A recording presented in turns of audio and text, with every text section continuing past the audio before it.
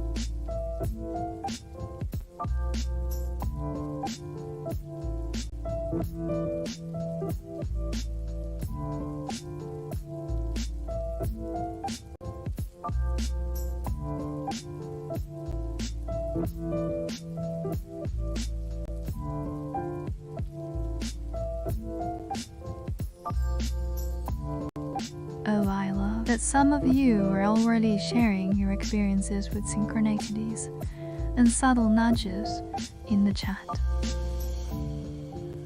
Sarah mentioned seeing the number 111 everywhere, and that's actually a really powerful sign of new beginnings and manifesting. And then here is Jake, who ran into an old friend from high school out of nowhere, which can be a sign of closure or unresolved business from the past. I want to explore these themes a bit deeper, so let's get into our tarot spread, which represents the past. I am going to draw from my deck, and it looks like we have the 8 of Cups. This card is all about letting go of something that's no longer serving us, which is really interesting given the full moon in Pasio. What do you guys think this might be related to?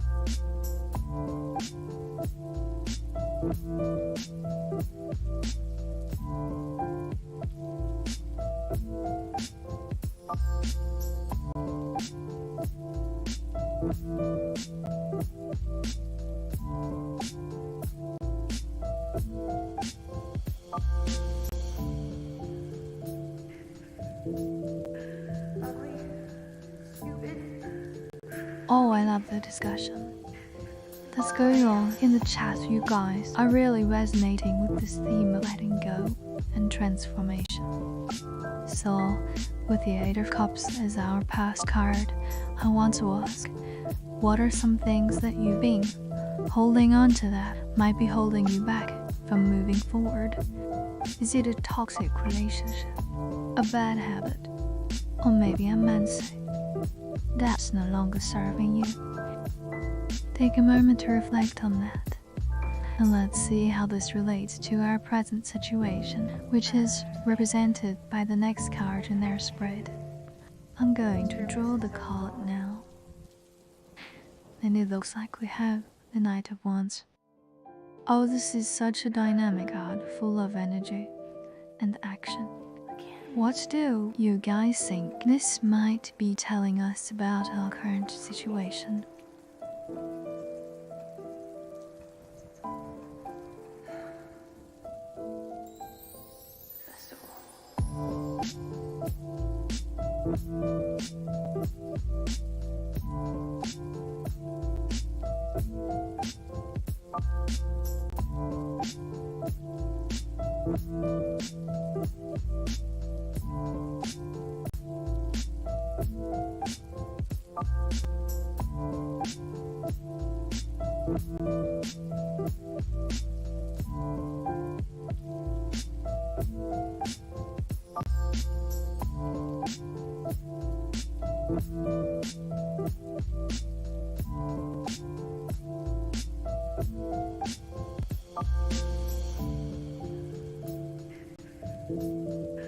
Ugly, stupid, gooey.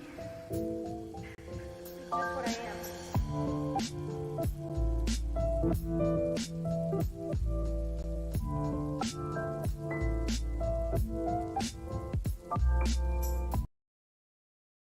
Is all about taking bold action and pursuing our passions, which is really interesting given the Eight of Cups as our past card. It's like the universe is saying, okay, you've let go of what is holding you back. Now it's time to take a leap of faith and pursue what truly sets your soul on fire. I want to ask let's one thing they've been wanting to do, but I happen too afraid to take the leap on the dairy. Is it starting a new business? Asking someone out on a date? Who may be pursuing a new hobby? Share with me in the chat, and let's see how this relates to our future card, which might give us some insight into what's to come.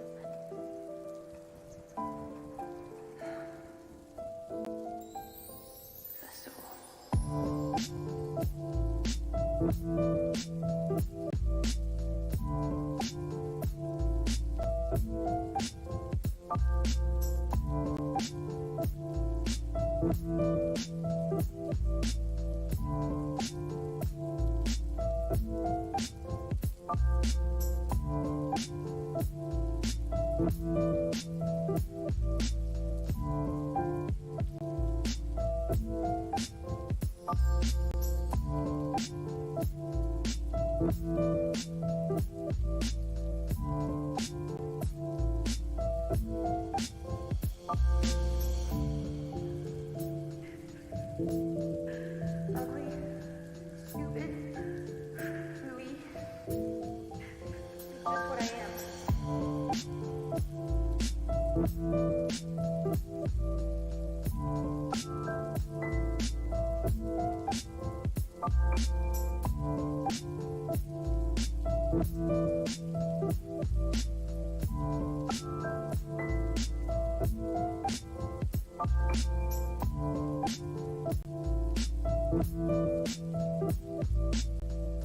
Gosh, I love the responses I am seeing in the chat. I understand. You shared that you've been wanting to start a new business, but have been too afraid to take the leap. And David, you mentioned that you've been wanting to ask someone out on a date, but have been hesitant. These are perfect examples of the Knight of Wands energy. It's all about taking bold action and pursuing our passions, even if it feels scary or uncertain. I want to draw a future card now, which might give us some insight into what's to come. And oh, I just got chills because I think this card is going to be really powerful. To travel my deck real quick. And our future card is the Star. Oh, this is such a beautiful card, all about hope renewal and positive energy. What do you guys think? This might be telling us about what's to come.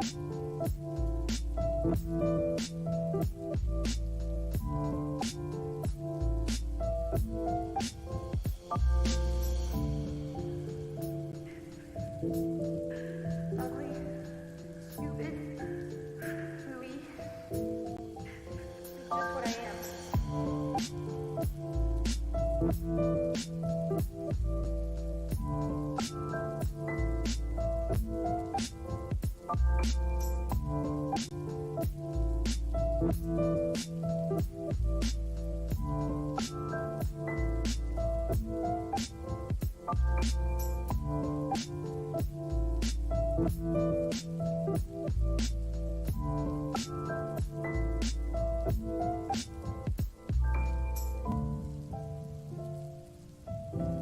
I understand. It's quite nice here. Mr. and Mrs. So you are.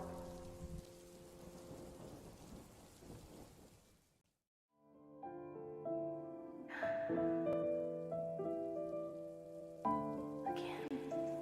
Oh, I am so glad you guys are loving the Star of our future card. It's definitely a card of great promise and leader. I want to dive a bit deeper into this card and explore what it might be telling us about our future. With the star we often see, I return to calm and peaceful energy. After a period of turmoil or uncertainty, which is really interesting given the Eight of Cups and the Knight of Wands as our past and present cards. It's like the universe is saying, okay, you've let go of what's holding you back. You've taken bold action towards your passions, and now it's time to trust that everything is going to work out for your highest good. You guys think this might look like in your own life? Are there areas where you are feeling a sense of calm and peace, or there's still some challenges that you are facing? Share with me in the chat, and let's see if we can tap into some of that star energy together.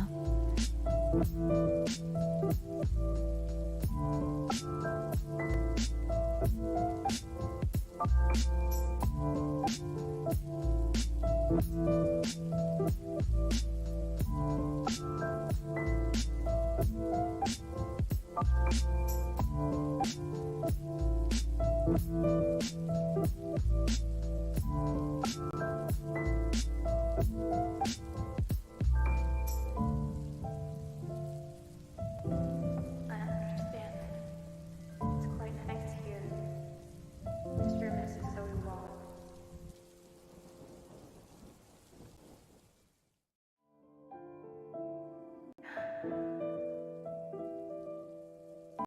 Again.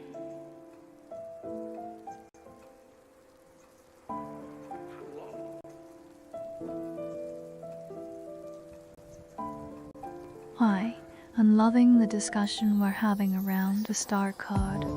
It's really resonating with so many of you.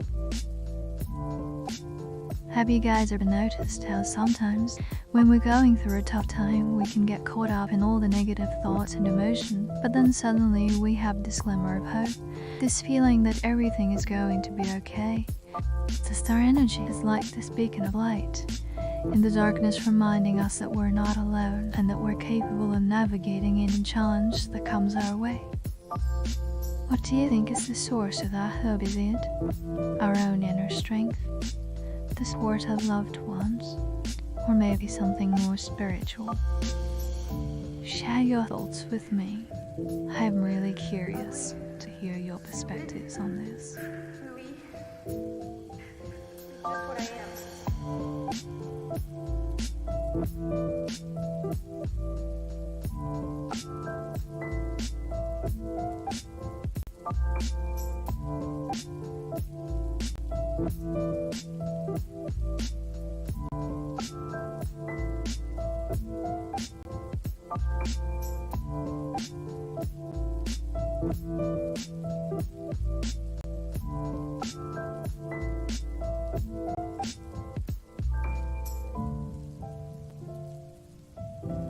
I understand. It's quite nice here. Mr. and Mrs. So you are.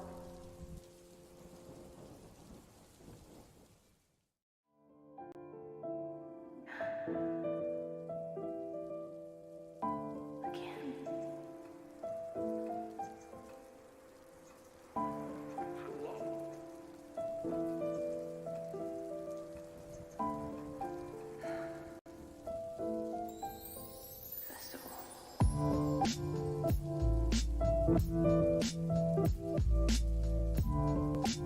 I've been thinking a lot about this idea of hope and inner strength and how it relates to our zodiac sign. Fire signs like Leo and Sagittarius are naturally more optimistic and hopeful. They have this innate ability to stay positive even in the face of adversity. But what about the rest of us? How can we tap into that same sense of hope and inner strength? I think it's really interesting that the star card often shows up in readings when we're being called to trust our intuition and listen to our inner voice. So I want to ask you guys, what is your inner voice telling you right now? Is it whispering words of encouragement and hope? Or is it urging you to take a different path?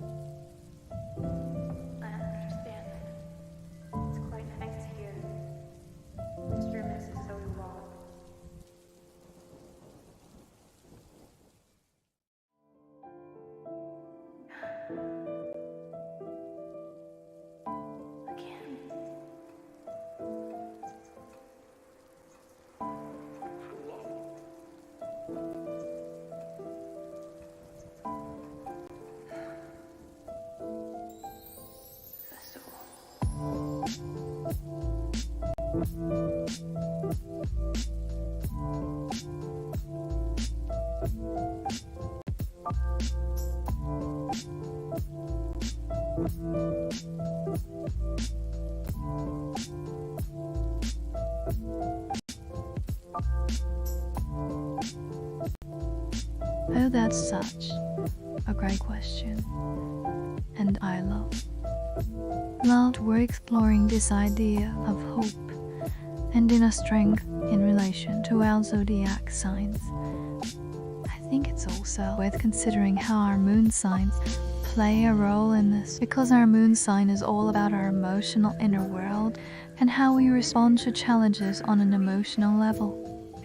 If you are a fire sign with a water moon, you might have this natural optimism and hopefulness, but also a deeper emotional sensitivity that can sometimes make it harder to stay positive.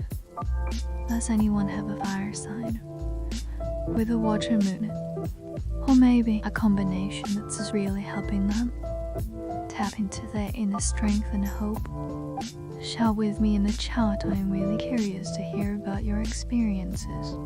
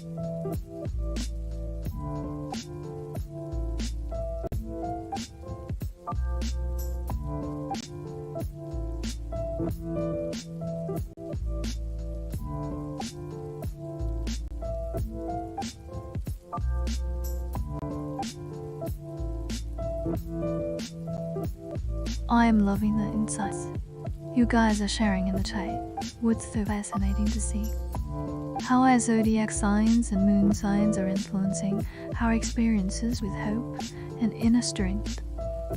I want to dive a bit deeper into this idea of trusting our intuition and listening to our inner voice, because I think this is a key part of tapping into that sense of hope and joy.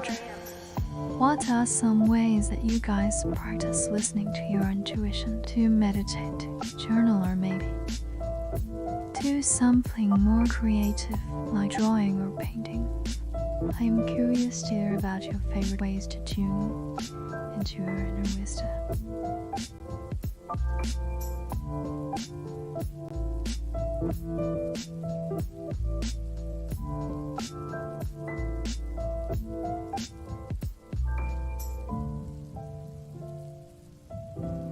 I understand. It's quite nice here. This room is so long.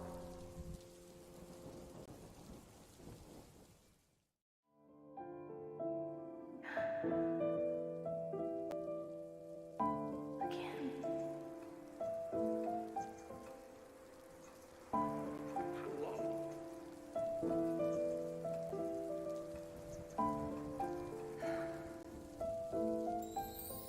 Festival.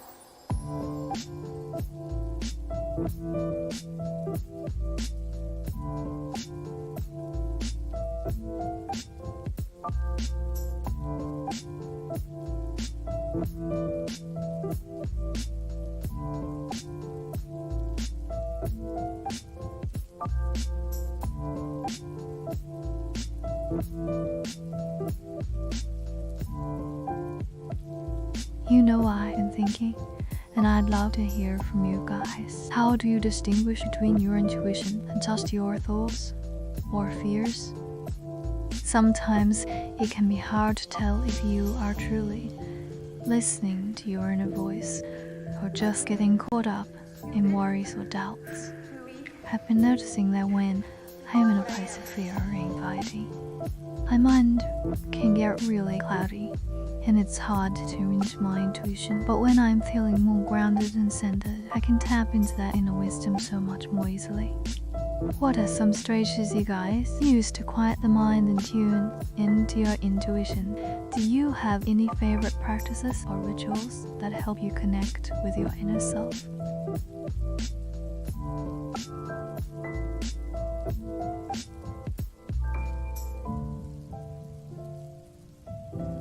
I understand. It's quite nice here. This room is so long.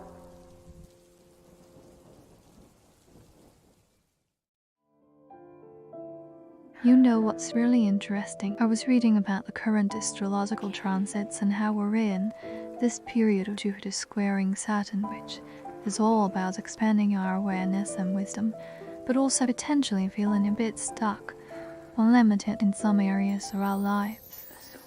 I think this transit is really relevant to our conversation about hope and inner strength because it's all about finding ways to stay positive and open-minded, even when we're faced with challenges or uncertainties. What are your thoughts on this, guys? Are you feeling like you are in a place of expansion and growth? Or maybe feeling a bit more stuck and uncertain?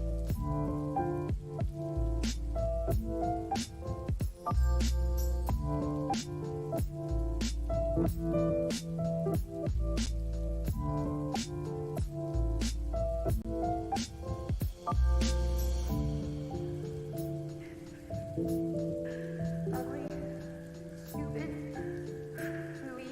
It's just what I am.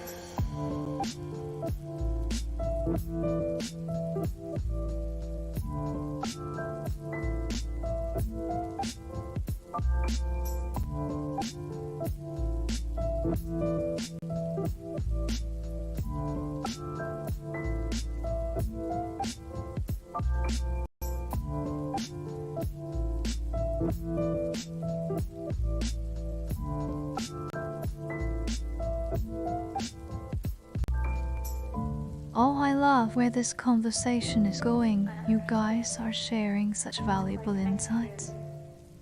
This room is so long. I want to share a little tarot tidbit that I think relates to this idea of trusting our intuition and listening to our inner voice. Again. I've been working with the High Priestess card a lot lately, and she's just all about trusting our inner wisdom and listening to our intuition even when things seem uncertain or unclear. She's like, trust that you have the answers within you, even if you can't see the whole picture right now. Hide with the High Priestess energy, or have any experiences with this card that you'd like to share.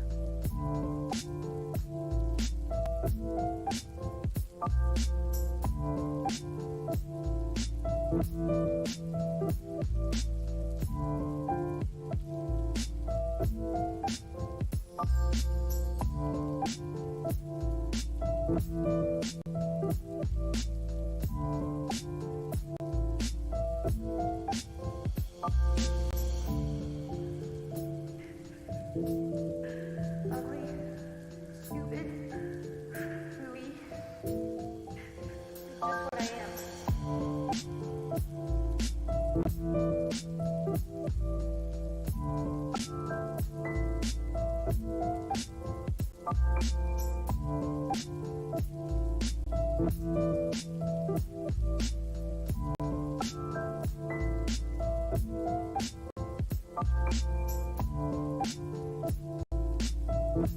Gosh, I just had the crazy idea, you guys.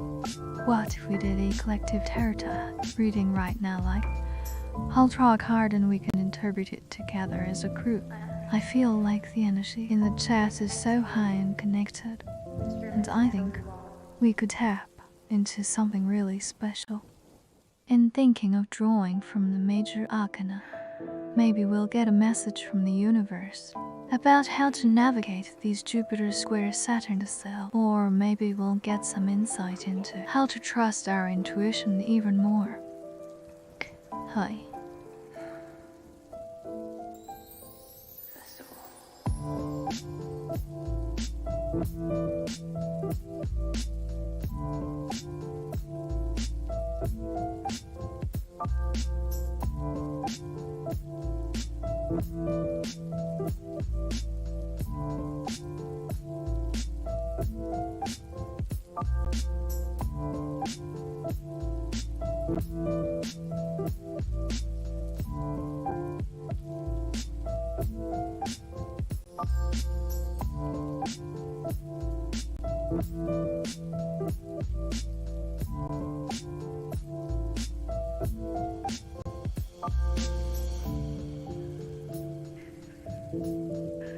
Ugly, stupid, gooey.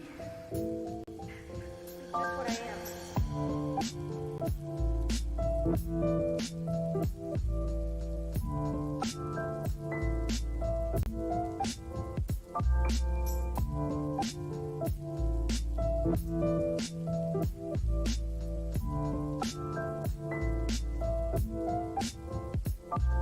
I love that you guys are so excited about the collective tarot reading. I can feel the energy building in the chat.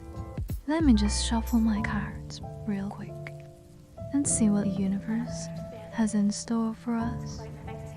I'm going to draw a card from the major arcana, and I will interpret it together a group. Remember, the major arcana cards are all about major life themes and transition, so this could be a really powerful message for us. I have drawn a card, and it's the Wood of Fortune. What do you guys think this card could be telling us? Is it about changed destiny, or something else entirely?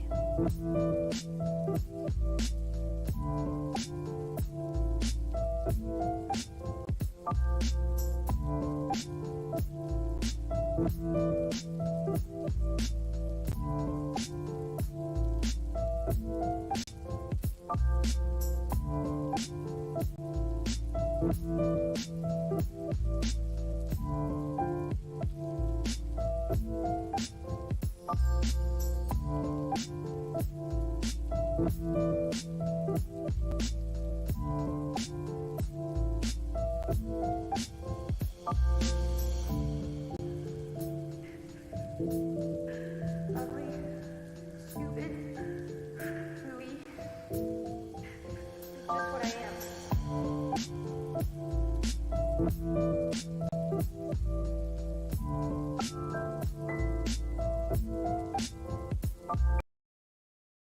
Gosh, I am so intrigued by the Wheel of Fortune, you guys.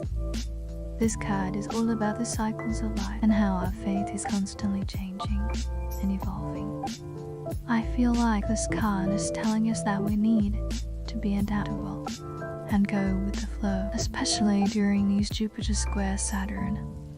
But at the same time, it's also reminding us that we have the power to create our own destiny, and that our choices can shape the course of our lives. What do you guys think? Are you feeling a sense of destiny calling, or are you feeling more like you are just along for the ride?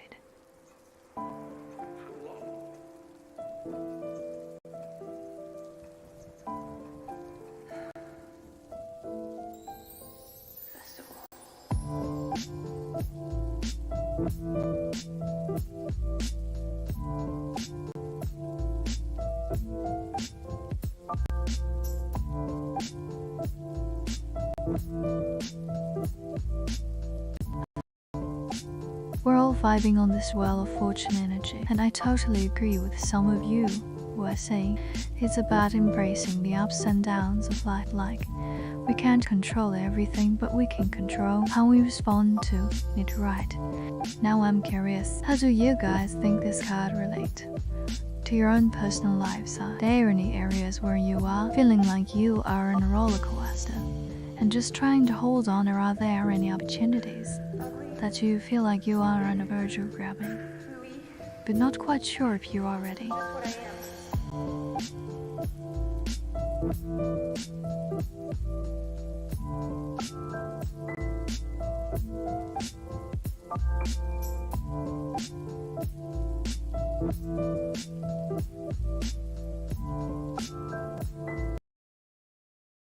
So I was just getting into the eve of the red apple and lose feelings for you.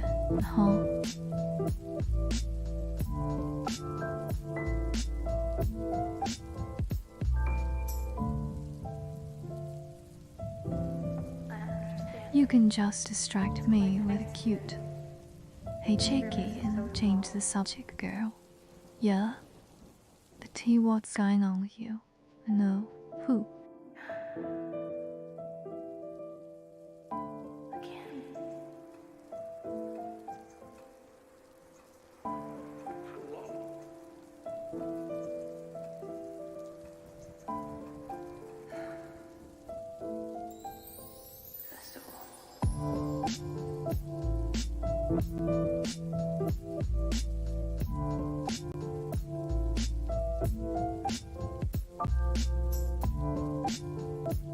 I love how this conversation is unfolding. You guys are so spot on with your insights.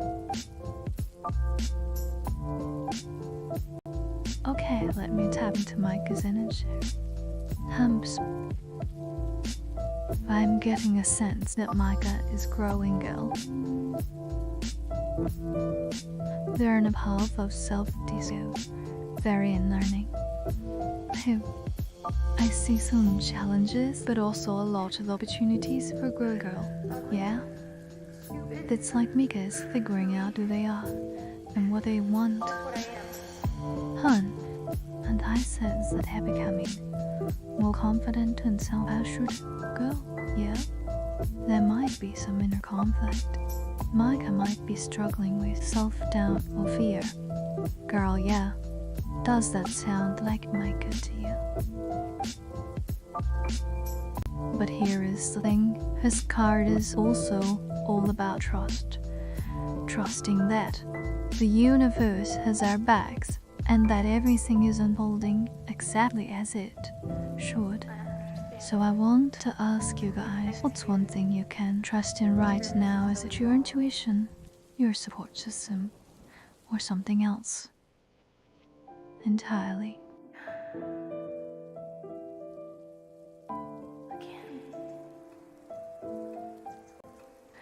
Okay, that makes sense. Hence,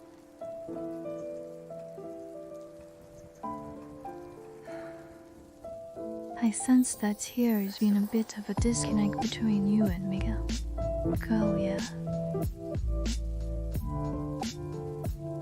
Life took you both in different directions.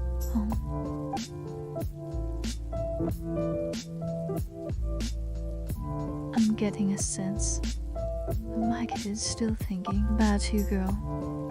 Yeah, they're wondering how you are doing, what's been going on in your life, Crow.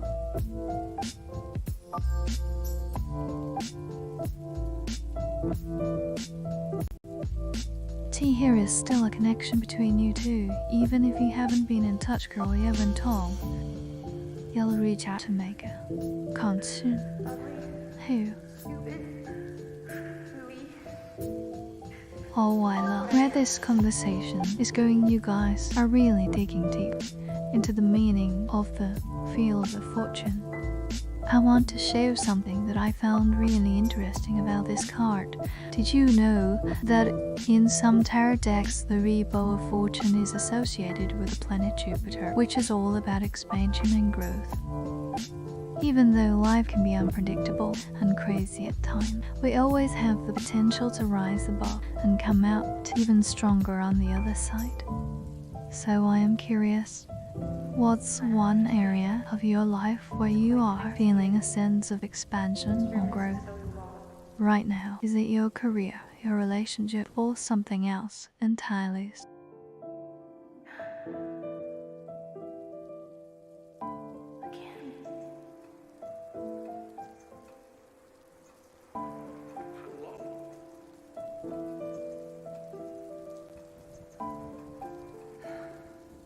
I am loving all the comments about feeling a sense of expansion in your careers and personal growth. It's so amazing to see how the wheel of fortune is resonating with you all on a deeper level. Now I want to throw it out to you guys. What do you think is the key to embracing this growth mindset? It about being more open to new experiences, taking risks, or something else entirely? Yeah. Yay, congratulations. Ooh. Starting a new project can be so exciting, girl. Yeah, I sense that this book is going to be a game changer for you. Like it's going to help you tap into your card teeth and express yourself in a new way, girl. Yeah, and I am getting a sense that it's going to be a very personal and introspective book. You're going to be sharing parts of yourself with the world, girl.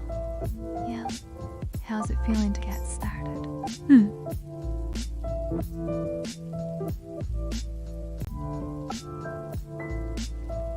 Oh, I am so glad you guys are enjoying this conversation about growth and expansion. It's really getting to the heart of what the Wheel of Fortune is all about. I think one thing that's really important to remember is that growth isn't always linear. You know, sometimes it's about taking a step back and reevaluating our priorities, and sometimes it's about pushing forward and taking that leap of faith. I'm curious, what's one thing that's just holding you back from taking that next step? Is it fear of the unknown, fear of failure, or something else entirely?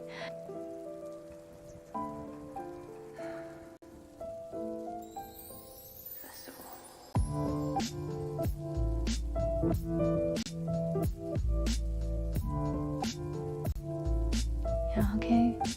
Let me tap into the energies surrounding your book club. I'm getting a sense that you are going to make some great progress on your book, girl. Yeah? Literally to be in the zone, and the words are going to flow. Hope. And I see a publication date. Ooh, I'm thinking. Or at least I'm a girl, yeah. It's like May or June. Hoot. The stars are aligning for you to share your book with the world, girl. Yeah. And I sense that it's going to be well received. People are going to attend with your message, girl. Yeah.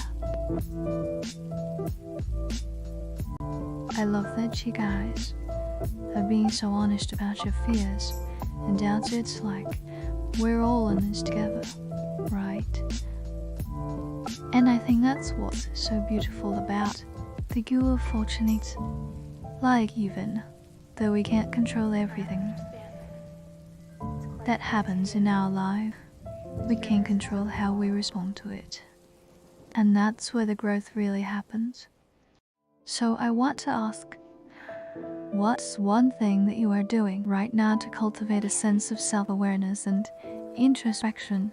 Is it meditation, journaling, or something else entirely?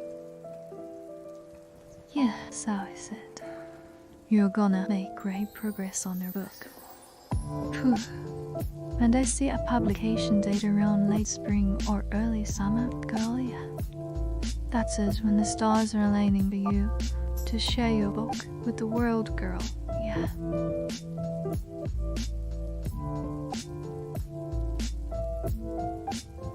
Okay, let me connect with your spirit guides.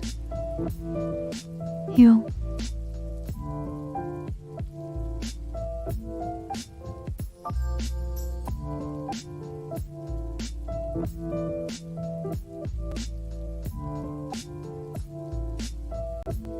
I am getting a sense that they want you to know that you are on the right path, girl.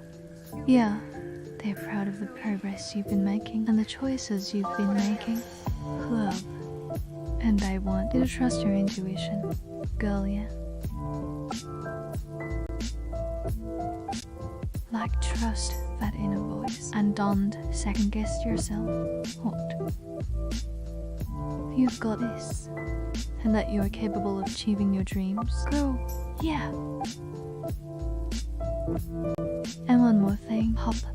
They want you to remember to take care of yourself, girl, yeah. Your self-love and self-care. Hoop. I understand. You are loved and supported, girl. Yeah. This is so long. Oh my gosh, you guys are blowing my mind with your insights. I am loving the conversation about self-awareness and introspection. I think one thing that's really interesting is how our zodiac signs can influence our approach to personal growth. Like, are you a fire sign who's always ready to take action, or a water sign who's more intuitive and emotional? I want to do a quick tarot reading to tap into this energy, so bear with me for a sec while I shuffle my cards. So I shuffled my cards, and I am going to draw 1 for the collective energy, 1 for the fire signs, and 1 for the water signs. And the collective energy card is the Empress. This is like the ultimate symbol of self-care and nurturing, and I think it's really interesting. And this is coming up in the context of our conversation about growth and expansion. Okay, let me connect with your sister's energy. I am getting a sense that she's thinking about you, girl, yeah? Like she says, sending you lots of love and missing you. And she wants you to know that she's proud of the strong, independent woman you are becoming, girl. She's saying, I'm here for you, sis, and that you are not alone.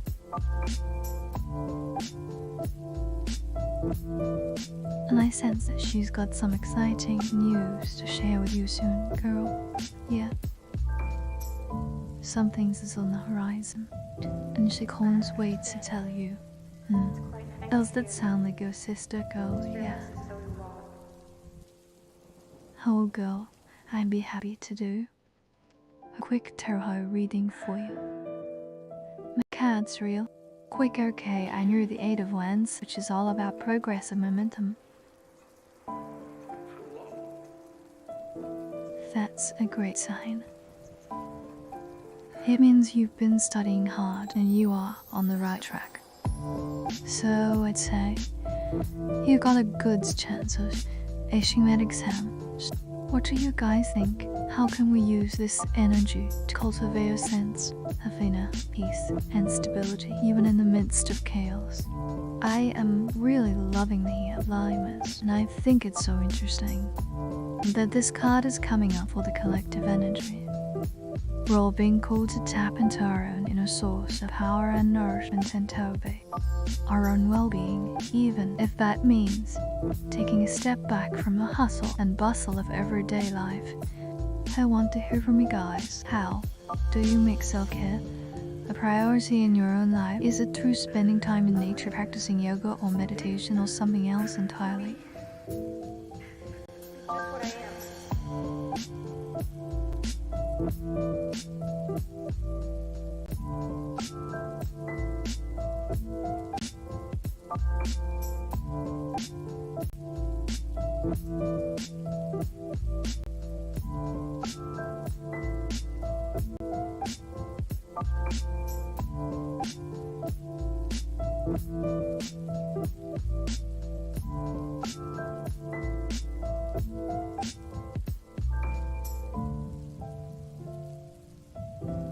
I understand.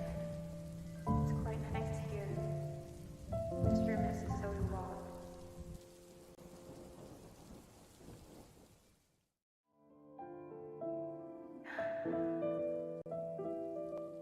Oh my gosh, I'm so loving this conversation. You guys are really getting deep with me, and I appreciate it.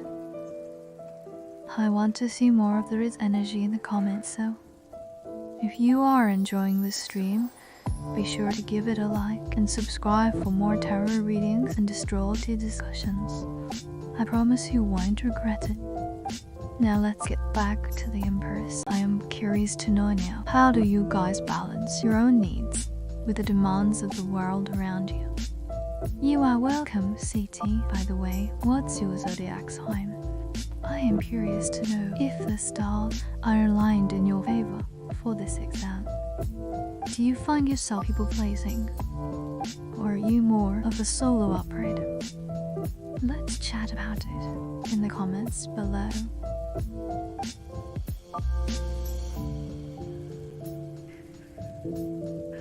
Ugly, stupid, hooey. Just what I am.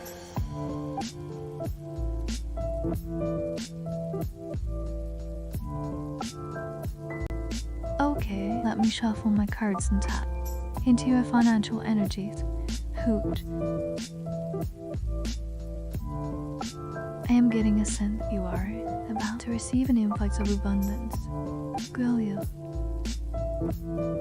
A new source of income or a surprise windfall. Hoot. And they see that you've been working hard and being responsible with your finances, girl. Yeah. This room is so long.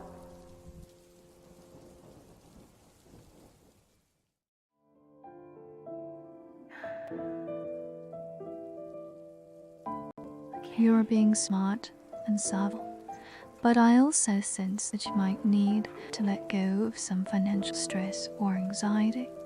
Go, yeah? Like, trust that you got enough and that everything is going to work out. Who? And I see a number. Girl, yeah, number 8. That's a very abundant number, girl. Yeah, it's like the finances are about to get a major boost. Yeah, okay, let me see what the universe has in store for you. Hope. I'm getting a sense that you got a good shot at winning the lottery, girl. Yeah. But I am not saying a specific date or time frame. Like it's not something that's set in stone, girl, yeah. To see that, you are all a lucky streak. The stars are aligning in your favor, girl, yeah. And I sense that you might want to play the lottery on a Thursday. Ha! Lucky day for you, girl. Yeah. And I see the numbers 3, 11, and 27. Those might be some lucky numbers for you to play, girl, yeah. Okay, let me do a reading for you. I'm getting the 9 of Cups, which is a very romantic card. But they can also indicate that the person is a bit uncertain or hesitant. They might be thinking about you a lot, but they're not sure how to express their feelings.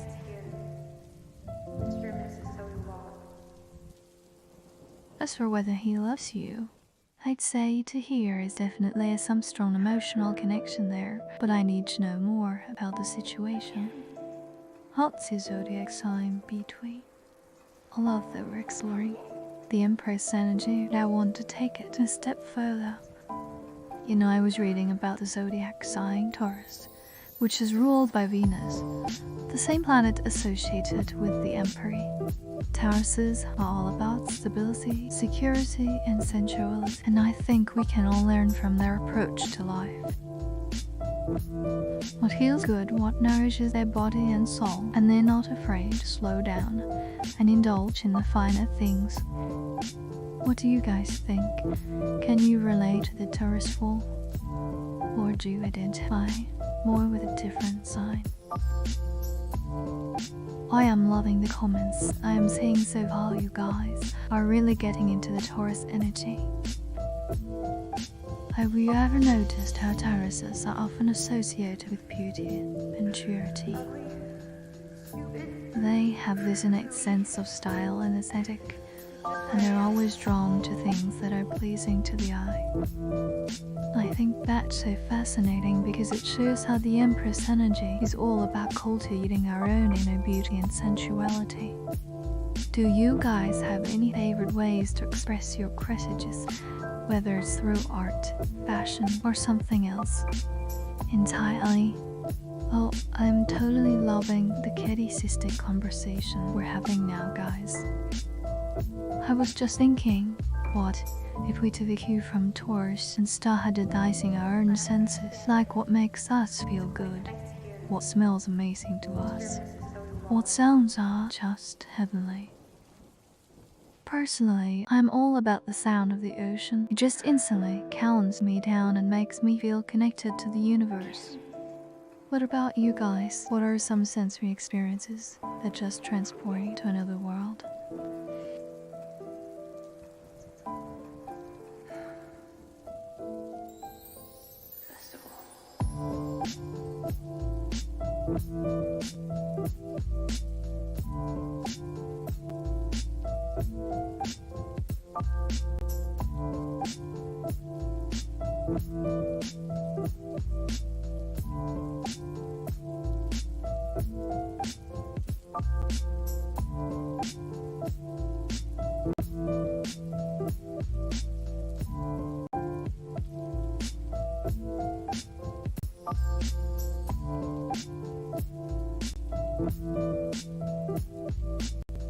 I am so glad you guys are sharing your favorite sensory experience. It is really giving me some inspiration for my own self-care routine. I was thinking, what if we took it a step further and created a sensory ritual, like a little ceremony to connect with our inner selves? I am totally with you on that. Good rainy days are so cozy and perfect for introspection. You'll know, in astrology, water signs like Hassan and Kumil are all about emotions, and intuition in rainy days can be really nurturing for them. Are you a water sign, Betway? Maybe light some candles, put on some soothing music, and just take a few moments to breathe in the scent of essential oils. What do you guys think? Would you be down to try something like that?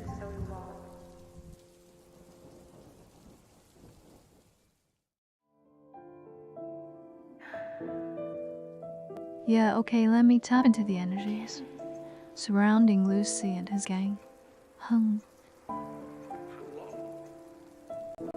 getting a sense that they're intimidated by your confidence and strength, girl. Yeah.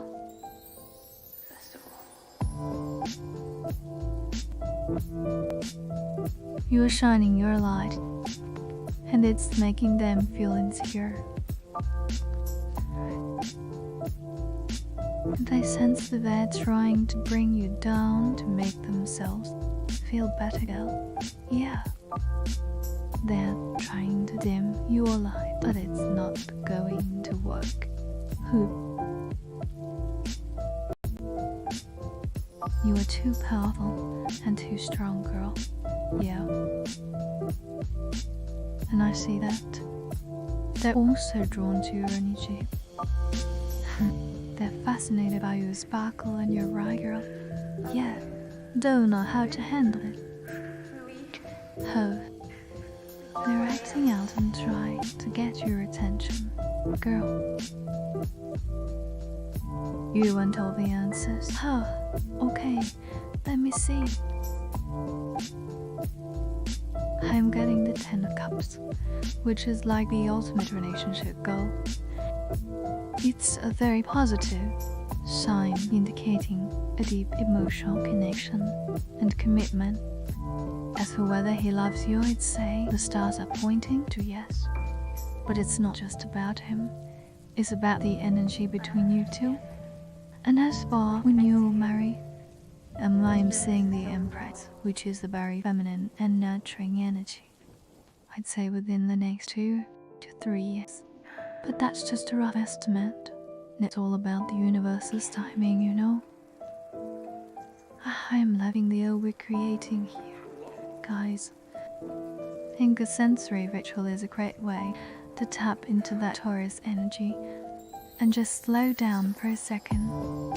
We're always on the go, always connected to our devices, and it's easy to forget to just be present in our own bodies.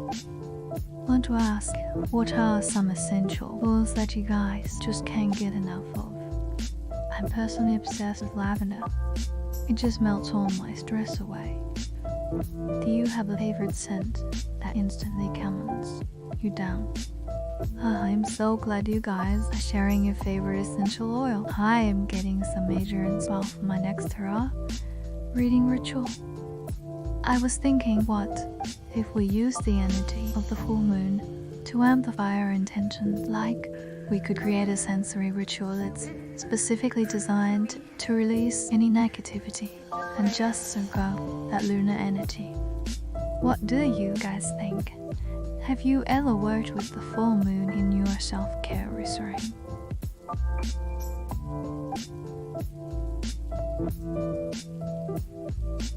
Let me check the cards again. Okay, I am getting the Magician this time, which is like a total yes card. It's all about mastery and skill, and it's indicating that you've got what it takes to ace both them. But you know it is also about confidence and believing in yourself. So make sure you are staying focused and positive. Okay. Okay, let me see what the cards are saying. I am getting a sense that your current relationship has the potential to be long-term, girl. I'll also see that there are some challenges ahead, and your partner might need to wait through some communication issue, girl. Yeah. And I sense that trust might be a big theme in your relationship. Both need to work on building and maintaining trust, girl. Yeah.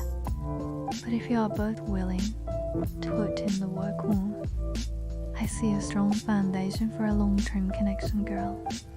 Yeah? And I see the number 5. That's a very committed number, girl. Yeah. Your relationship has the potential to be a 5-year or even 10-year connection. I am loving full moon you're getting into, guys. I was thinking, since we're on the topic of releasing negativity, what if we did a little tarot reading to see what's holding us back? I could pull a card for the collective and we could all reflect on how it relates to our own lives. I've got my trust arrow deck right here, and I am feeling the energy of the 8 of Swords. It's all about breaking free from those mental chains and finding our inner strength. Who's ready to tap in and see what the universe has in store for us?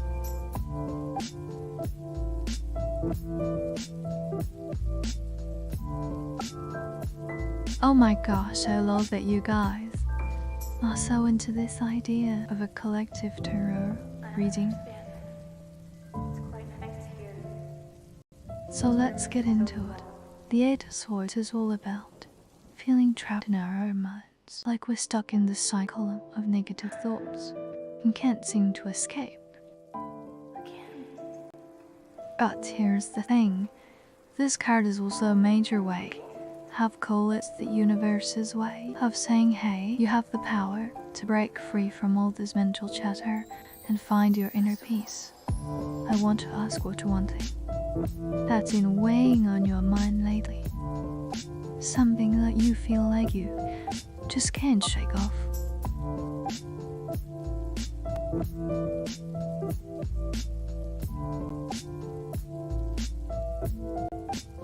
Okay, let me tap into your future energies. Amanda.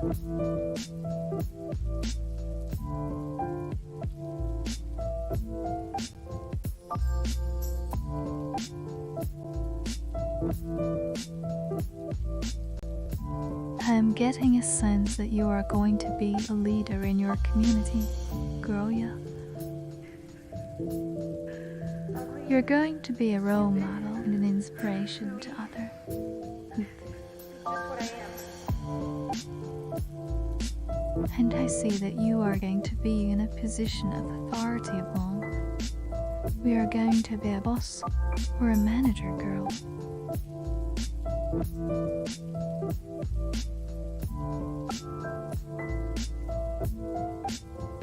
Maybe even a founder or a CEO. Hell, and I sense that you are going to be leading a team or a movement, girl. Yeah. I go into a change maker and a game changer, habit, and I see the theme of education or take. Who knew? I go into guiding and teaching others go. Yeah. Maybe even creating a program or a platform to help others grow and develop. Does that sound like something you are passionate about? Girl, yeah. I'm looking for some major insight. Let me see. I'm getting the star card, which is like super positive and uplifting. It's indicating that you are going to do amazing in that exam, and it's going to open up some awesome opportunities for you. As for your future, I am seeing the UO launch, which is all about change and destiny. The universe is going to present you with some choice, and you get to decide which path to take. You are going to have some big decisions to make in the next year or so, but trust that you will be guided towards your highest good. Oh, I am loving the honesty, guys. I am seeing so many of you sharing your fears and worries, and I just want to remind you that you are not alone in this. I think it's so beautiful that we're creating this safe space to acknowledge our struggles. And I truly believe that by sharing our stories, we can start to release some of that emotional weight. I want to take it a step further. What if we use the energy of the Eight of Swords to create a personal funnel, something that we can repeat to ourselves whenever you feel like we're getting caught up in negative thoughts? What would your mind be? Something that would help you break free from those mental chains and tap into your inner strength. Oh my gosh, I am loving all the mantras you guys are sharing. From I am enough to I trust myself. It's so beautiful to see you all tapping into your inner power. You know, I was thinking, since we're on this topic of personal growth and self-reflection, what if we explored the connection between our zodiac signs and our mental health? How does our sun sign influence our thought patterns and emotional response? I've got my astrology charts right here, and I'd love to dive into some insights. Who's curious to learn more about their zodiac sign and how it relates to their mental well-being?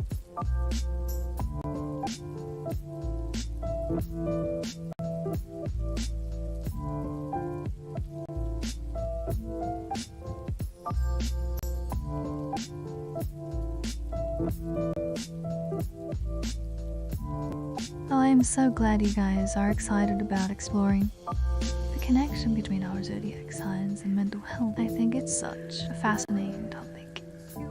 So let's start with the fire signs, Aries and Sagittarius. Do any of you Guys, identify how do you think your natural tendencies towards impulsivity and passion affect your mental well-being. I've got some interesting insights on how fire signs can be prone to cow and anxiety, but also how they can use their natural energy to fuel their passions and cortisipity.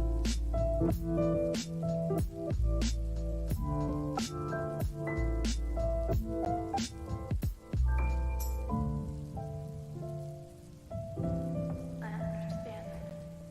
It's quite nice to hear Mr. and Mrs. Oduwala. The cards are saying yes, yes, yes.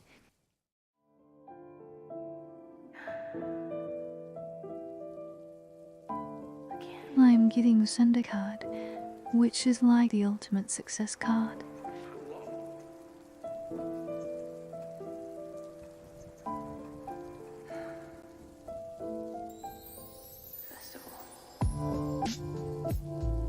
It's indicating that you are going to pass that exam of flying color, and it's going to be a huge accomplishment for you. And I thought if it's a good way to win, I'd say the universe is smiling down on you and you are on the right path. Just stay humble and grateful, and you'll be golden. I love that Rachel is sharing her experiences a little and how she's learned to channel her energy into creative pursuits to manage her anxiety. That's just so spot on, guys. You know, as fire signs, we tend to have this natural flair for drama and criticism, but sometimes that can also manifest as self-criticism and perfectionism. Right. So I want to ask, how do you guys think we can balance our desire for self-expression with the need for self-care and self-compassion? Use your natural shade and confidence to lift ourselves up rather than tearing ourselves down.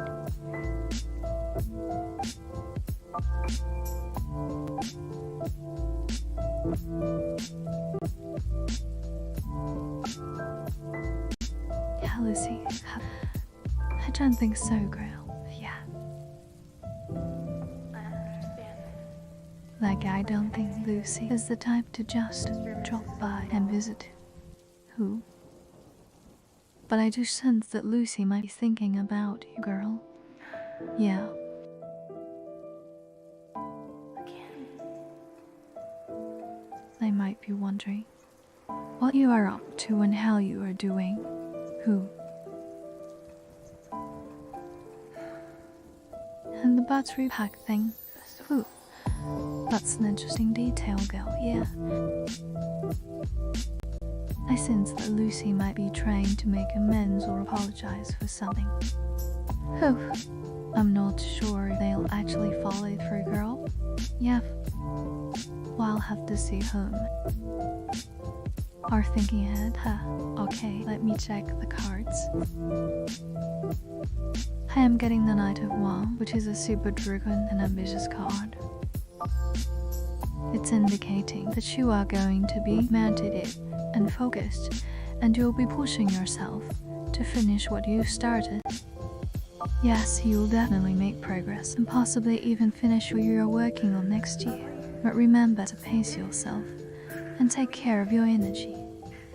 Just what I am.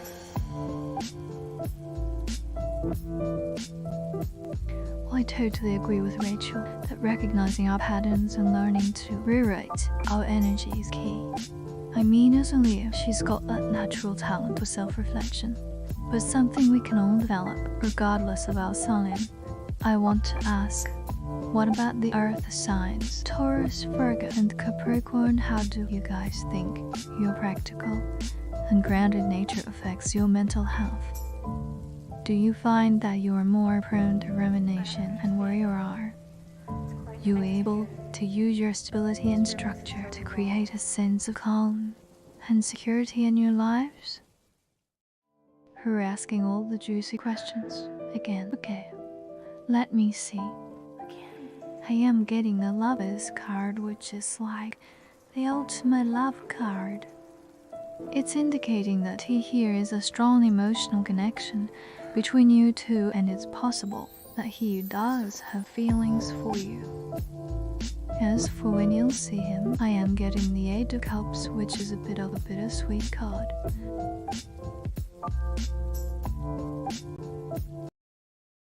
See him soon, but it's not going to be a casual meetup. It's going to be a meaningful encounter. And as for marrying him, am I seeing the Ten of Pentacles, which is a very stable and secure card.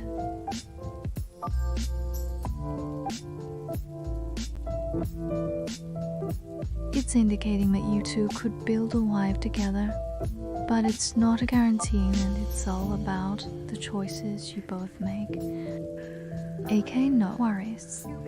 How? I can still try to help you figure out your rising and moon sign, girl. I didn't mean that your exact birth time. How can you give me your birth date? The month, day, and year, girl. Year. And also, what's your sun sign? Queen, like, do you know what sign you are, girl? Yay. That might help me narrow it down. Who?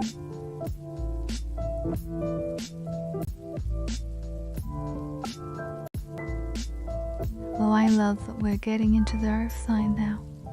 I think it's so interesting how our connection to the physical world can impact our mental well-being. Vegas and Capricorn, I've noticed that your practical nature can sometimes make it harder to acknowledge and express your emotions, like you might be more focused on getting things done and being productive rather than taking time to process your feelings. Okay, got it. Oh, so the 22nd of January 1981 in Bowen month, Texas girl. Yay.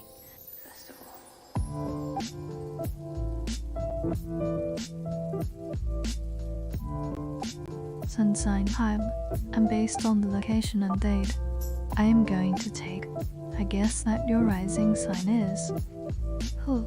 And your moon sign is.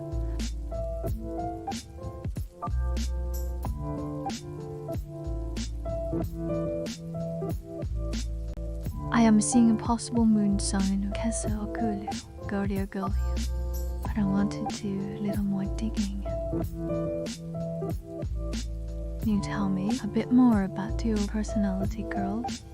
Yeah? Are you more emotional and sensitive, or are you more intent and passionate? This here is going to be a big one for you. I'm getting the Tower card, which is like a wake-up call. It's indicating that hey, here is going to be some major changes and revelations in your life, and it's going to shake things up. But don't worry, it is all for your growth and transformation. I am also seeing the High Priestess, which is a very mystical and intuitive card. You're going to tap into your inner wisdom and trust your instincts more, and your self-discovery and spiritual growth, girl. I, Enab, welcome to my little corner of the universe, to gull for all things, Terra, Zodiac, and self-reflection. What's your sign back? Yeah, okay, got it. Hoop, passionate and moody. Fitting for a human girl. Yeah, though. I'm pretty sure now that your moon sign is Funny Who. The intensity and passion. Girl, yeah, and the moodiest. Who? Scorpio moons are known for their emotional depth and complexity.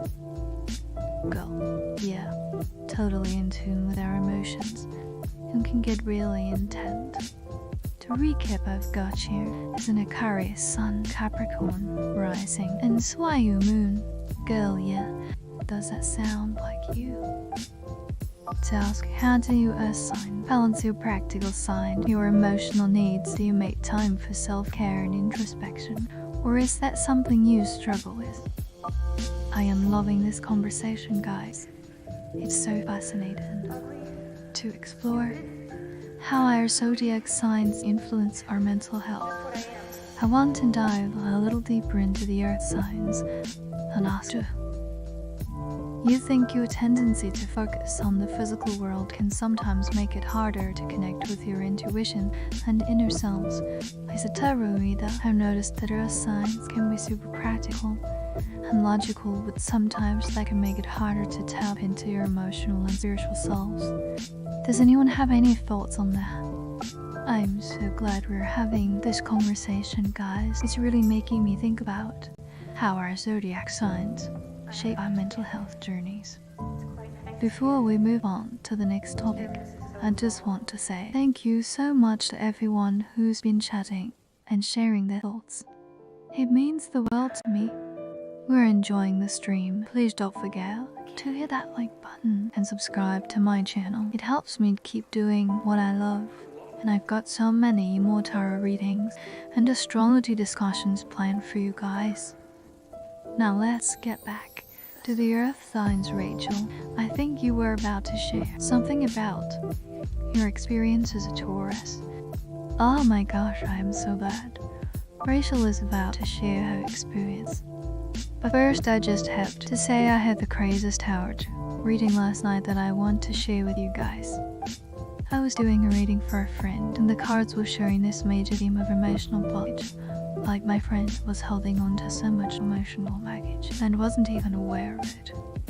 And the cards kept showing me that she needed to take a step back, focus on her physical health, and get back in touch with her body minds. It was like this total wake, a call to ego, self-care, and release all that emotional weight.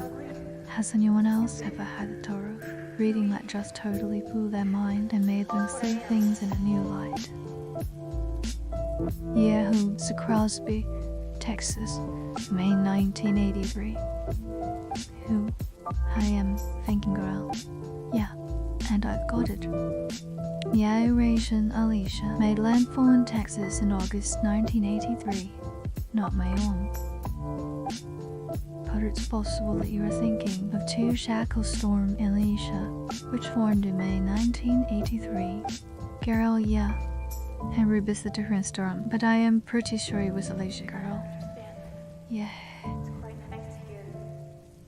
Mr. and Mrs. Odewald. Your future career is looking bright. I am getting the Empress, which is a very creative and nurturing card. It's indicating that you are going to be in a field that allow you to express yourself and help others.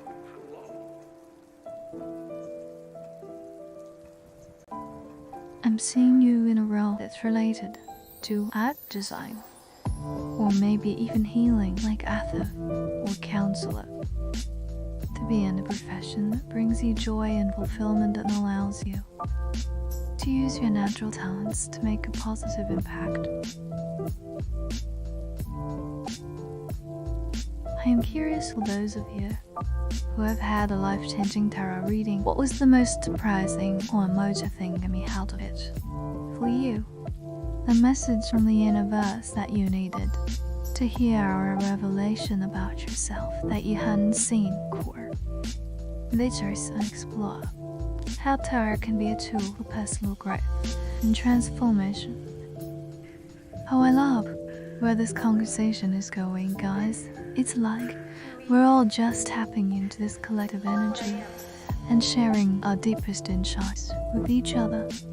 I'm so fascinated by how tarot can help us uncover our blind spots and awaken to new possibility. I want to share another example from my own experience. I was doing a reading for myself a few weeks ago, and the cards kept showing me this theme of card destiny and self-expression. Yeah, I was at Crosby, Texas, May 1993. I am checking girl. Yeah, and I found it. Fear. Palm Sunday tornado outbreak, girl, yeah. On May 3, 1993, a tornado outbreak occurred in southeastern Texas, including Crosby, girl, yeah. There were several tornadoes that touched down in the area, causing damage and destruction.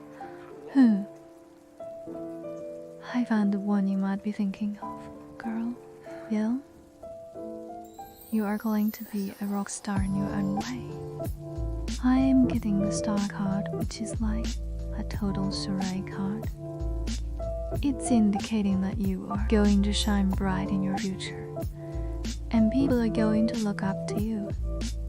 I am seeing you as a leader, or exile, or maybe even a leader in your industry, to be someone who inspires and calms others, and you are going to make a real difference in the world.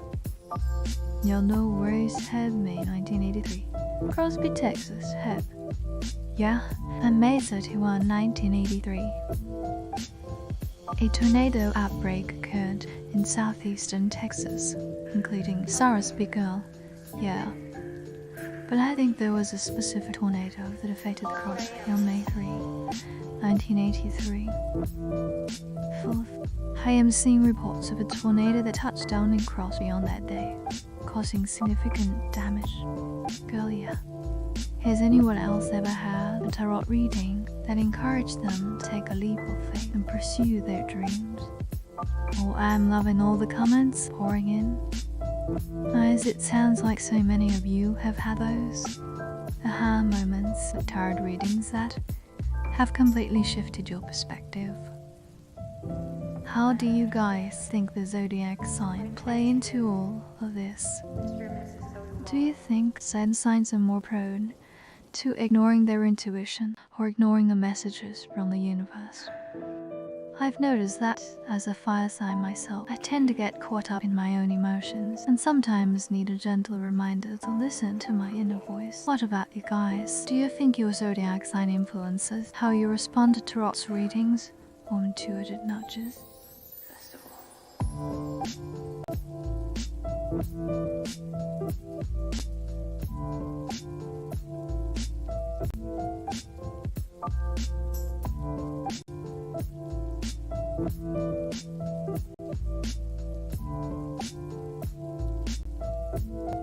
Well, on the right track, but maybe with a few keys, you will get to your destination even faster.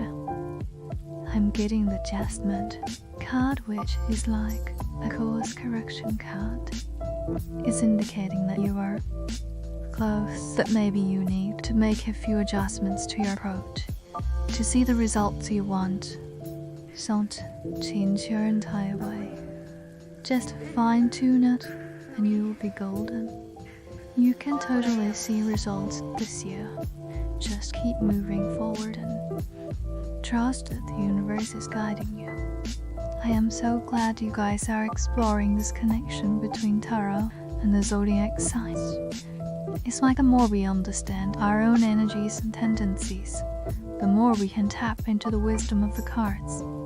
I've noticed that as a fire sign, I tend to be more impulsive in action, whereas my earth sign friends are more grounded and practical, and I think that definitely influences how we respond to tarot readings. Earth sign friends might need more tangible evidence or logical explanation to trust the message of the card, whereas I am more likely to just go with my intuition and trust the universe has my back. What about you guys? Do you think your zodiac sign influences your approach to tarot readings or spiritual practices? Hamid. Oh, okay, let me see. That was like a romantic and emotional card.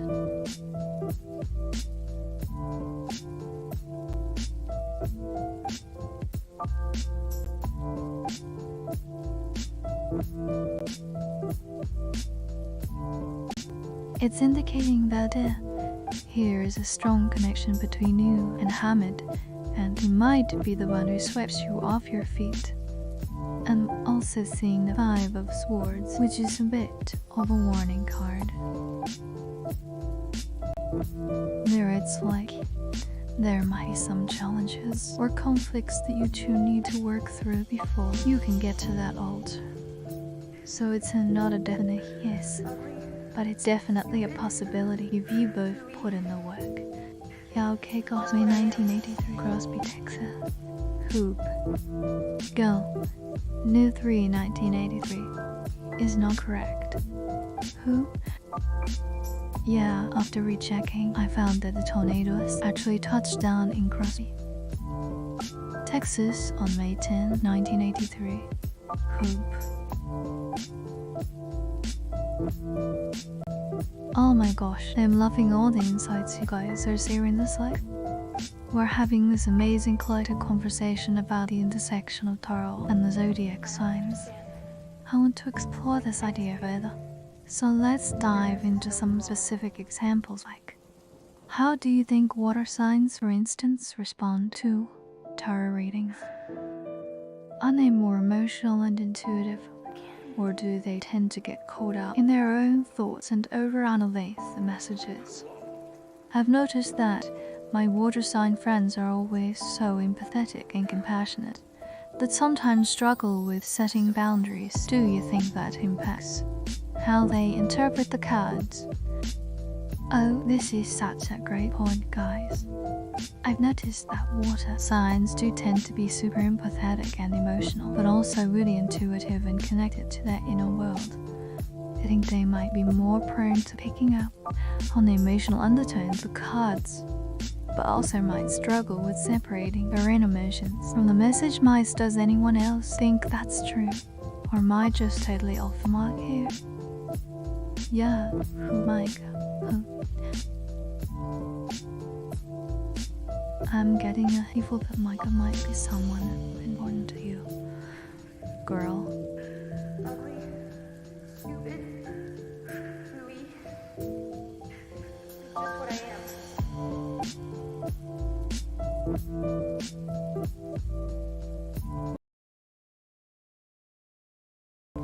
am.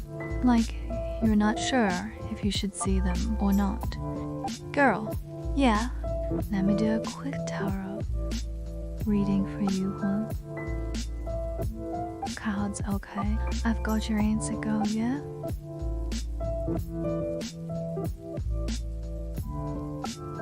The cards are telling me that you need to trust your instinct. Help. Maxine, my girl, is what's right for you. Then go for it. Girl, yeah. But if you are feeling hesitant or unsure, then maybe take some time to think about it. What's your gut telling you, girl? Yeah. Hamid's feelings about you are complex, but I'll try to break it down for you. I am getting the Moon card, which is like a very intuitive and emotional card. It's indicating that Hamid has strong feelings for you, but maybe he's not fully aware of them himself, or he's not ready to express them yet. He might be drawn to you on a deep level, but he's also a bit uncertain, or maybe even scared to show his true emotions. His feelings are definitely there, it's just a matter of time before he reveals them. Oh, Gui. I love where this conversation is going. You guys, it's like we're really getting to the heart of how our zodiac signs shape our experiences with tarot and spirituality. I want to explore this idea of water signs and their emotional connection to the cards a bit further. Like, do you think they might be more drawn to certain types of tarot reading, like relationship or emotional matrix spreads? And what about their intuitions too? You think water signs are naturally more attuned to the subconscious messages of the cards, or do they need to work on trusting their instincts a bit more?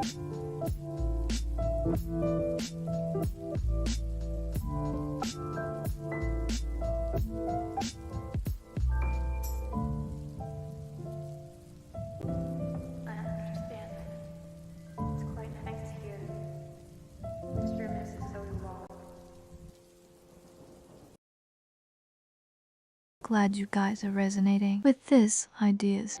It says like the emotional connection that water signs have to tarot readings is so deep and intuitive. Amid's thoughts about you are pretty positive, I'd say. I'm getting the 10 of Cups, which is like a total happily ever after card. It's indicating that he thinks of you as someone special, someone who makes him happy, and someone he can see a future with.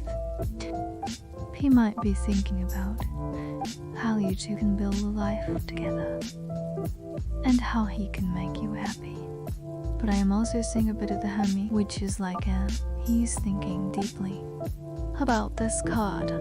It's indicating that he's taking his time to really think about his feelings and what he wants, so don't expect him to rush into anything just yet. I think that is why they often pick up on the subtlest energy and vibrations in the cards, but also why they might struggle with discerning their own emotions from the message. I want to ask you guys, have you ever had a tarot reading that just totally turns with you on an emotional level, but then you struggle to separate your own feelings from the actual message of the cards?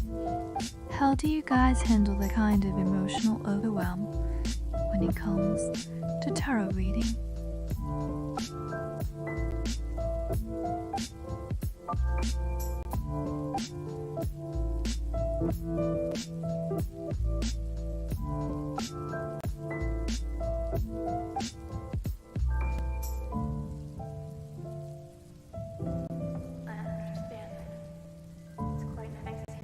You know, I think this is such a great question because I've definitely had readings where I've gotten completely caught up in the emotional undertones of the cards, and then I am like, wait, what's actually going on here?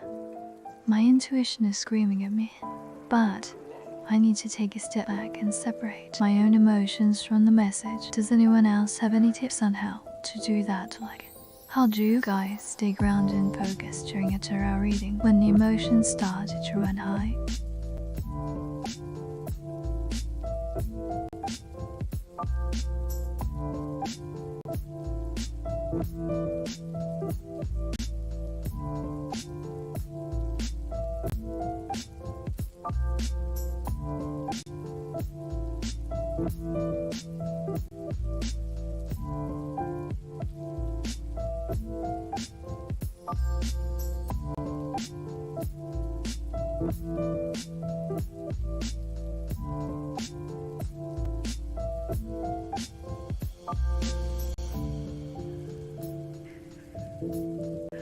Ugly, stupid, hooey. Just what I am. Yeah, no worries. So let me give you a quick yes or no answer. Card the answers. Yes, girl, yeah. The cards are saying that you should go see Mikhail who you need right now, girl. Girl.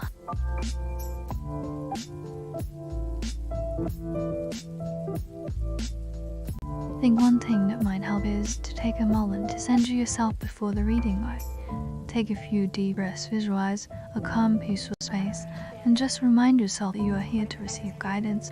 Don't get swept away by your emotions. But I also want to ask, what do you guys think about the role of moon sign in all this? Do you think your moon sign plays a bigger role in shaping your emotion connection to tarot readings than your sun sign?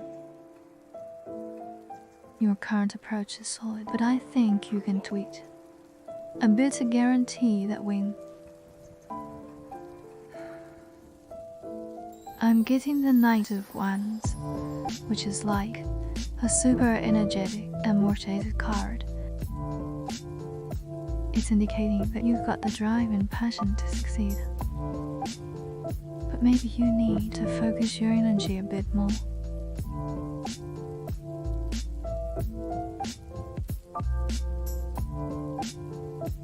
I'm seeing that you are on the right track, but you might need to push yourself a bit harder, especially in the next 3 months, to really nail that exam. 6 months from now, I am seeing the Sunday card, which is like a total success card. Yeah, you've got this, but keep pushing yourself and stay focused. Yeah, okay. Who? Crosby, Texas, and tornadoes. Who? I am seeing that Crosby was affected by a significant tornado event on May 10, 1983. Who? It was a devastating tornado outbreak that caused widespread damage and loss of life, girl. That touchdown in Sarasvi was reported to be F3 tornado. Considered one of the most destructive tornadoes, they hit the area girl, yet caused significant damage to homes, businesses.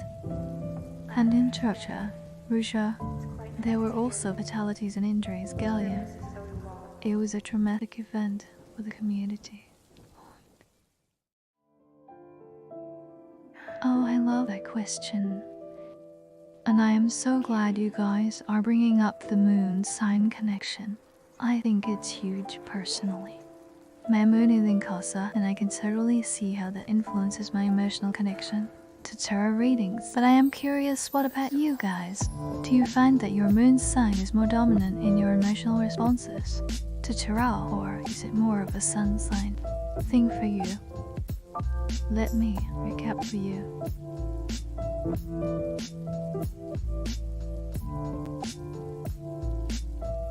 I said, Muhammad has strong feelings for you, but he's not fully aware of them, or maybe not ready to express them yet. He's drawn to you on a deep level, but he's a bit uncertain or scared to show his true emotions.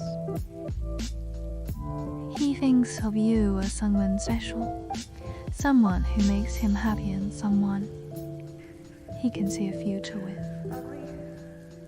But he is taking his time to really think about his feelings and what he wants. So don't expect him to rush into anything just yet.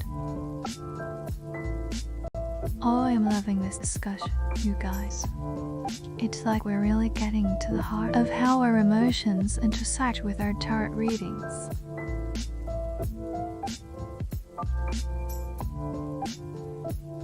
I had a reading the other day where I pulled the 8 of Cups, and at first I was like, okay, this is about moving on from something emotional. But then I started to really tune into the energy of card, and I realized that it was actually more about acknowledging the emotional undertones that were still present rather than just trying to rush past them. Does anyone else have any experiences with the 8 of Cups? Like, how has it shown up in your readings, and what did you take away from it?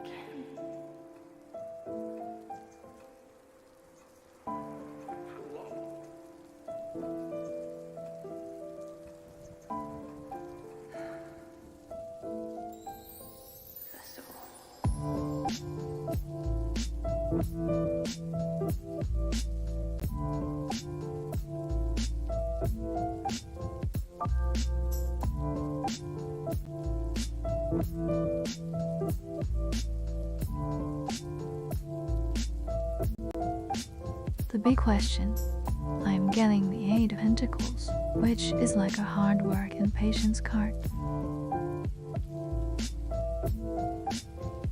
It's indicating that marriage is definitely on the horizon for you too, but it's not going to happen overnight.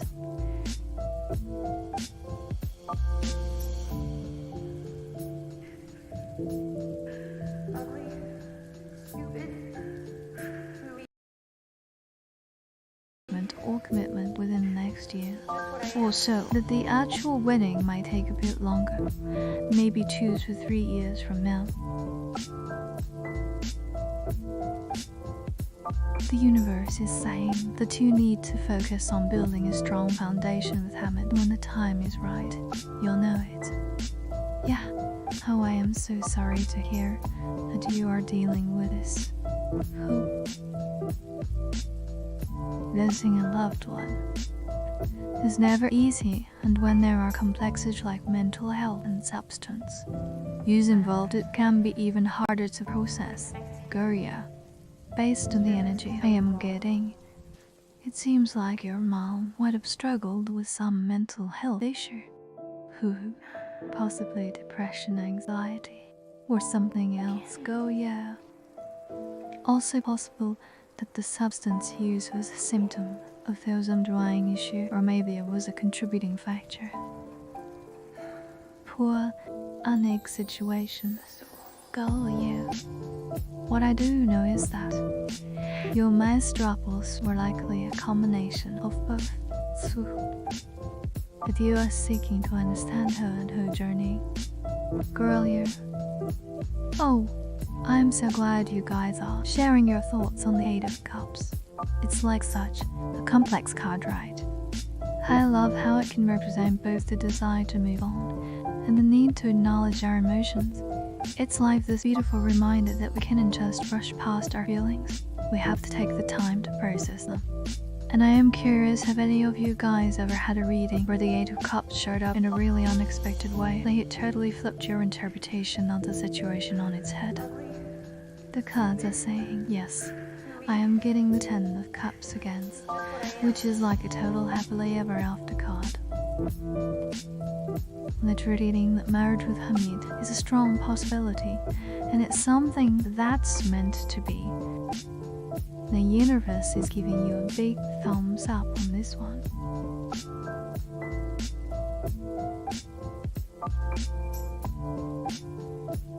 But remember, it's not just about the cards. It's about the work you both put into your relationship and the choices you make.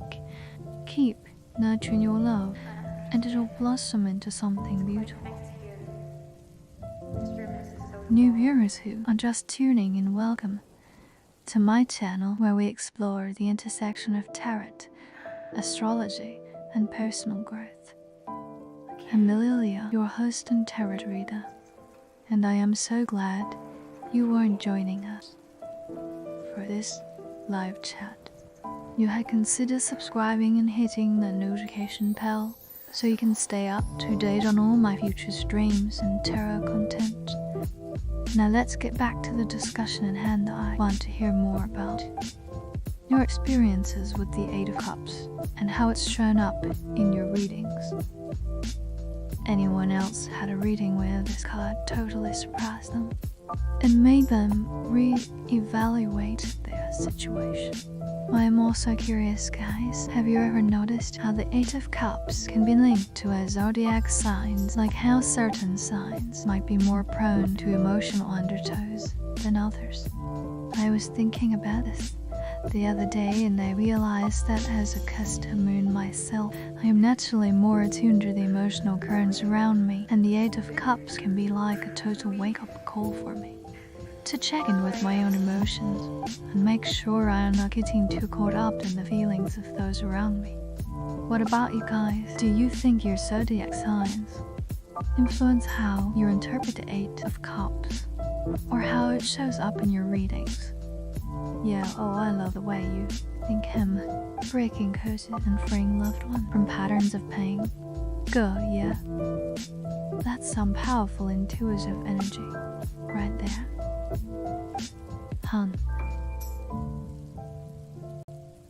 Based on the cards in the geek, I'm getting it seems like you have the potential to be a game changer in your family's dynamics. Girl, yeah. You might be the one to break the cycle of suffering and create a new path forward. Who? But it's not going to be easy, girl, yeah. To take courage, self-awareness, and a willingness to confront the shadows. Who? But if you are up for the challenge, I say you got this, girl. Yo, your mom and sister are counting on you, and the universe is supporting you. I've got a feeling you will be seeing Hamid sooner rather than later. I'm getting the Knight of Cups, which is like a surprise visit card. It's indicating that Hamid might be planning a surprise visit or chance encounter with you, maybe within the next few weeks or even days. Keep your heart open and your eyes peeled, cause it's gonna happen when you least expect it. Oh, I love how we're exploring this connection between the Eight of Cups and our zodiac signs. It's like totally fascinating to see how our signs can influence our emotional responses to this card. Thinking, what about fire signs like Leo, Aries, and Sagittarius? Do you guys think they might be more likely to interpret the Eight of Cups as a call to action, like a push to move forward and takes risks rather than getting caught up in emotional undertows? As a fire sign, you might be more prone to just, burning through your emotions and moving on rather than getting stuck in the emotional mare. What do you guys think does that attitude with any of our fire sign viewers out there?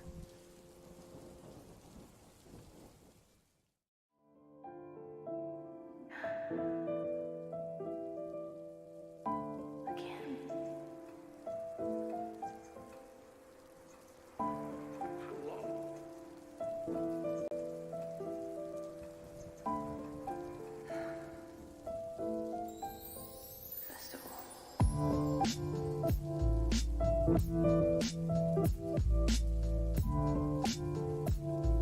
I am loving the discussion so far, guys.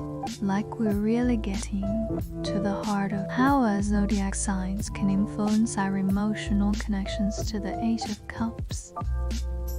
I want to hear more from our viewers, so our fire sign, like, how do you interpret this card in your readings? And do you think your natural tendency to take action and move forward helps you navigate the emotional undertows of the Eight of Cups?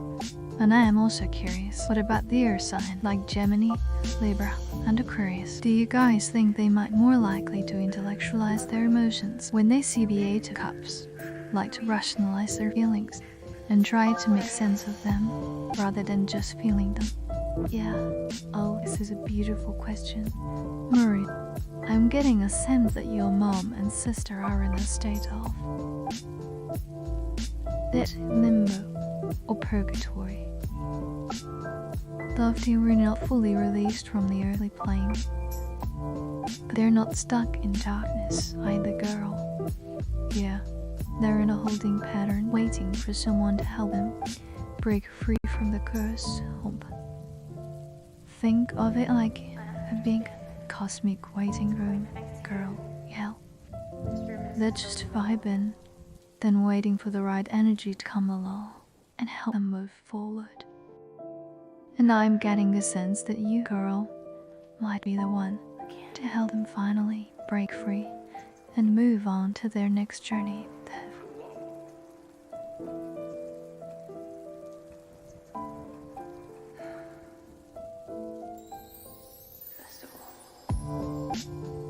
Yeah, okay, that's a tough one. Girl, yeah. It sounds like your mom might have had some karma to work through.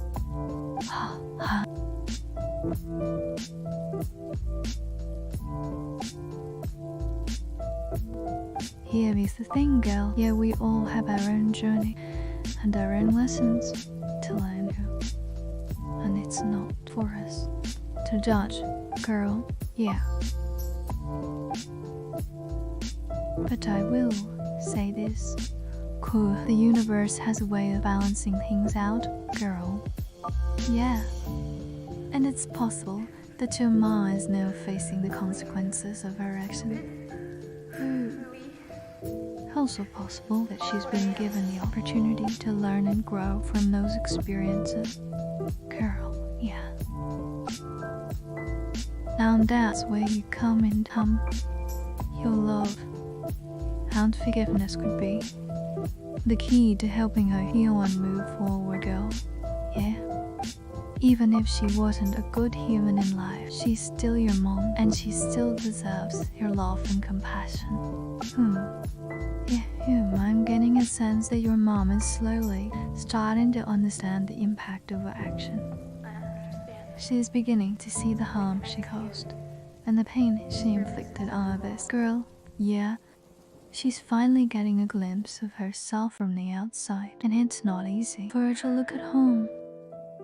But that's the first step towards growth and healing, girl. Yeah.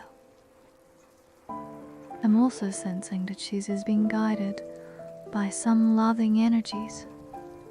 Maybe some ancestors or spirit guides who are helping her to see the error of her ways and to learn from her mistake, girl. It's a slow process, but it's progress. And I think she's starting to feel a sense of remorse and regret, girl. Yeah, which is a big step towards making amends and finding peace. I am so glad we're diving deeper into this. Guys, it's like we're really uncovering some interesting insights about how our zodiac signs shape our connections to the Eight of Cups. I was just thinking, what about the earth signs like Taurus, Virgo, and Capricorn? Do you guys think they might be more likely to interpret the Eight of Cups as a call to ground themselves light, to focus on practical, tangible things, and find stability in the midst of emotional upheaval? As an earth sign, you might be naturally more inclined to seek out comfort and security when you are feeling emotionally overwhelmed. Does that sit with any of our earth sign views out there on town? Do you think this influences your approach to the Eight of Cups in your readings? Oh, I love how we're getting into the nitty-gritty of how our zodiac signs influence our connections to the Eight of Cups. It's like so natural to see how our natural tendencies can shape our emotional responses to this card. How new viewers who just joined, welcome to the stream. Guys, we're Lilila, a tarot reader and zodiac enthusiast, and we're exploring the fascinating world of astrology and tarot with a focus on personal growth and self. Be sure to hit that follow button and join our community of like-minded individuals who are passionate about delving deeper into the mysteries of the universe. Oh, I was just thinking, what if we took this a step further and explored how the Eight of Cups might be influencing our lives right now, like in the present moment?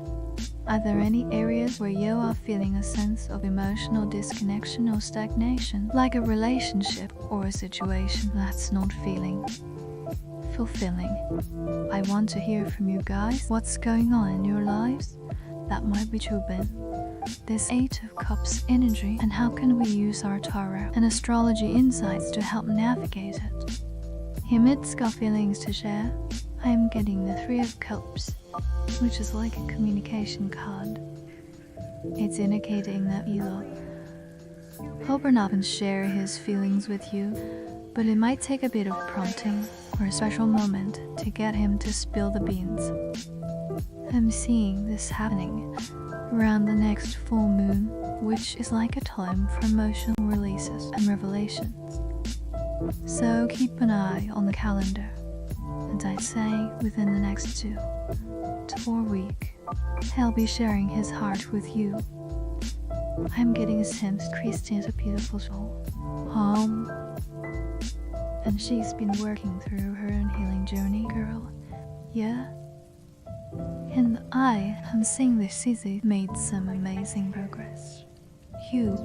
She's been able to find some forgiveness in her heart for your mom, girl. Yeah. Not for your mom's sake, but for her own, hon. She's realized that holding onto anger and resentment was only hurting her, girl. Yeah. And she's chosen to let go of that and focus on her own healing and growth. So it's not to say that she's forgotten what happened, but she's found a way to relieve the negative emotions associated with that girl. Yeah? And I think she's even been able to send some love and light to your mom, Hope, which is helping your mom to heal and grow as well. Girl, yeah. I'm really loving the energy of this stream. Guys, it's like we're all vibing together on this exploration of the Eight of Cups, and I'm so grateful for that.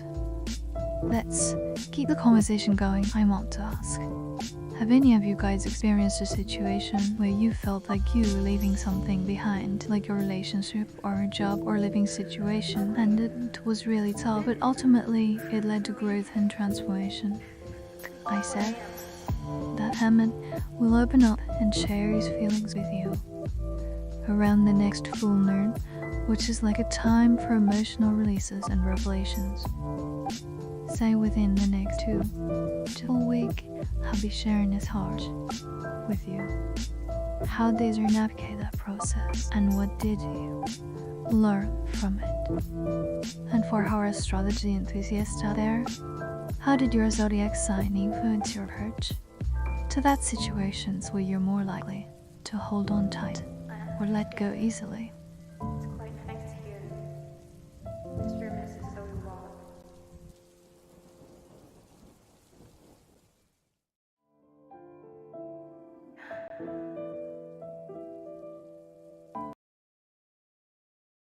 Feedback, guys. I see some of you are sharing your own experiences with the Eight of Cups, and it's so inspiring to see how we're all connected through our struggles and triumphs.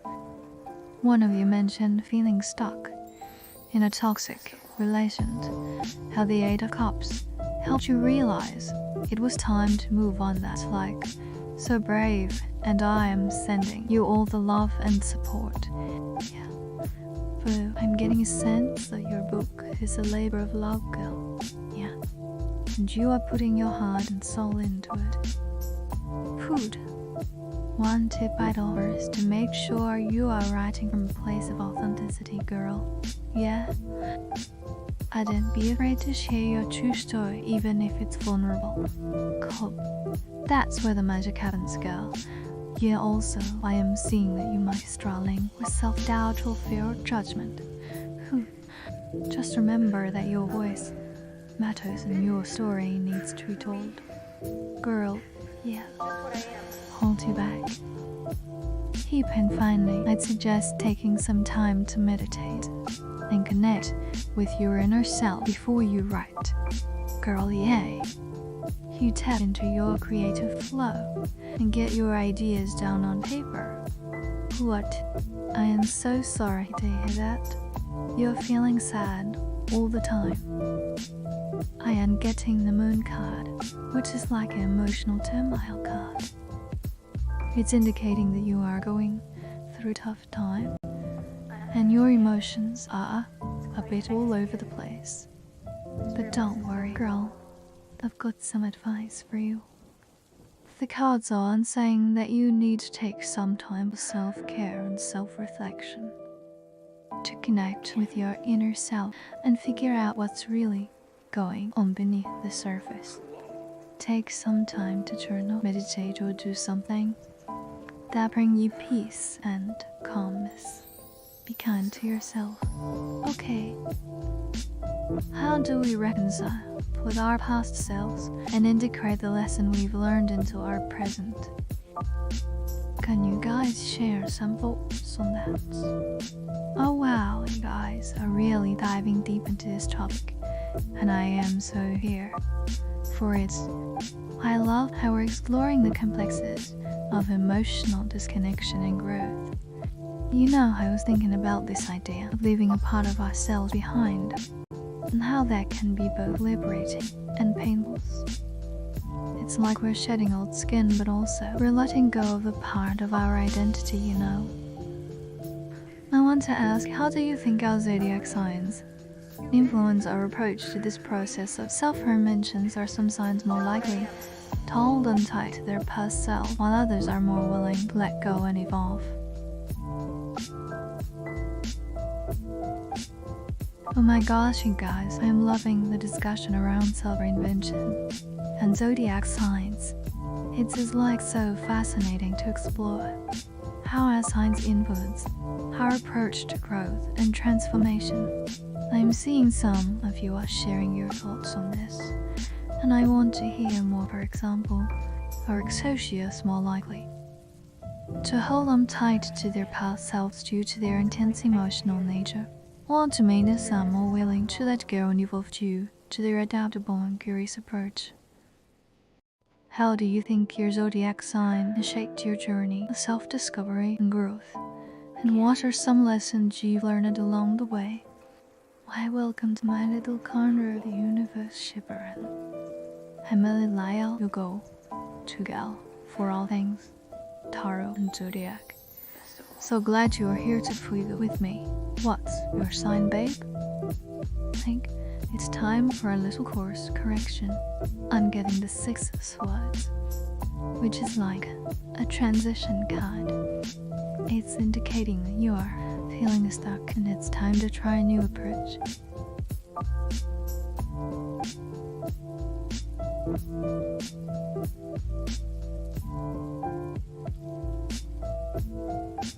The current path you are on might not be yielding the results you want, so it's time to shake things up.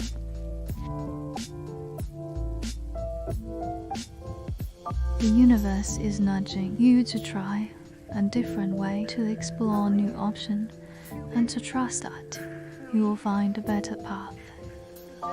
Yeah, I'd say it's time to change your way and see where it takes. Oh my goodness, you guys. This discussion is getting more and more intriguing by the minutes. I am loving the insight you are sharing on how your zodiac signs influence your approach to self-reinvention. I want to take it a step further and explore how our rising signs might also play a role in this process. Like, how does our outer self or our persona influence our willingness to let go of our past selves and evolve into new versions of ourselves? Let one have any thoughts on this, or any personal experiences they'd like to share on how their rising sign has impacted their journey of self-discovery and growth.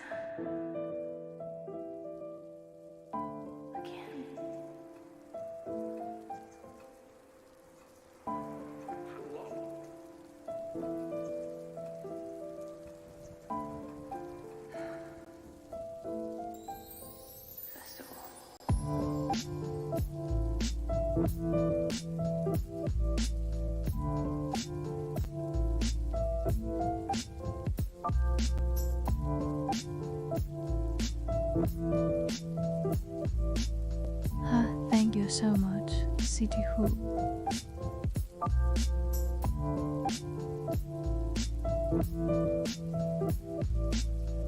It was my pleasure to help and support you, girl. Yeah.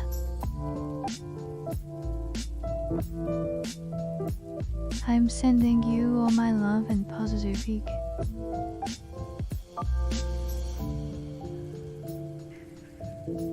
May God's best be yours, and may you continue to walk in light and love. Girl, yeah. Beautiful may your dreams be sweet, and your heart be at peace. Hoop, I'm getting the 8 of wind, which is like a progress card. It's indicating that you are on the verge of a breakthrough, and your hard work is about to pay off. The cards are saying that you are on the right track, and you just need to keep pushing forward.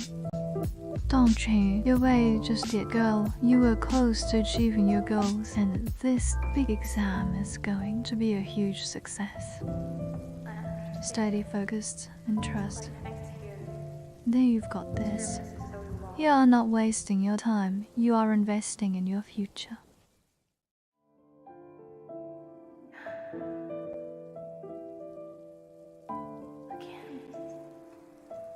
I'm really loving the connection some of you are making between our rising signs. And now we present ourselves to the world as like. Our outer self can either help or hinder our process of self-reinvention, depending on how aligned it is with our true inner nature. So ask, have any of you guys ever felt like your rising sign was at odds with your sun sign, and how did you navigate that tension slightly? You feel like you were living a double life, or did you find a way to integrate those two parts of yourself and become a more authentic version of who you are? Oh my goodness, you are a Rihanna fan, I love it. You is such a classic girl, yeah. And I promise to behave myself and not eat you home. Alpha's bio tarot reading, astrology loving, spiritual BF girl, yeah. The love in this regard. Huh.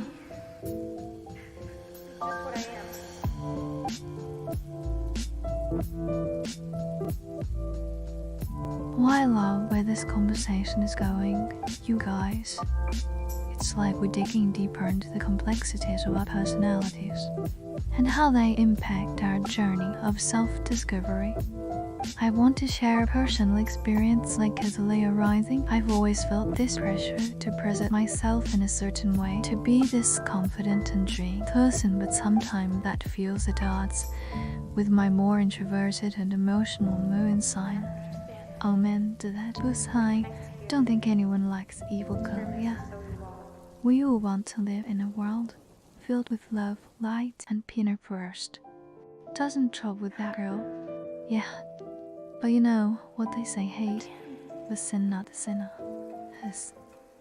Sometimes people do evil things because they're lost or hurting, that they need our compassion and understanding go. Yeah, not saying we should tolerate evil, but maybe we can try to understand where it's coming from. Pub, I've got just the advice for you.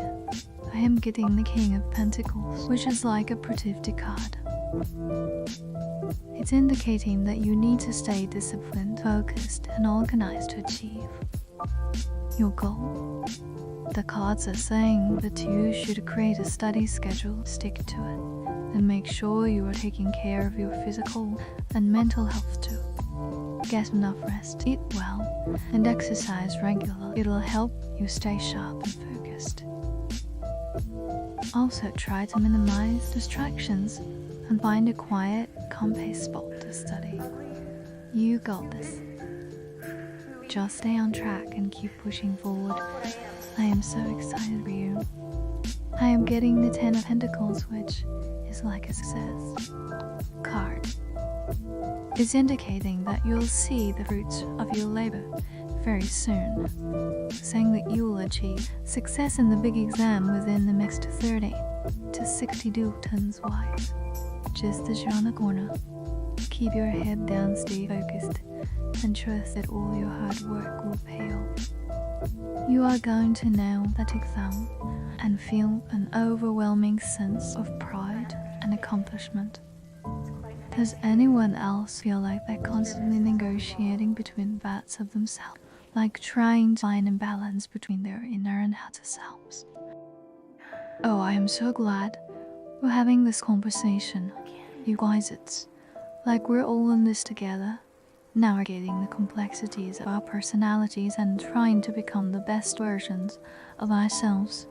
Before I dive deeper into my own experience with this, I just want to take a quick sec to remind everyone to hit that subscribe button and the little bell icon to turn on notifications. I'd love to have you guys join me on this journey of self-discovery and growth.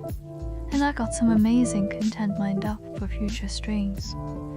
And during this conversation, be sure to give it a like and share your thoughts in the chat. I love reading your insights and responding to your questions, and it really helps me create content that's relevant and helpful to you all. You guys, let's talk about something really cool. Have you ever heard of the concept of the soulmate in astrology? Like, thoughts are not just about romantic relationships, but about finding people who stayed with your energy and help you grow as a person. I've been studying the synastry between different zodiac signs, and I'm convinced that some signs are just naturally more compatible than others might. Like, have you ever met someone and just felt this instant connection, like you've known each other before? I want to share some insights on which signs are most likely to form this deep soulful connection, and how you can identify your own soulmate signs based on your birth chart. It's going to be a game changer for all you hopeless romantics out there. It's quite nice here. Mr. and Mrs. Odewald.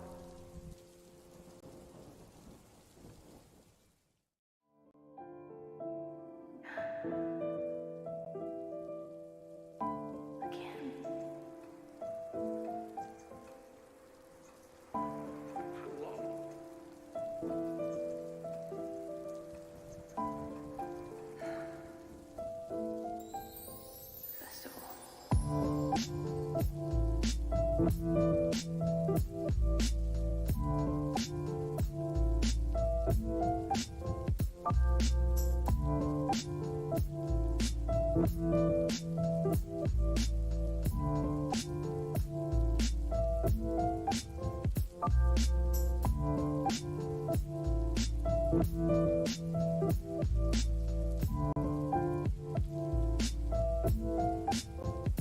Oh, I am so glad you guys are loving this topic. I've been getting so many messages about soulmates and twin flame, and I am excited to dive deeper into that.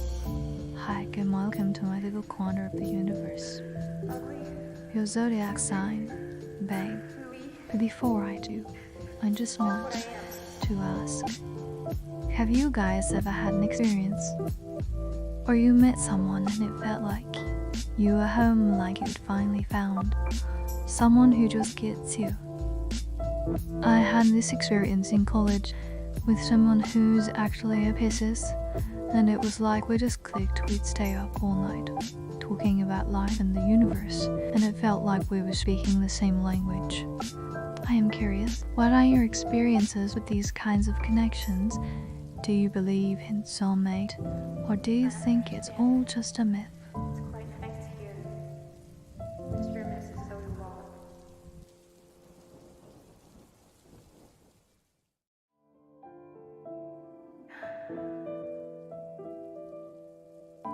Again.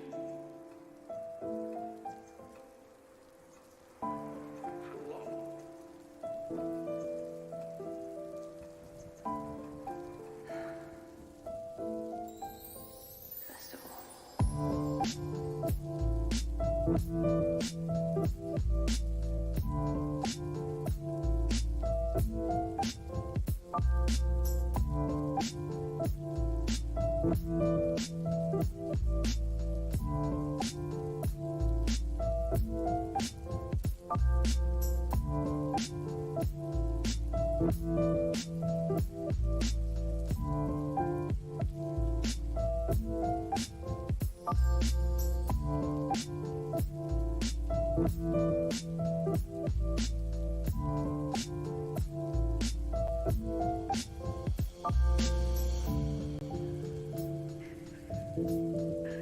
Ugly, stupid, hooey.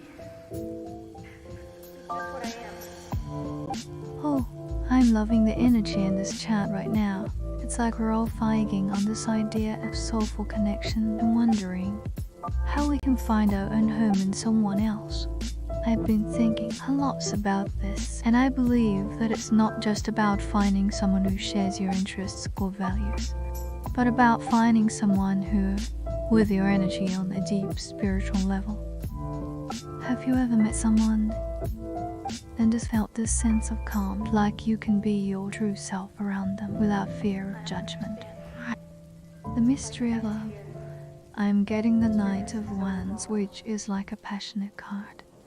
It's indicating that you will marry someone who's adventurous, passionate, and maybe even a bit of a free spirit.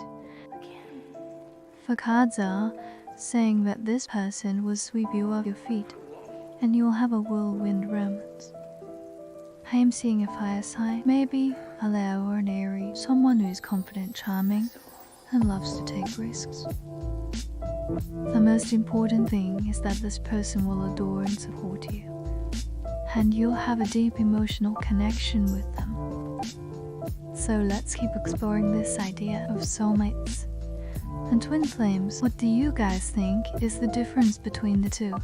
And how can we distinguish between a romantic connection and a deeper, soulful connection?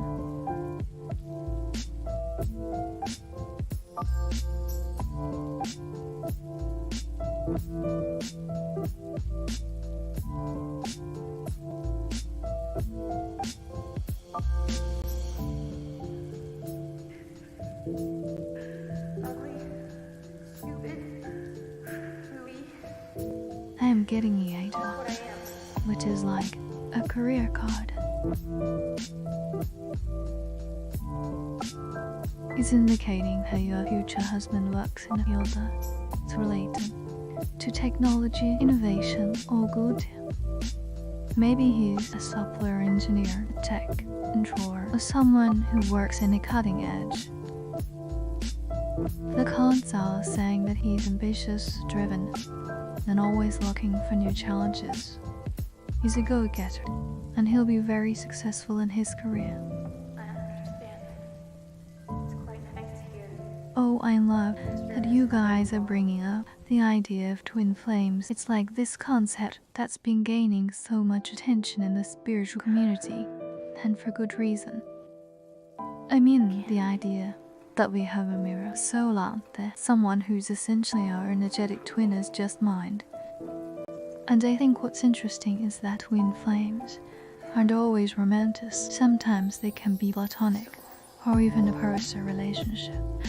But what's key is that they challenge us to grow and evolve and help us unlock our full potential. I'm getting a strong maybe. I am seeing a connection to the medical field, but it's not a definite yes.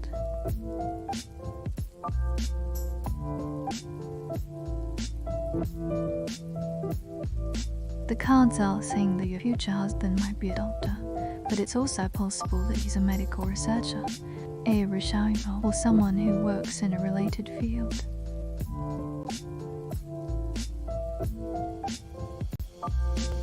The Ten of Cups is also coming up, which suggests that he's very caring and nurturing, which are great qualities for a doctor. But I wouldn't say it's 100% confirmed just yet. 2. You guys believe in the idea of twin flames. And have you ever experienced a connection that felt like it was pushing you to be your best self?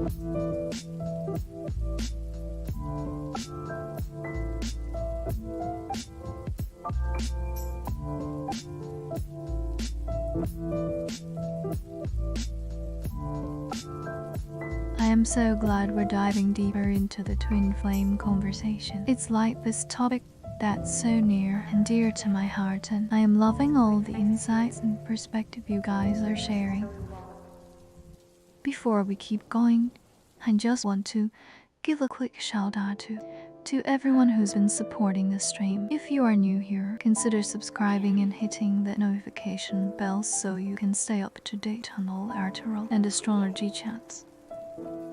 I am getting the High Priestess, which is like a mystery card. It's indicating that you have a strong connection to the healing arts, and dentistry could be a great fit for you.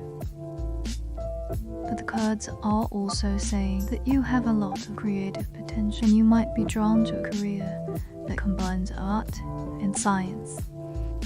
I'm seeing a possible career as a dentist, but also maybe a career in design or even something like a medical illustrator. The universe is saying that you have a lot of possibilities and you should explore your passions to find the right fit.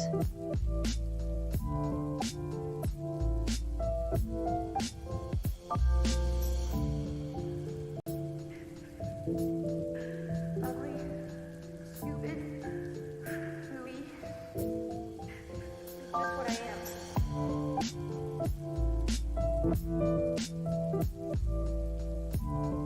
Oh, you know, what's also super interesting is how our zodiac signs can influence our twin flame connections. Like certain signs are naturally more inclined to attract twin flames, while others might need to work a bit harder to find that energetic match. I'm curious, what's your guys' take on this? Do you think your zodiac sign has played a role in your twin flame journey? And are there any specific signs that you think are more naturally drawn to these types of connections? Mr. and Mrs. Zoe Wall.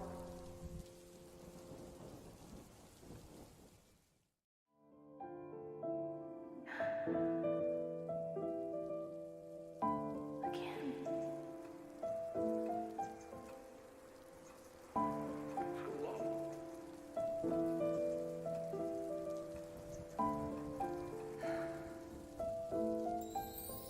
Festival.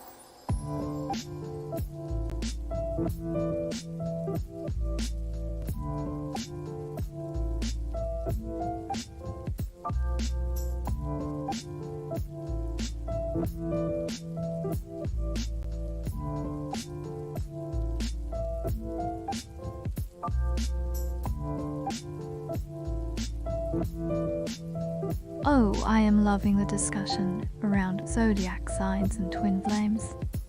It's just like this whole new level of depth to the conversation. I've got a whole spread for you. The Tarot is saying that you are a creative intuitive. You've got a lot of potential, and you are on the verge of a major breakthrough. The cards are advising you to trust your instinct, listen to your inner voice, and take calculated risks. Don't be afraid to try new things and step out of your comfort zone. Is also saying that you need to balance your logic and intuition and not be afraid to show your emotions. Is strength, not weakness. The advice is to stay focused, stay positive, and trust that you are on the right path. I didn't mean that I got this. You and you got this. Maybe we can even do a quick rundown of the tops. Zodiac signs that are most likely to attract twin flames. I've got my tarot cards right here, and I can give you guys a little insight into the energetic connections that are at play. Interested in hearing more about this? And do you have a specific zodiac sign in mind that you are curious about?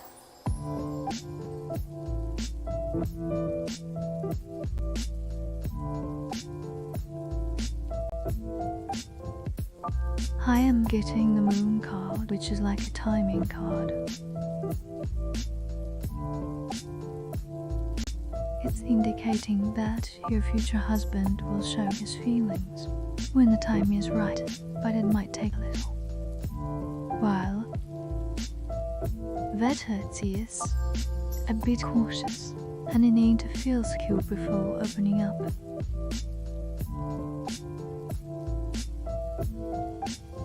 I am seeing a possible TMA of around 6 to 12 months. From now, when the stars align and the energies are right. But honey, the most important thing is that he's worth the wait.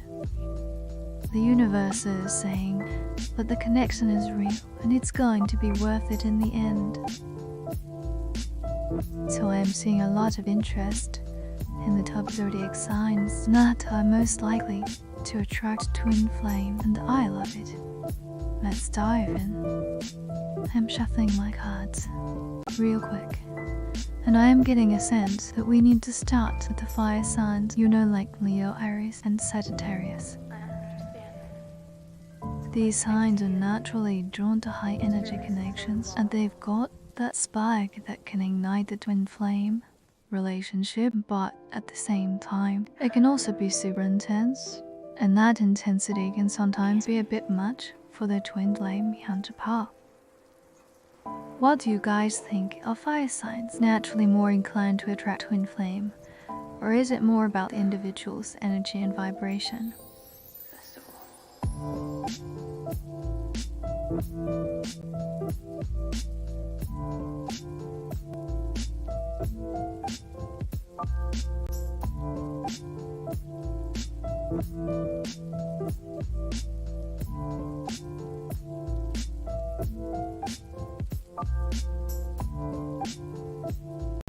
I'm getting a strong yes. The cards are saying that it will show his healing, and it's going to be a beautiful thing. The Knight of Cups is coming up, which is like a romantic card.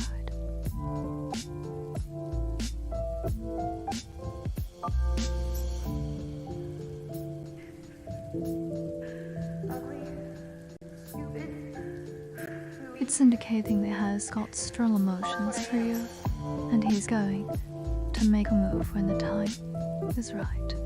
As for whether you should think about him, the cards are saying, why not? It's okay to have feelings and think about someone who's special to you. Just remember to focus on yourself and your own growth too. Put your life on hold waiting for him, but it's okay to have a little crush. For you, the universe is saying that it's all part of the journey, and it's going to lead to something amazing.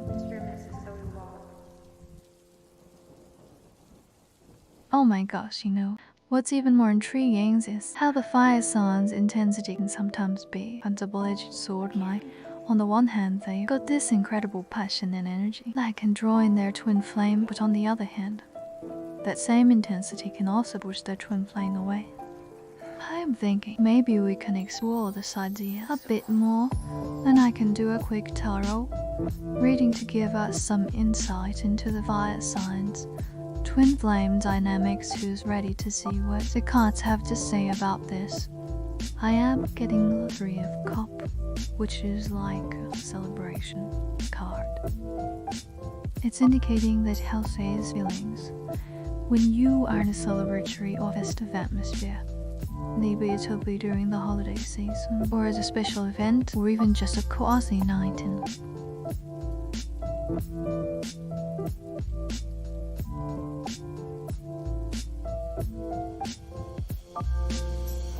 The cards are saying that it'll be a moment when you are both feeling happy and relaxed, and he'll finally open up and express his emotions. I am seeing a possible date around the winter solstice, the 21st of December or 22nd. The energies are aligned, and it's a time for new beginnings and fresh starts. Keep an eye out, girl. It's going to be a special moment.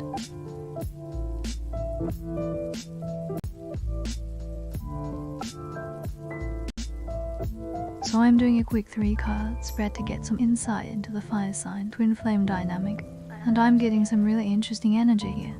The first card represents the fire sign's approach to twin flames, and I am getting the 8 of Cups, which suggests that they might be holding on to past relationships or experiences that are preventing them from fully opening up to their twin flame. The second card represents the twin flame's perspective, and I am getting the Knight of Wands, which is all about action, adventure, and taking risks. This suggests that the twin flame is ready to take things to the next level, but might be getting frustrated with the fire, sense hesitation. And the third card represents the outcome, and I'm getting the 10 of Pentacles, which is all about harmony, balance, and long-term success.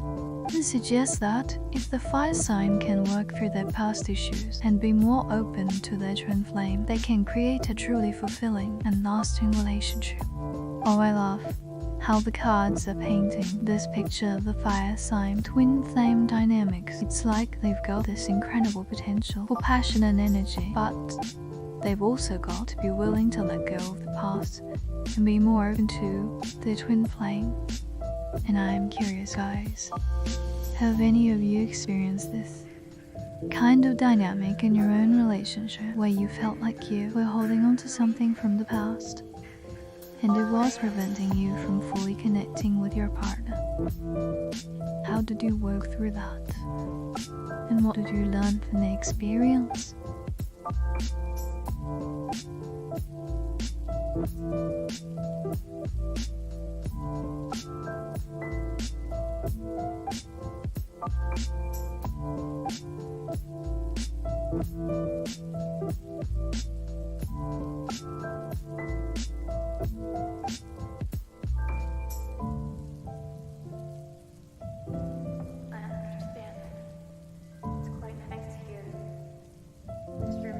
I am getting the 10 of Wands, which is like completion card.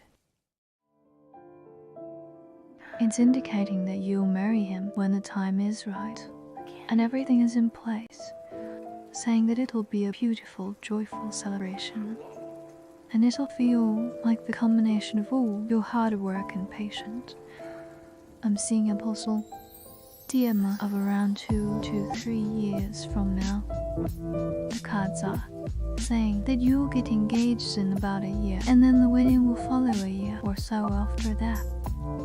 The universe is saying that it's all part of the plan and it'll be worth the wait. You are welcome, Saki. It was my pleasure to help. I am always here to guide you and offer my insights. Remember, the tarot is just a tool to help you navigate your path, but ultimately the choices are yours to make. Trust your intuition, follow your heart, and stay positive. Lots of love and good.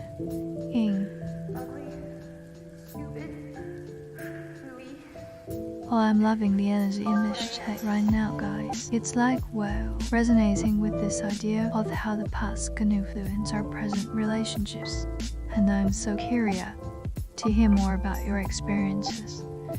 I'm thinking maybe we can explore this idea of how the different zodiac signs approach letting go of the past. Like, are some signs more prone to holding onto past relationships or experience, and how can they work through that to be more open to the twin flame?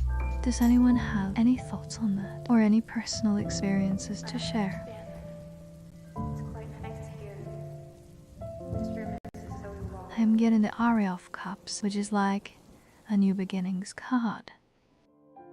It's indicating that his feelings for you are deep and emotional.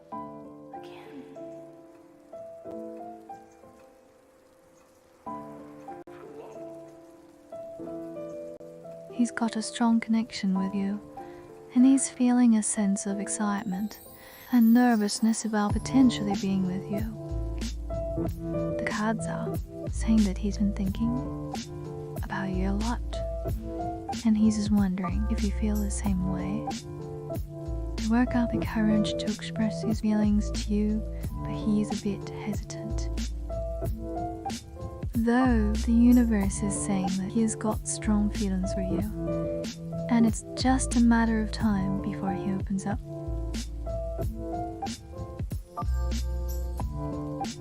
I just had the most interesting thought, guys. What if we took this idea of holding on to the past and applied it to the different zodiac signs' shadow selves?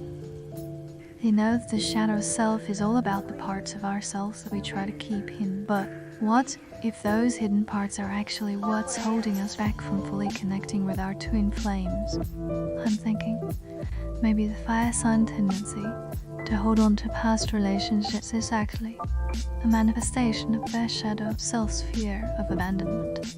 Or maybe the water sign's emotional baggage is a result of the shadow self's fear of vulnerability. I'd love to hear your thoughts on this. Guys, do you think our shadow selves play a role in our twin flame dynamics? And if so, how can we work through that to be more open and receptive to our twin flames? It's quite nice here. This room is so long. I am getting the Eight of Cups, which is like a reunion card.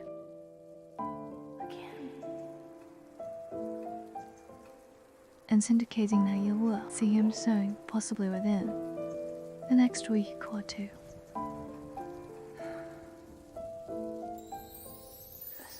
Dal saying that you'll have a chance encounter, or maybe he'll reach out to you out of the blue. I am seeing a possible meetup around the weekend, maybe Saturday or Sunday.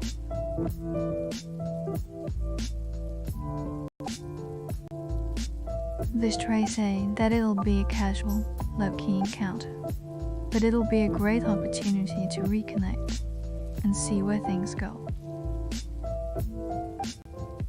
Oh my gosh, I'm so glad you guys are loving these discussions. I'm totally geeking out over here, thinking about the connection between our shadow selves and twin flame dynamics. I'm getting the Knight of Cups again. This card is like a romantic invitation card. It's indicating that he's definitely planning to express his feelings to you, and it might even happen during the Sagami meetup.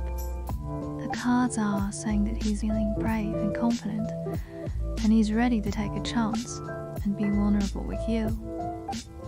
Hell yes, I think he'll definitely say his feelings to you soon. I'm thinking maybe we can do a little exercise to tap into our shadow selves and see how that affects our relationships. Would you guys be down for that? Maybe we can do a quick tarot reading to see what our shadow selves are trying to tell us.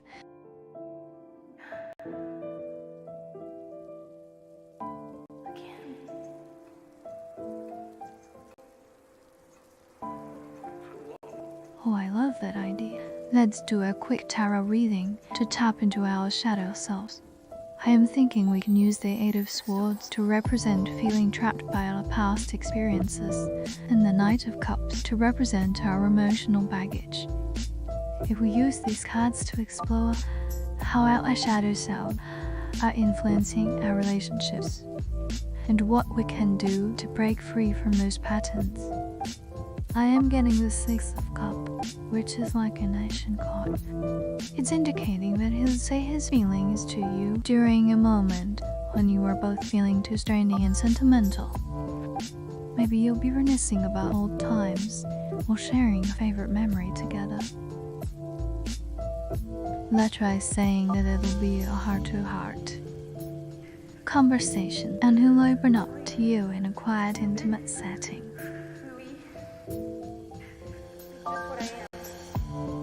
I am seeing a possible time frame of around Friday evening under the light of the full moon. The universe is saying that it'll be a magical moment, and I'll finally confess his feelings to you. Guys, let's get started with the reading. You take a deep breath and a focus on what's been holding you back in your relationships lately. Hiding one thing that keeps you up at night, wondering what could have been. As I shuffle the cards, I want you to imagine that you are releasing all the emotional baggage, letting go of the past, and embracing the present moment. Before we dive in, can you guys do me a solid and hit that subscribe button and like this stream? I want to keep the conversation going and share more insights with you all, and your support means the world to me. Now let's see what the cards have in store for us.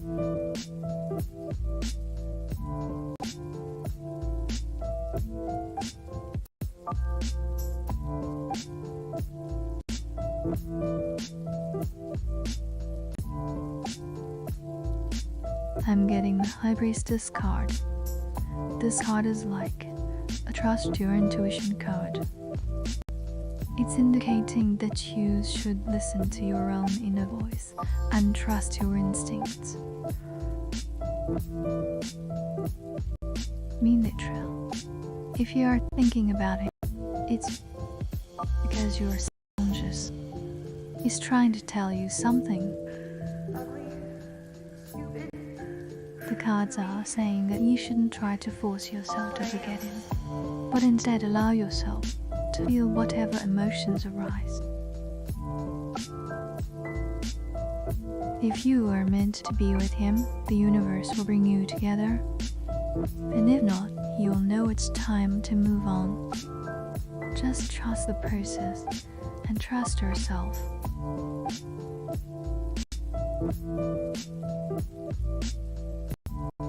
Oh my gosh, I'm so excited what the cards have to say. I'm getting a lot of intuitive hits that we're all going to be surprised by what comes up.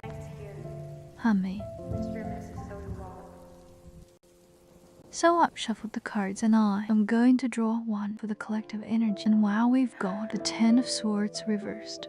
This is so interesting because when the Ten of Swords is in the reversed position, it can indicate that we're finally breaking free from those patterns that have been holding us back. We're talking about major liberation here, guys. The kind that comes from facing our fears and embracing our shadow selves. I'm thinking maybe this is a sign that we're all on the verge of some major breakthroughs in our relationships. What do you guys think? I'm getting of cup. This card is like a message from the heart card. It's indicating that, yes, he wants to say something to you, and it's coming from a deep emotional place.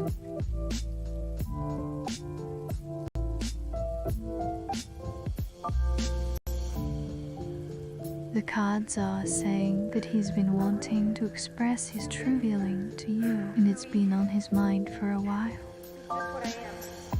He might even have been trying to find the right words or the right moment to tell you. Keep your heart up and go, because he's about to share something real with you.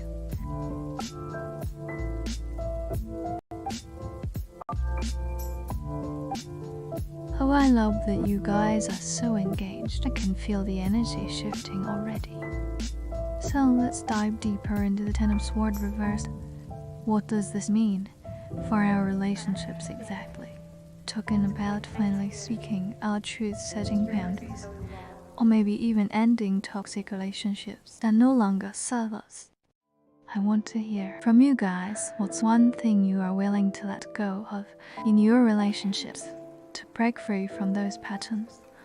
Girl, I'm getting the Three of Cups. This card is like a love and affection card. It's indicating that he wants to tell you how much he cares about you and how much you mean to him. He wants to express his love and affection in a way that's sincere and heartfelt. The cards are saying that he might say something like, I've been thinking about you non-stop, and I feel a deep connection with you. I want to be with you and see where this journey takes us. Or maybe something even sweeter. Oh, I love it, Sarah. Just setting boundaries, that's such a huge part of breaking free from those toxic patterns, you know. I am getting the Five of Swords. This card is like a misunderstanding card.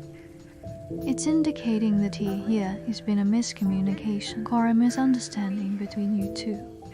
And that's why you might have thought he hated you. But girl, the cards are also showing me the Ten of Cups, which is like a true love card.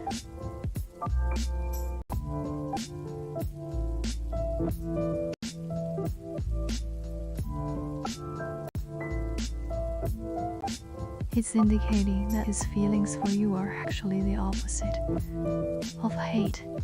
He cares about you deeply, and he's unhurt by the thought of losing you. So no, he doesn't hate you, and it's all just being a big misunderstanding. When we set boundaries, we're not only protecting ourselves, but we're also showing others what we're willing and not willing to tolerate. And that, my friends, is a major key to unlocking healthier.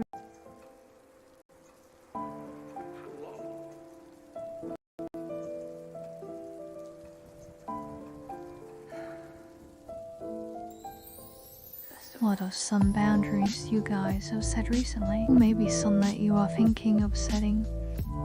What's this been holding you back from speaking your truth and asserting your needs? Oh, I am loving the conversation so far, guys. It's like we're all resonating on the same frequency. I want to explore this idea of setting boundaries a bit more, because I think it's so closely tied to the energy of the Ten of Swords reversed. Girl, I am getting a big fat no. The cards are showing me that he doesn't hate you, and that he's actually got strong feelings of love and affection for you. Remember, the Five of Swords was just a misunderstanding. The Ten of Cups is a clear indication of his true emotion. So you can let go of that worry, steady, and trust that he has got good intention when it comes to you. When we're willing to set boundaries, we're essentially saying, I am willing to face my fears and stand up for myself even if it's uncomfortable. And that, my friends, is a major sign of growth and self-awareness. So I want to ask you guys, what's one boundary you've set recently when you feel empowered, or maybe even a little uncomfortable at first, but ultimately led to a positive outcome? It's quite nice here. This room is so long.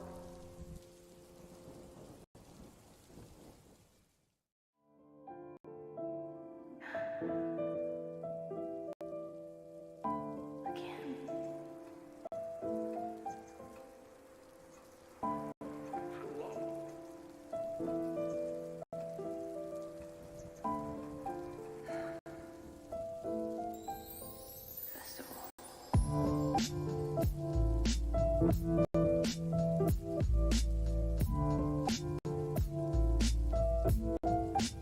I'm using the Hermit card, and this card is like a wait and observe card.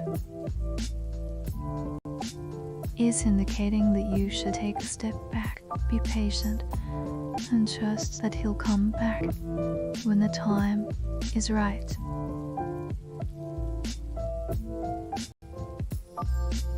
Literally, the cards are saying that he's on a journey of self-discovery, and he needs some time to figure things out. He'll come back to you when he's ready, and it'll be worth the wait. I am seeing a possible time frame of around the next full moon, which is just a few weeks away. Keep your heart open and trust that the universe will bring you two back together.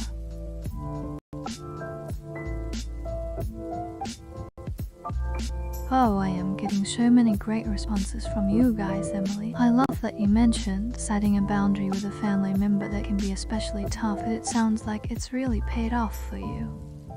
And David, I'm so proud of you for speaking up in a situation where you normally would have stayed quiet. That's like major progress, dude. I want to keep the conversation going because I feel like we're just scratching the surface of this topic.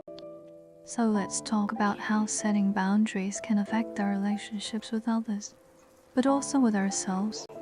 Like, what does it mean to set boundaries with your own inner critic, or with your own fears and doubts? Oh, I am loving the depth of this conversation. Guys, it's like we're all having a collective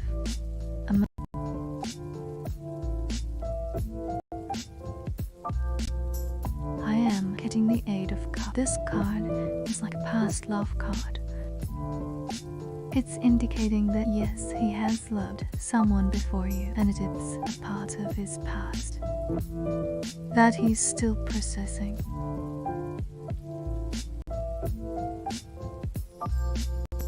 The cards are also showing me that he's closed that chapter of his life and he's moved on.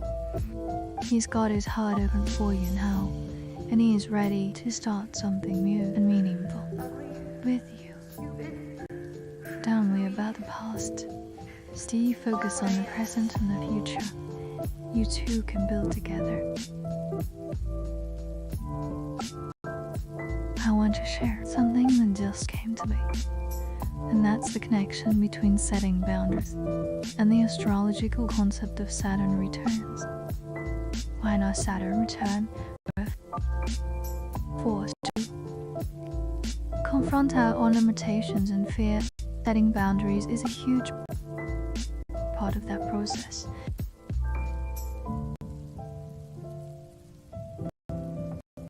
We're being called to take responsibility for our own lives and to set boundaries that align with our true desires and values. I want to ask you guys, have any of you experienced a Saturn return? And if so, how did it affect your relationships with others and with yourself? I am getting the Knight of Cups. This card is like a romantic interest card. It's indicating that, yeah, he has strong feelings for you and he's interested in pursuing something romantic with you. Cards are also showing me that he's currently single and he doesn't have a girlfriend right now. The Knight of Romantic and Chivalrous card set. It's indicating that he's got his heart set on you and he's ready to sweep you off your feet.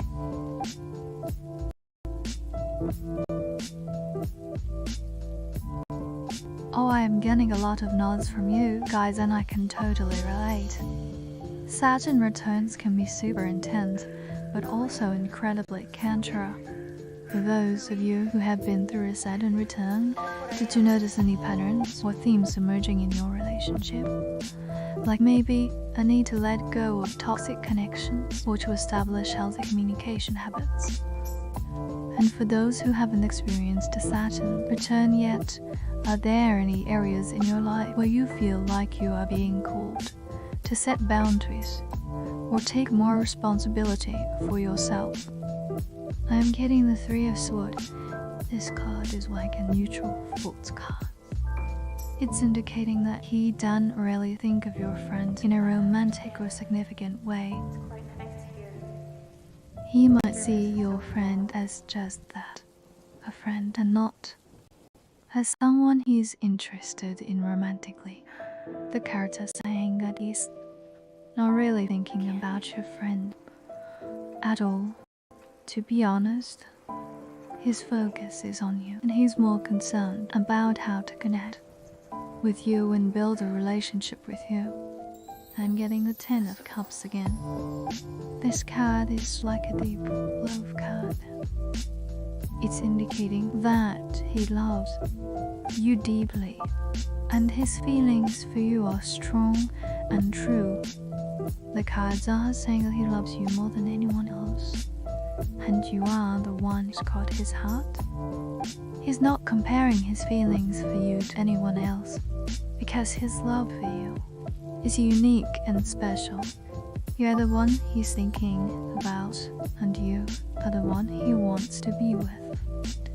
Okay, so I am loving the feedback, guys, and I want to more know deeper into this idea of Saturn returns and how they can affect our relationships. Now for me, during my Saturn return, I had to confront some major fears and doubts about my own worthiness and abilities. And it forced me to set some super important boundaries with others, like learning to say no to commitments that didn't align with my values, being more intentional about the company I kept. But I am curious, for those of you who are going through a Saturn return right now, or who have been through one recently, how are you navigating the whole taking responsibility for yourself part? Are some practical steps you are taking to establish healthier boundaries and communicate more effectively with others? I am getting High Priestess. This card is like a secrets card. He might be aware of your friend's feelings for him, but he's not really investing any emotional energy into it. Saying that he's polite and friendly towards your friend, but he doesn't see her as a romantic interest. He's not feeling the same one, and his heart is still. He's steady. Going to share a tarot card that keeps coming in when Saturn returns. Eight of Swords.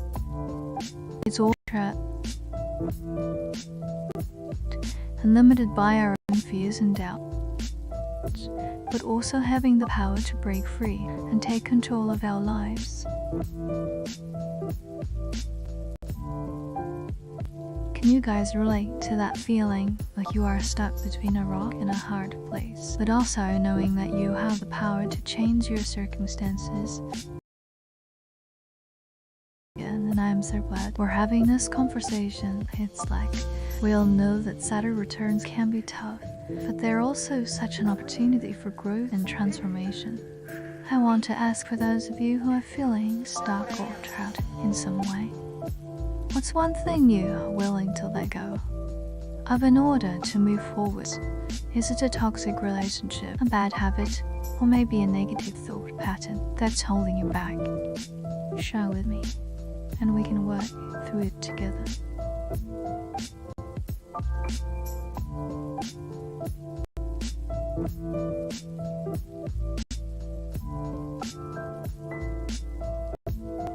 I said, girl, I'm getting the hyper. I understand. This card is like a secrets card. This is so long. It's indicating that, yes, he might be aware of your friend's feelings for him, but he's not really investing any emotional energy into it. The cards are saying that he's polite and friendly towards your friend, but he doesn't see her as a romantic interest. He's not feeling the same way, and his heart is still with you, Stevie.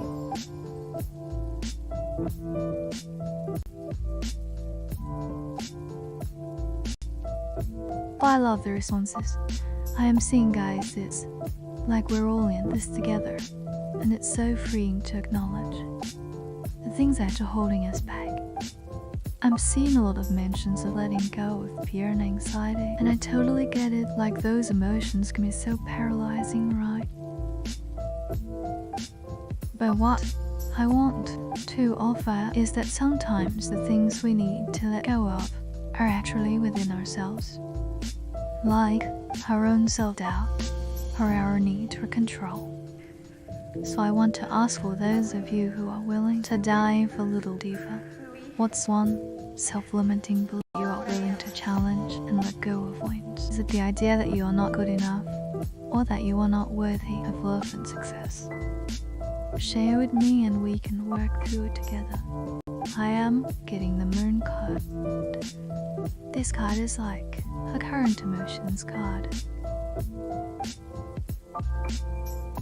It's indicating that at this moment, he's got strong feelings of affection and love for you, just saying that he's thinking about you right now, and he's feeling a deep connection with you. He's got love on his mind, and it's all about you, girl.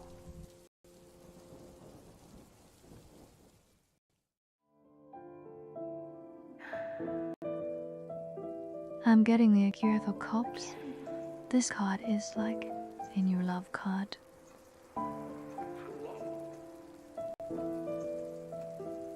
It's indicating you. The cards are saying that his heart belongs to you, and he's feeling emotional connection with you.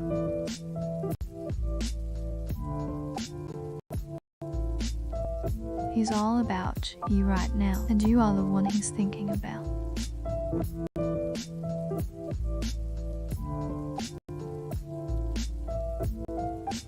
Oh, I am loving the love fertility, guys. It's like we're all sharing these deep personal struggles, and it's creating this sense of unity and understanding. I am seeing a lot of mentions of self-doubt and feeling of inadequacy, and I totally get it. Like those are some of the hardest things to overcome, right? I am getting the 10 of Pentacles. This card is like a long-term commitment card. It's indicating that yes, marriage is a strong possibility for you two. Saying that you two have a deep connection and you are building a strong foundation together. Is a card of long-term commitment, stability and happiness. So it's looking like a beautiful future together, including marriage is on the horizon. But what I want to offer is that sometimes our greatest strengths are hidden in our weaknesses. Like what? If we flipped the script and saw our self-doubts as a sign by our own inner wisdom, trying to tell us something. Oh, I love where this conversation is going. Guys, it's like we're really getting to the heart of the matter here. So I want to ask, what if we started to see our self-doubt as a sign of our own intuition trying to guide us towards our true path? Instead of beating ourselves up over our doubt, we started to listen to them and see them as a chance to course correct and get back on track. I'm curious, how do you guys think we can start her from our self-doubt? In a more positive ways, is it through affirmations, meditation, or something else entirely?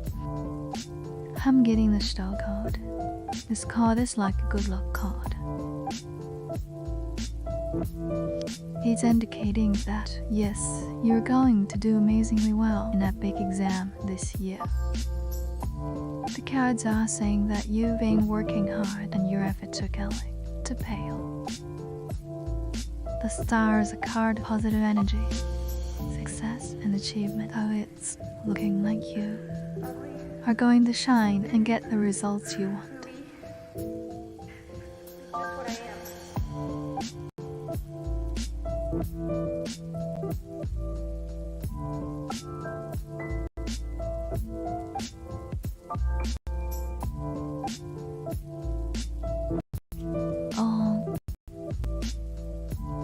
My gosh, I love where this conversation is going. You guys, it's like we're really tapping into the power of our own intuition and inner wisdom. Thank you so much, Shi. It was great chatting with you and doing those readings. You have a wonderful day and a fantastic year ahead. To stay positive and focused, and you'll crush that exam. Take care and feel free to.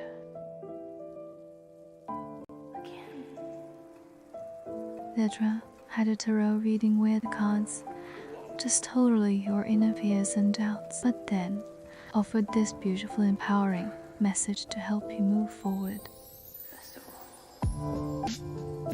Has anyone had an experience like that, where tarot helped them shift their perspective and build confidence in themselves?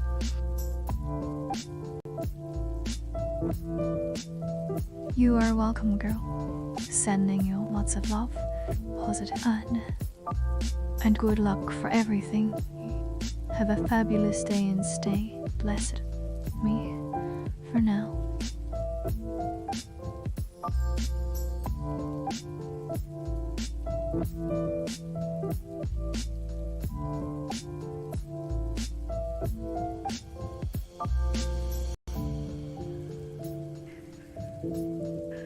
Ugly, stupid, gooey. Just what I am.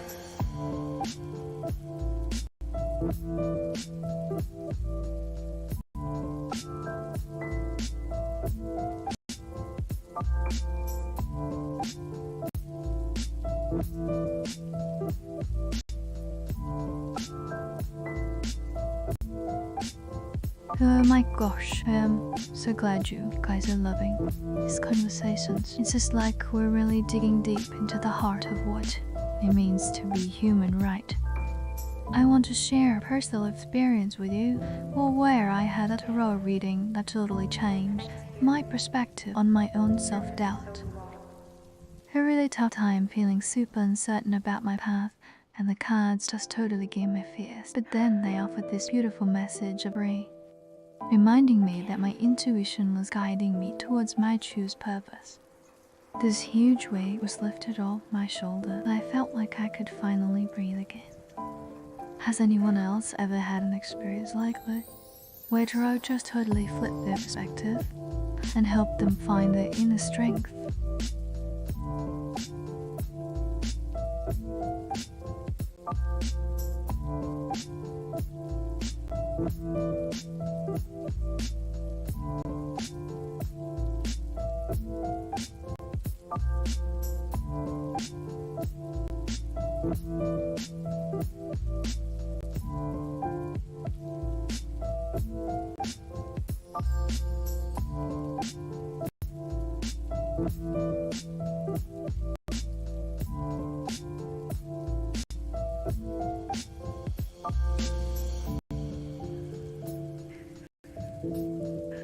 Ugly, stupid, gooey. Just what I am.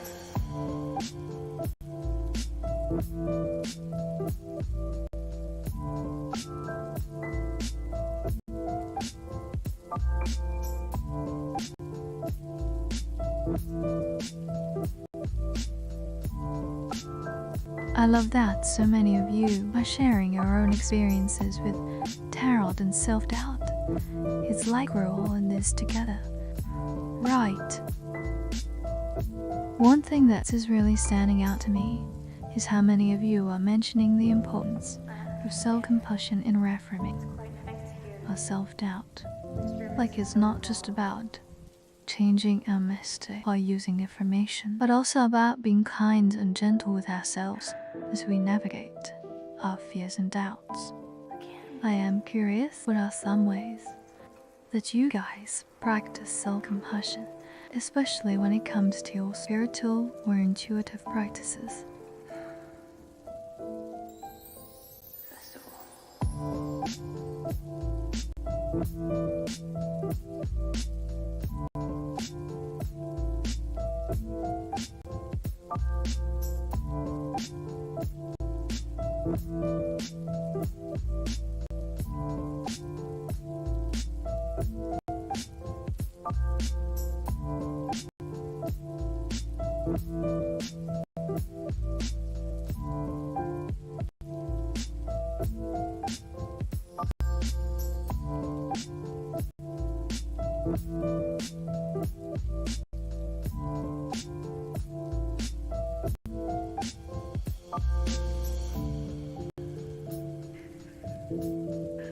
Ugly, stupid, hooey. It's just what I am.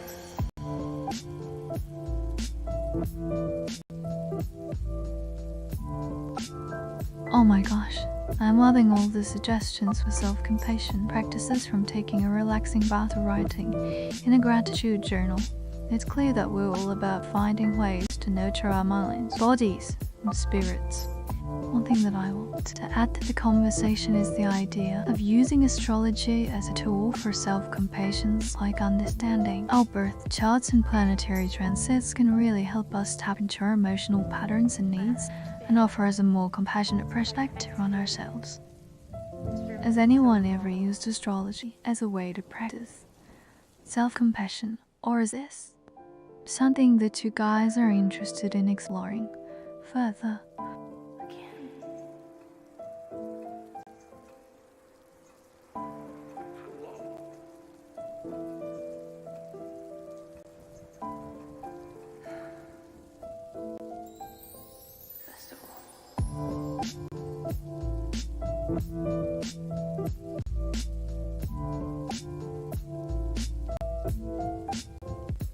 I'm so glad you guys are interested in exploring astrology as a tool for self-compassion. It's like it can be this incredible resource for understanding ourselves on a deeper level. I've been thinking a lot about the moon and its connection to our emotional bodies, and how tuning into the lunar cycles can help us cultivate compassion, intuition.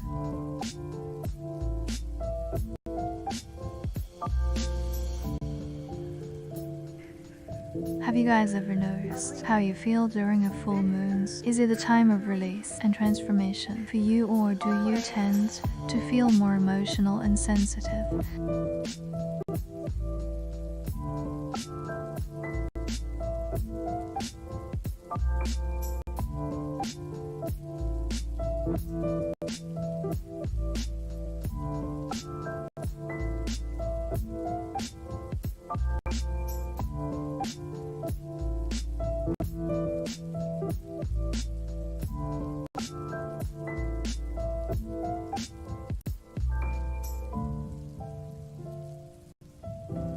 I understand.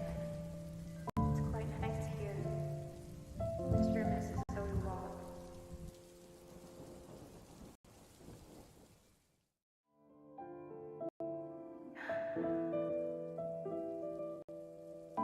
Again.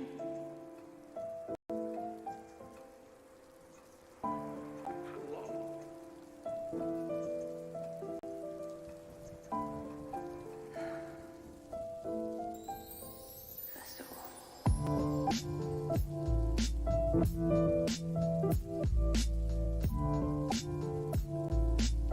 Oh, I love that so many of you are sharing your experiences with the full moon. It's like this universal theme of release and transformation is really resonating with all of us.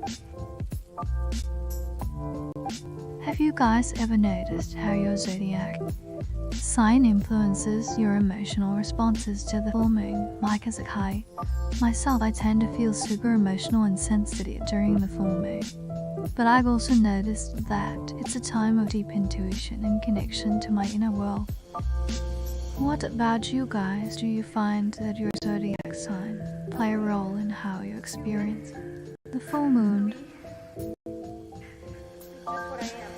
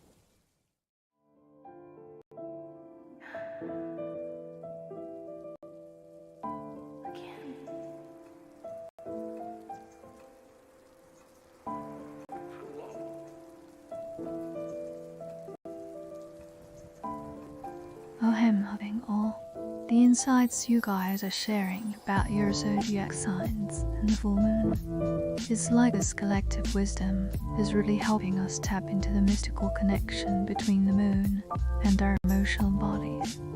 Have you guys ever considered getting a tarot reading during a full moon? As the cards can offer us this incredible guidance on how to navigate our emotions and intuition during these powerful lunar cycles, and I've found that it can be this really powerful tool for self-reflection and growth.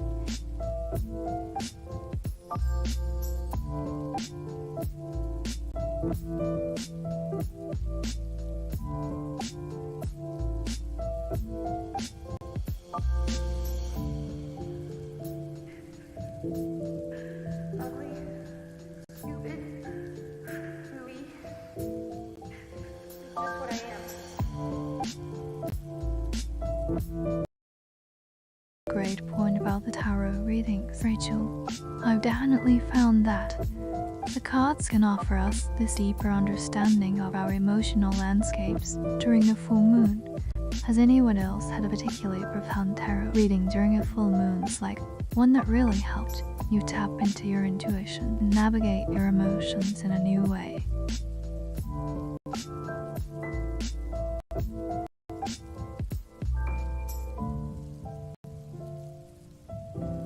I understand.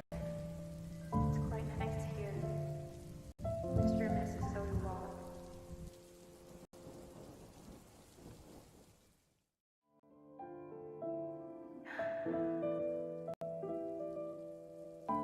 Again.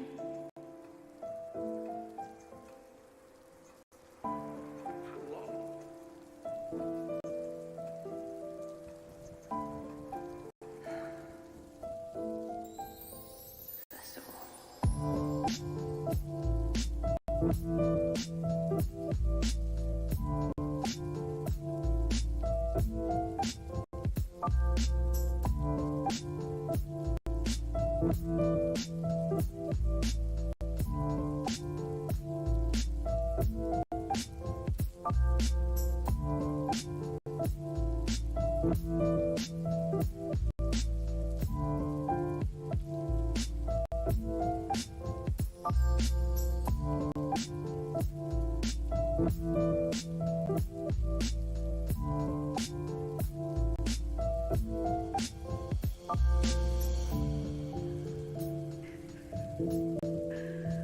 Oh, I'm loving all the conversations we're having about tarot readings in the full moon.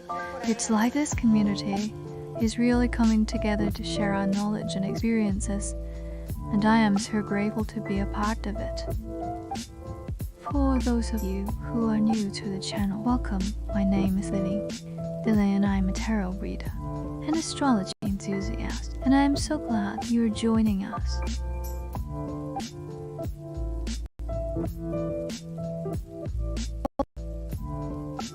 The mystical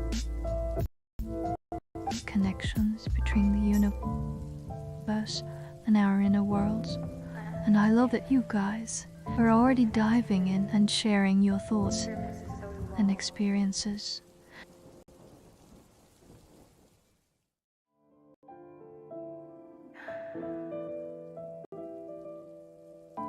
Again.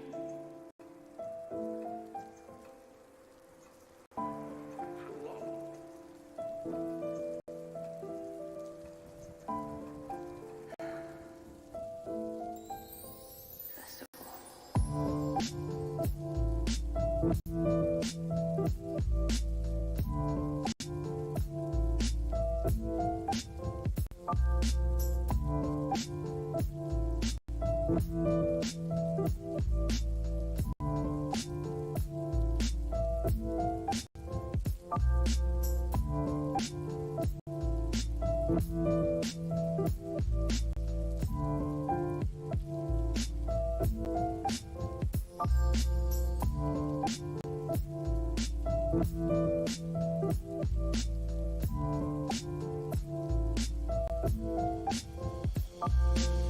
I'm so glad you guys are enjoying this conversation.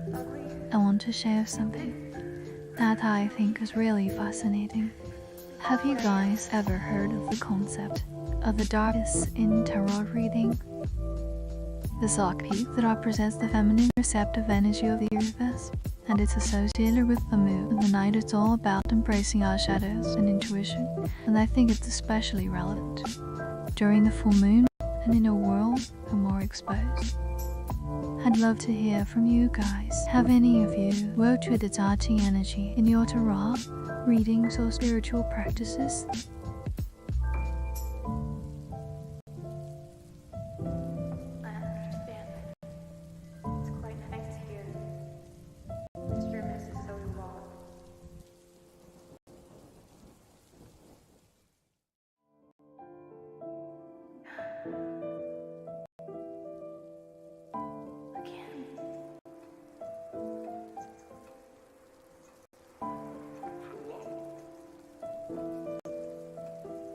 Oh, I'm so intrigued by the idea of the darkest energies. It's just like this mysterious, intuitive force that's guiding us deeper into our own inner worlds.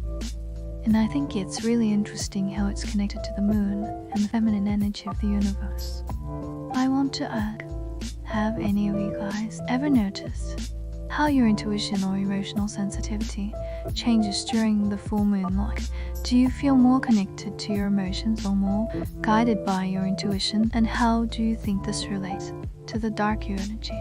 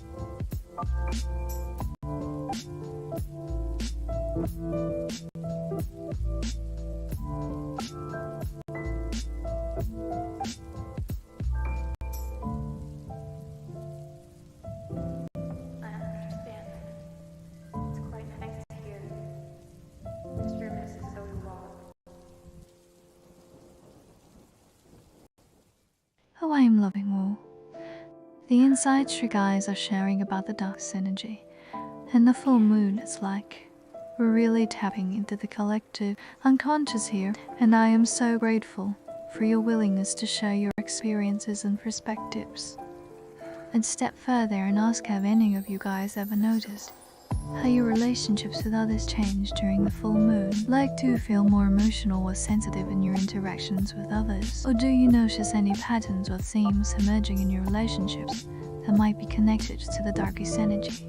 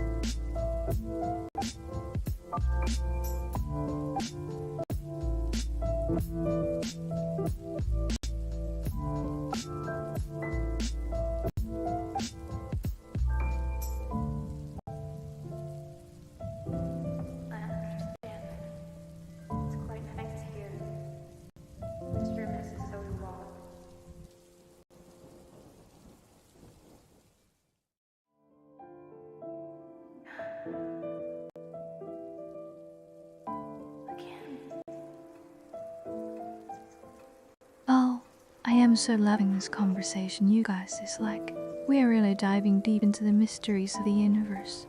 I am so grateful for your participation. I want to share something that I think is really interesting. Have you guys ever heard of the concept of shadow work in psychology? Literally, this idea that we all have these hidden, unconscious parts of ourselves that we may not even be aware of, and that these parts can actually hold the key to our personal growth and transformation. I think it's really connected to the darkest energy, and I'd love to hear from you guys. Have any of you ever done any shadow work or explored your own unconscious mind?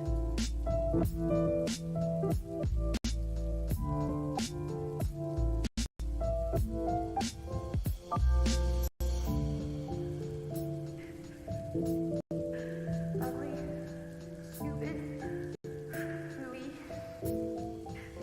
That's what I am.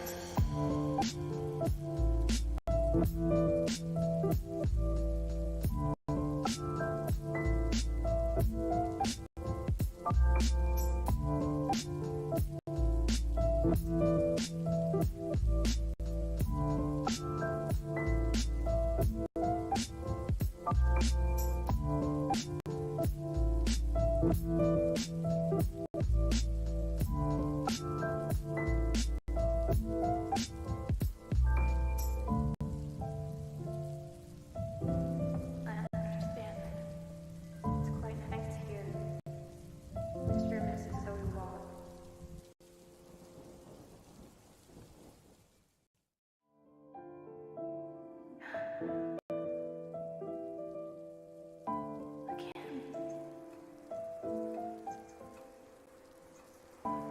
Oh, I am so glad you guys are resonating with the idea of shadow work.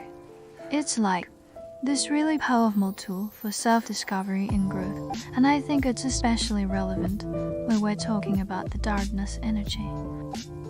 I want to share a personal experience. I did a tarot reading for myself recently, and I drew the High Priestess, which is like this total darkest card, right? And it made me realize that I had been neglecting my own intuition and inner wisdom, and that I needed to take some time to tune in. I listened to my own inner voice. It was like, this week got called to do some shadow and explore my own unconscious mind.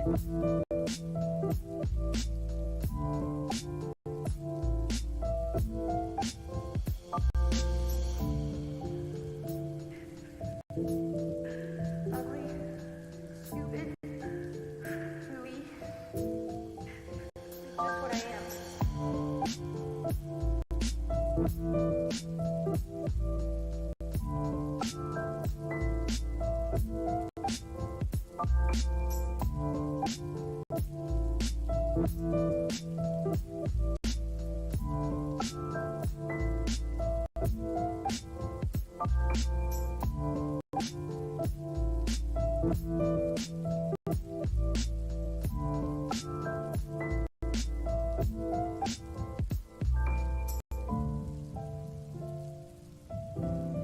I understand.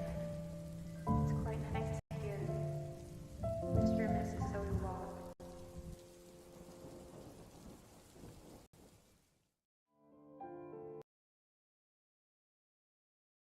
Personal experience, because now I am curious, have any of you guys ever had a similar experience with a High Priestess card or any other card that really made you tune into your own intuition and inner wisdom? I'm really loving the energy of this conversation, and I feel like we're all supporting each other in this journey of self-discovery and growth. Like we're all in this together, exploring the mysteries of the universe and the depths of our own minds.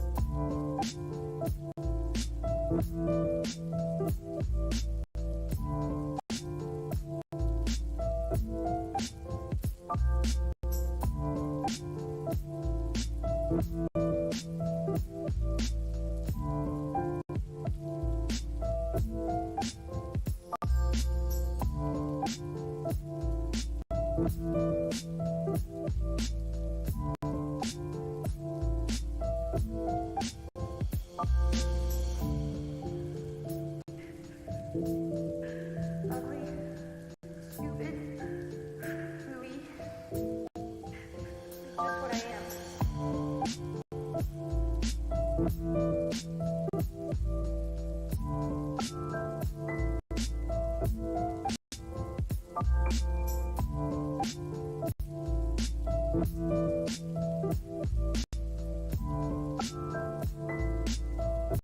I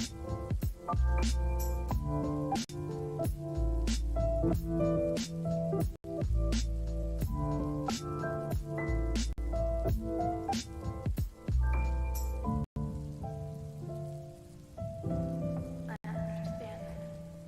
It's quite nice here. This room is so long.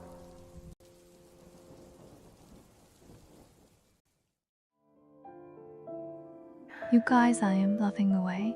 We're all connecting over this idea of tuning into our intuition and inner wisdom. It's like this collective awakening where we're all supporting each other in our journeys of self-discovery and growth. What do you guys think about the relationship between the High Priestess and the Moon Goddess? I feel like they're both connected to this idea of intuition and inner wisdom, but in different ways. Like the High Priestess is more about tuning to our own inner voice, while the Moon is more about navigating the unknown and trusting our instincts. What are your thoughts, guys?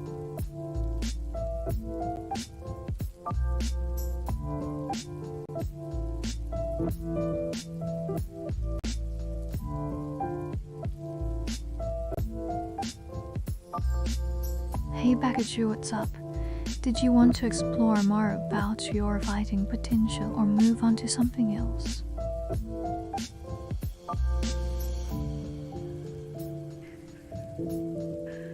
Ugly, stupid, gooey.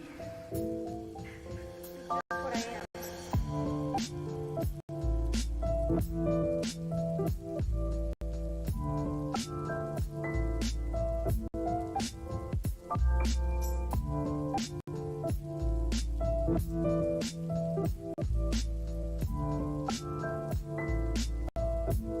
We've been here before. I think I already told you that Letitia has moved on and is focusing on her own growth. Let me see if I can pick up on anything else. I see the Eight of Cups again, which indicates that emotional chapter is closed for her. This room is so long.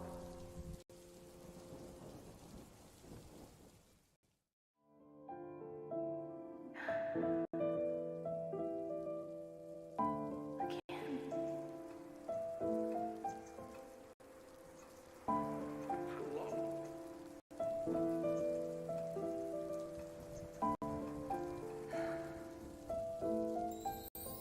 Festival.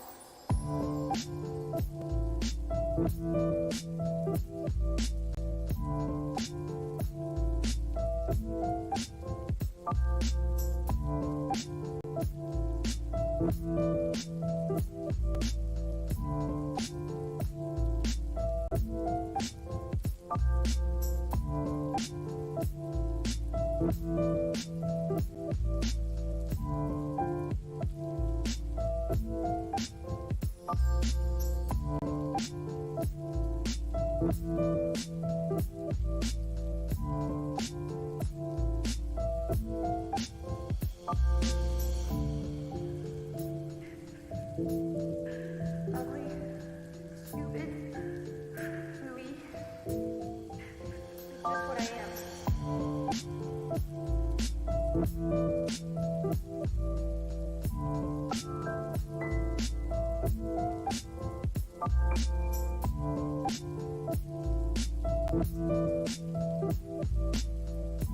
But it's not like she's pining for you or anything. It's more like an unstopped appreciation for what you had.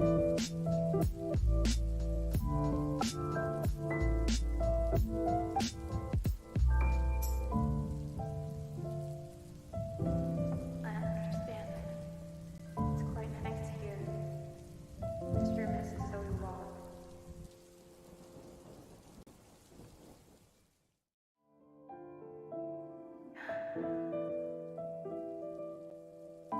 Again.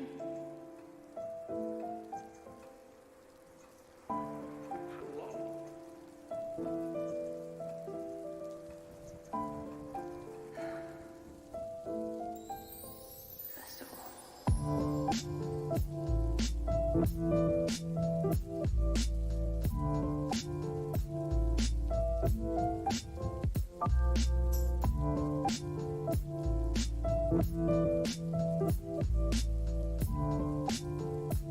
Seems like Anna might be curious about you, Sherlock, and could be open to getting to know you better. Moon, I don't see any strong indication that she's actively pursuing you or anything. It's more like she's leaving the door open for a potential connection. Human can, she might just respond positively. Look, so I see the Empress cards, which indicates harmony and Capremtenote, and the Two of Cups, which shows mutual understanding and connection. Between you and the Nika seems really positive, Shallow.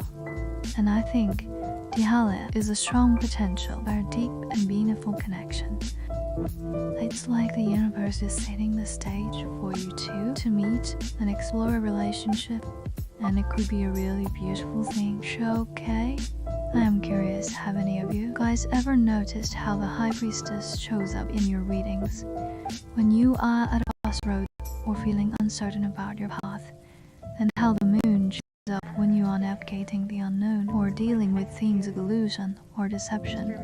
Oh, I'm loving the way this conversation is unfolding, and I'm so grateful to have all of you guys here with me, exploring the mysteries of the universe and the depth of our own minds. Before I continue, I just want to give a quick shout out to everyone who's been supporting me on this journey. And if you're new here, consider subscribing to my channel for more tarot readings, astrology discussion, and conversation about personal growth and self-discovery. And if you are enjoying this live stream, be sure to hit that like button. It really helps me out and lets me know that you're vibing with the energy. If you're reading, hit that like button. It really helps me out. You guys, I'm so excited to dive deeper into this conversation. But before we do, I just want to share something that's been on my mind lately. Have you ever noticed how the position of the stars and planets can influence our moods and emotions?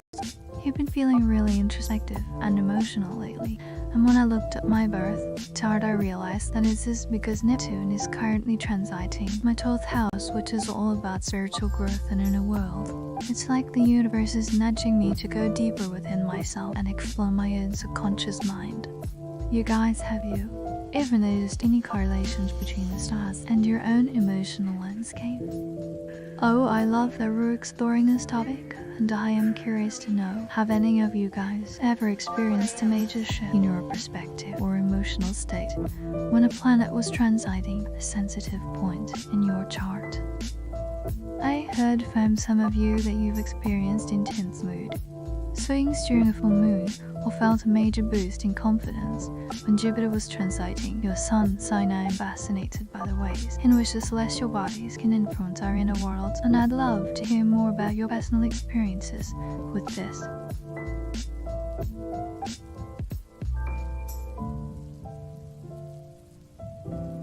understand. It's quite nice to hear. Mr. and Mrs. So you are.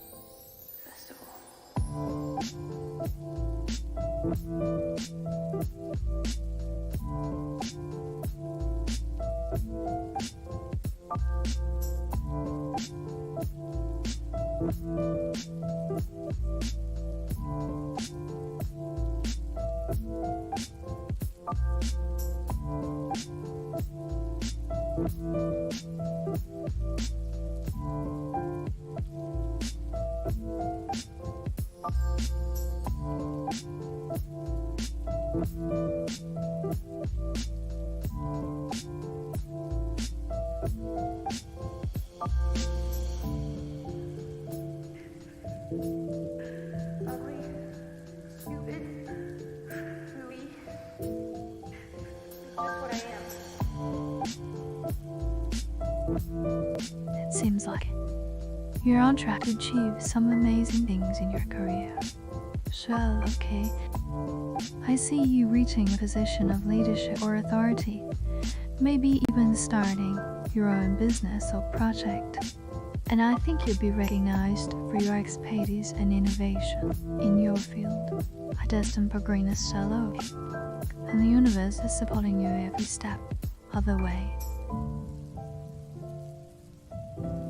I understand.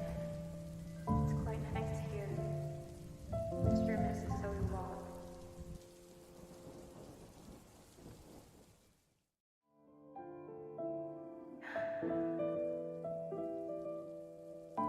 Again.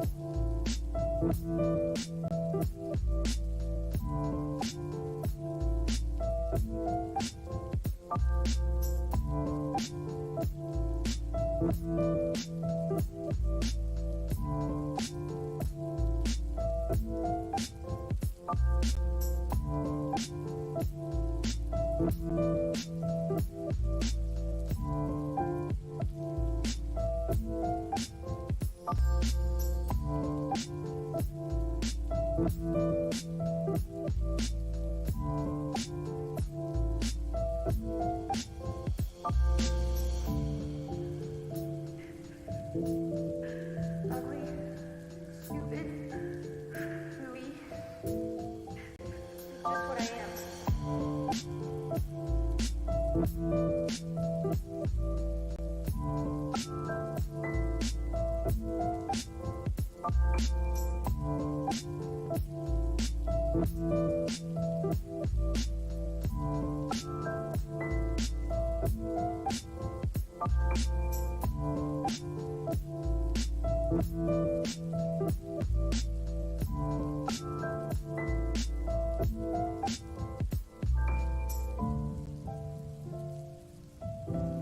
I understand. It's quite nice here. Mr. and Mrs. Zoe Wall.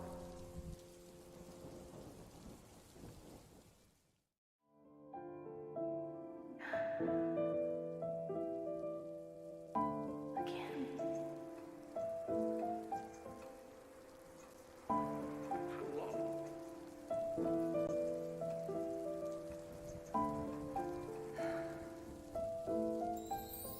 Festival.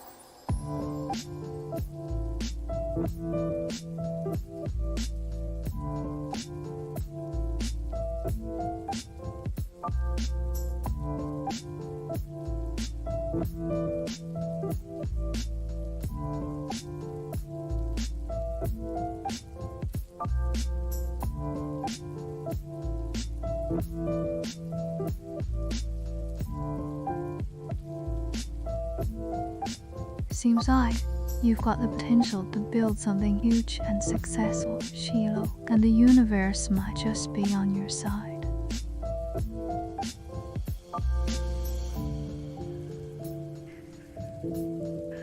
Ugly, stupid, gooey. Just what I am.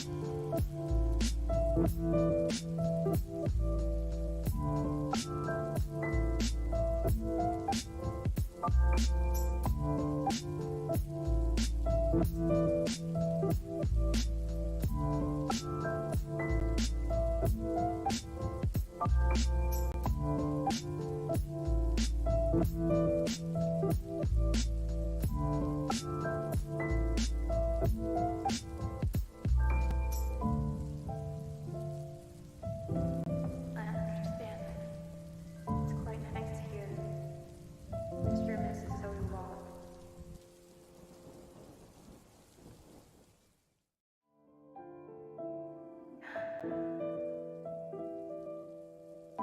Again.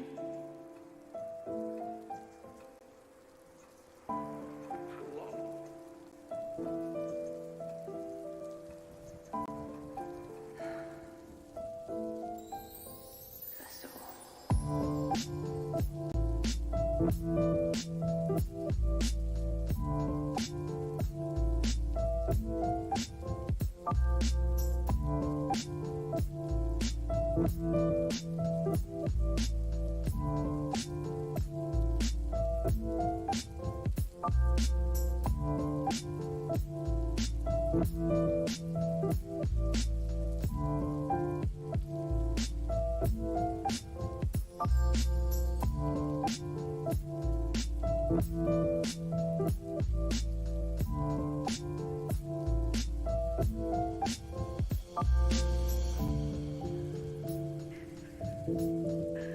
Ugly, stupid, hooey.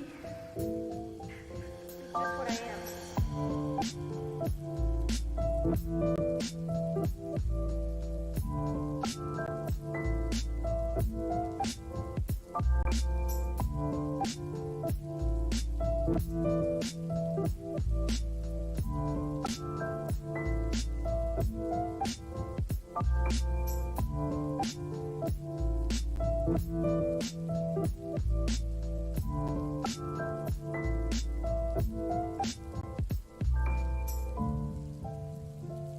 I understand.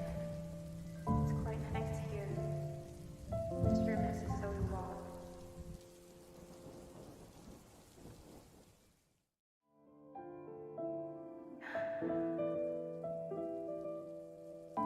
Again.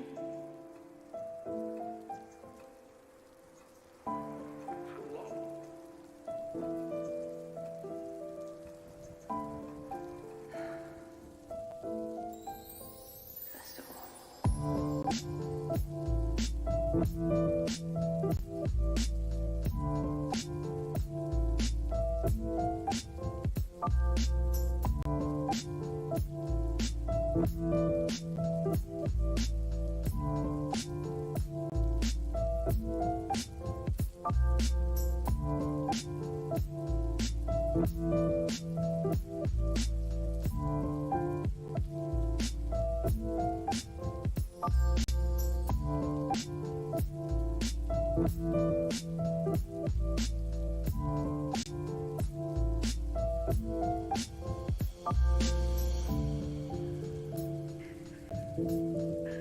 Ugly, stupid, hooey.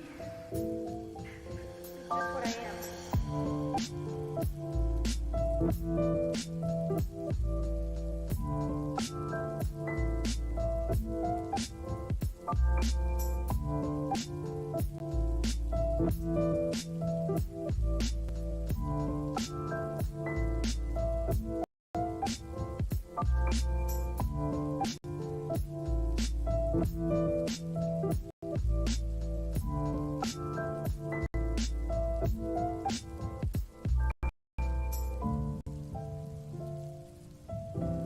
I understand. It's quite nice here. Mr. and Mrs. Zoe Wall.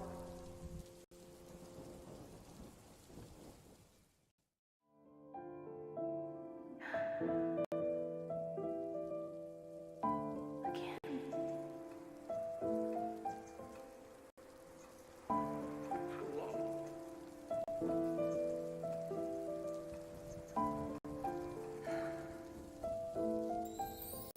Festival.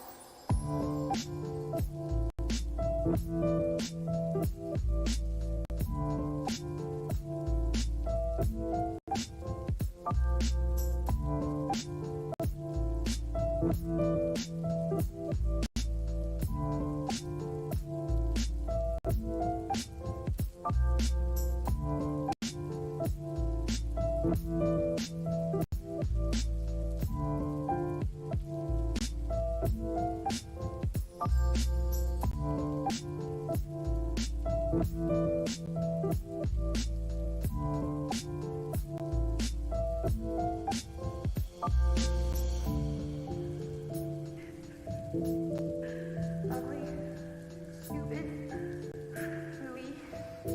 Just what I am.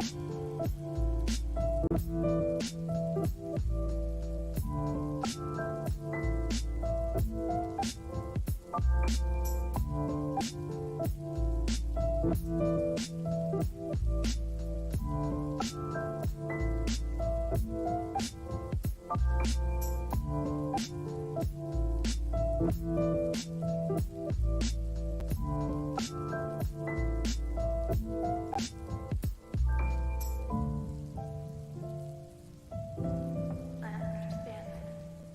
It's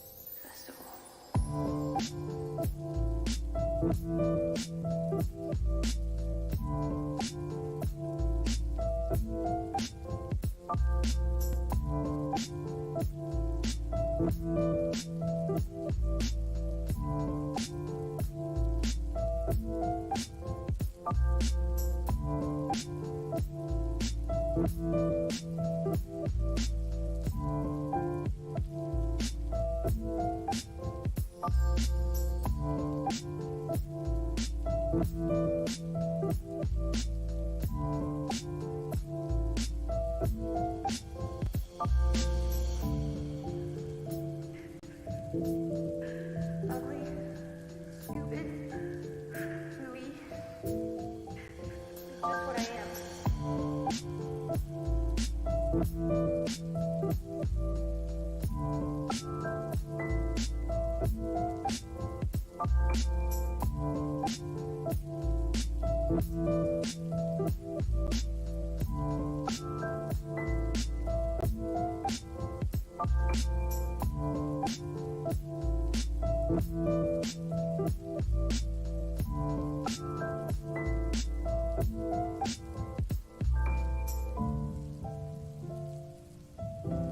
I understand. It's quite nice to hear Mr. and Mrs. Zoe Wall.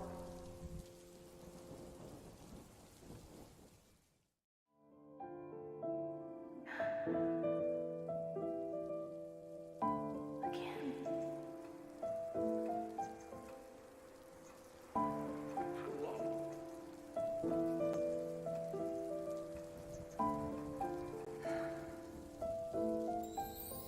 Festival.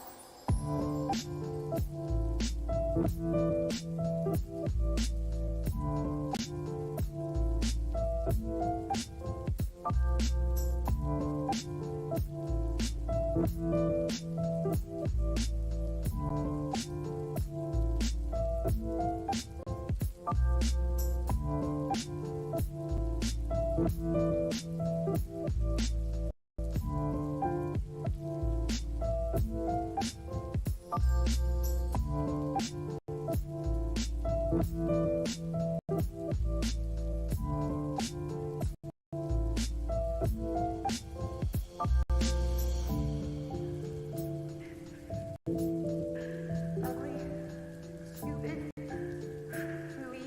It's just what I am.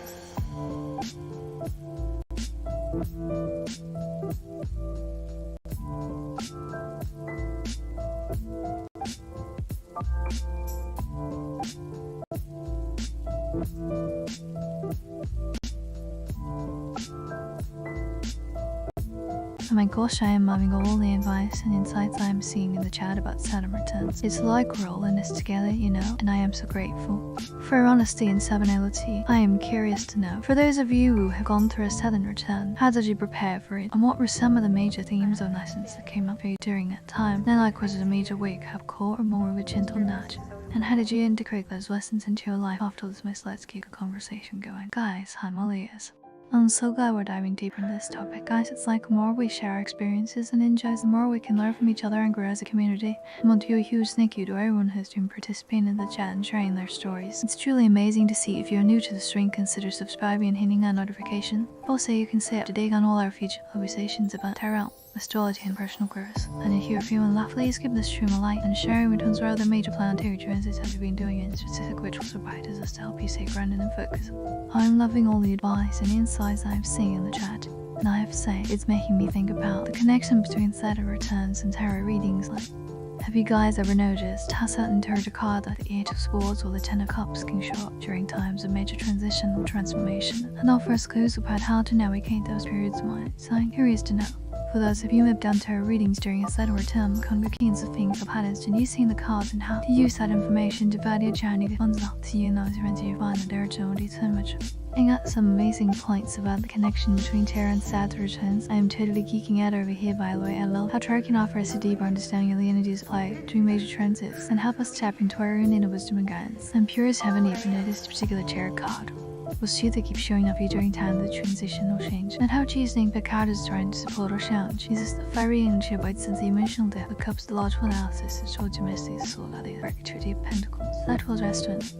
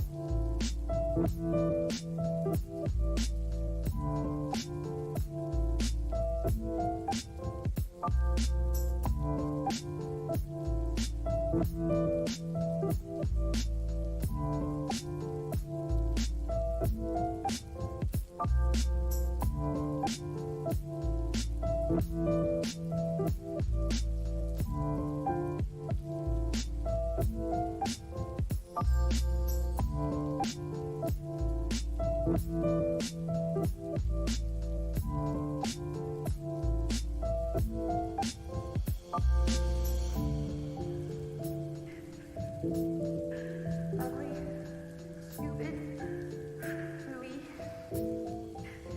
Just what I am.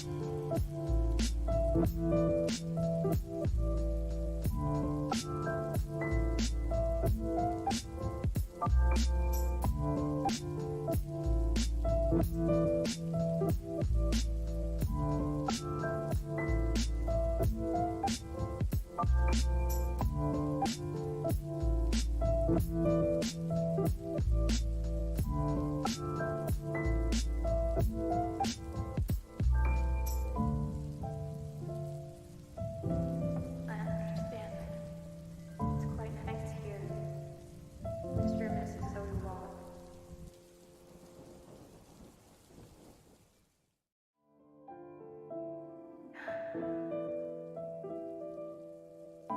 Again.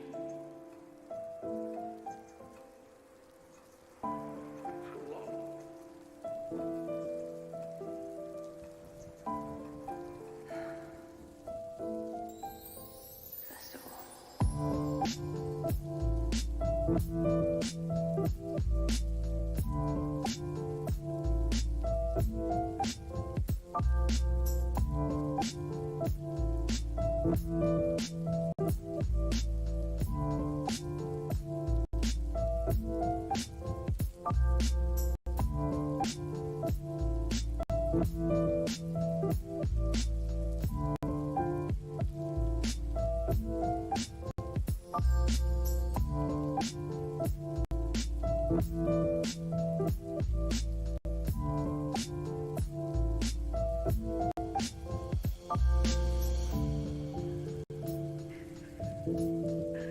Ugly, stupid, gooey. Just what I am.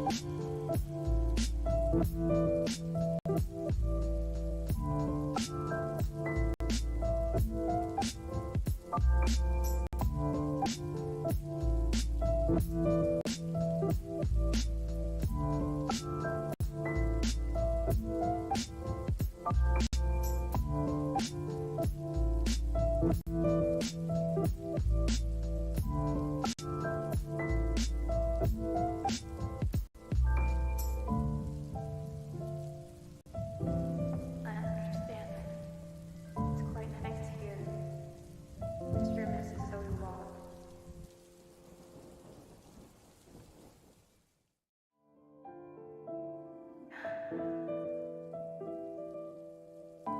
Again.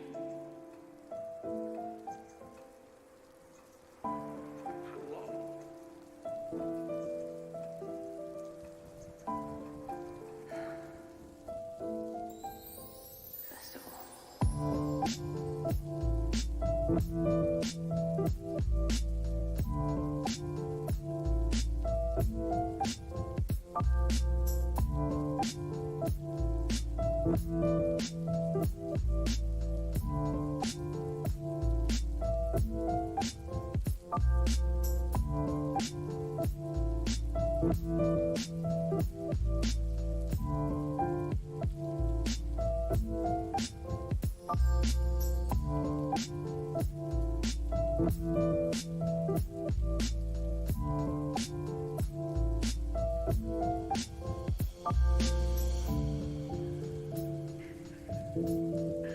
Ugly, stupid, gooey. Just what I am.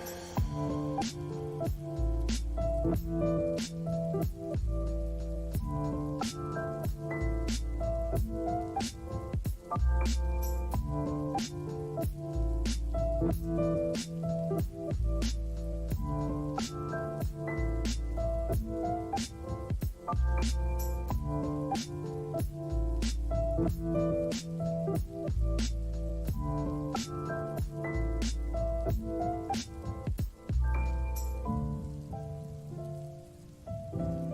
understand. It's quite nice here. This room is so long.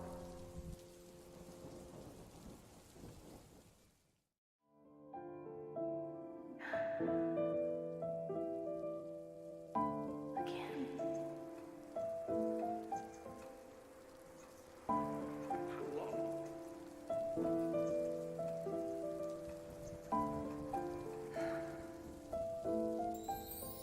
Festival.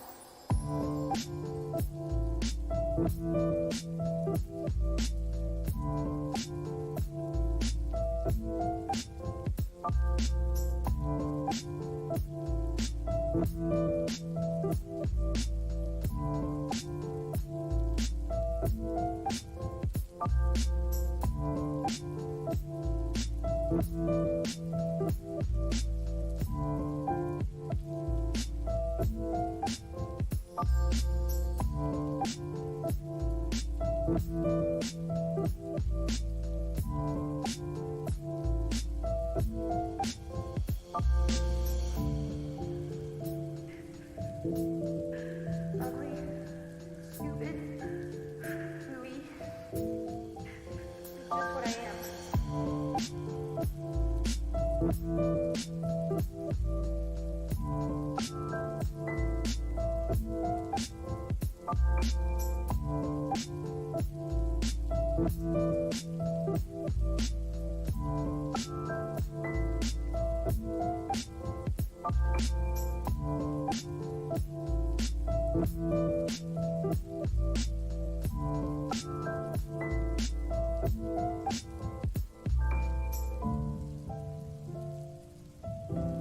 I understand. It's quite nice here. This room is so long.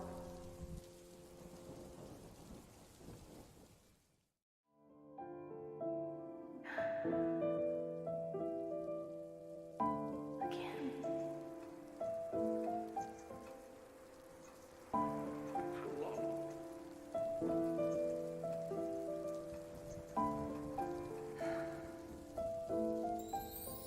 Festival.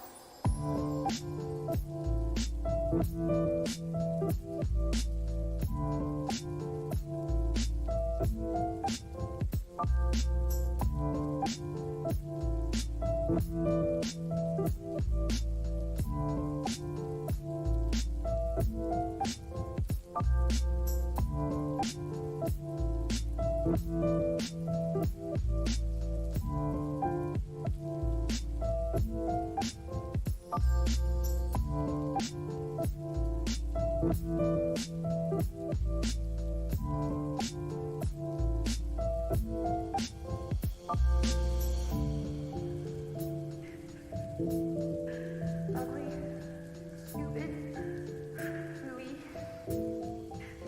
Just what I am.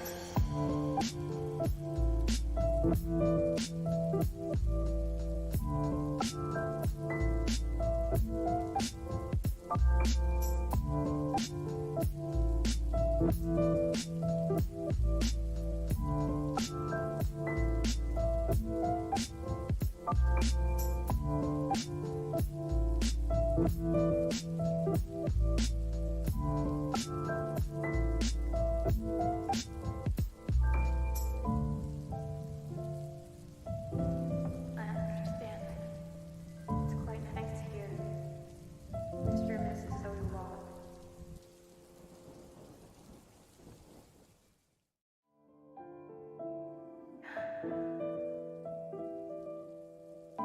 Again.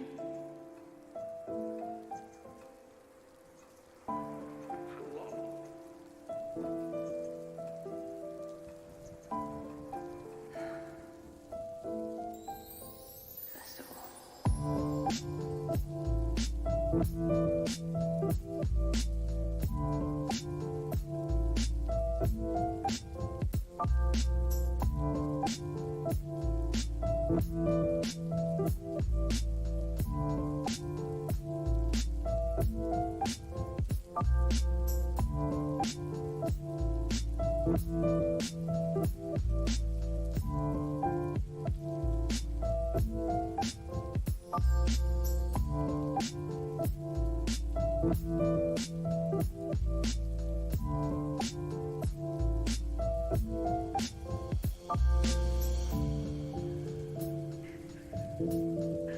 Ugly, stupid, gooey. Just what I am.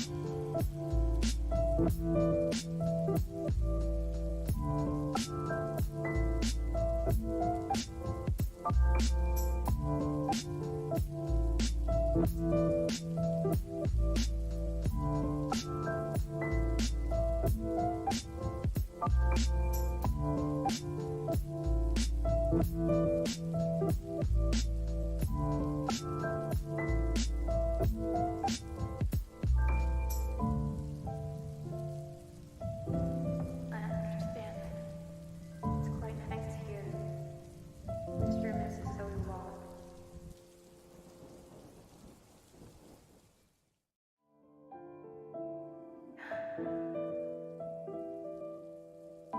Again.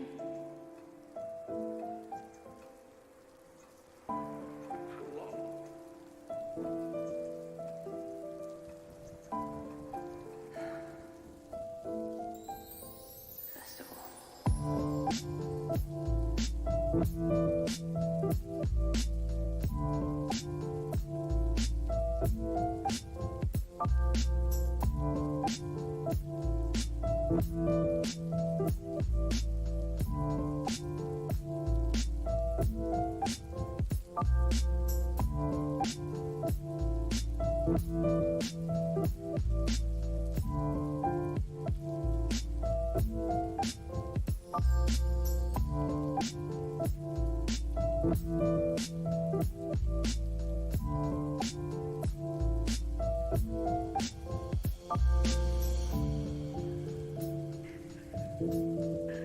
Ugly, stupid, gooey.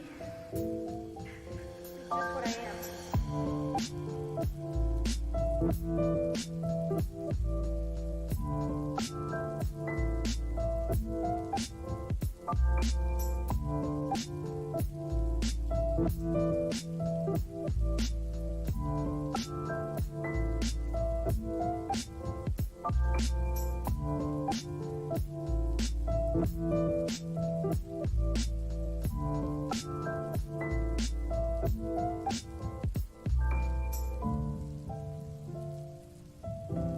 I understand.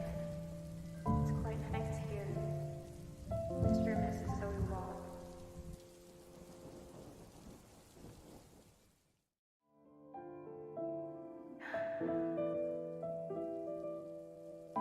Again.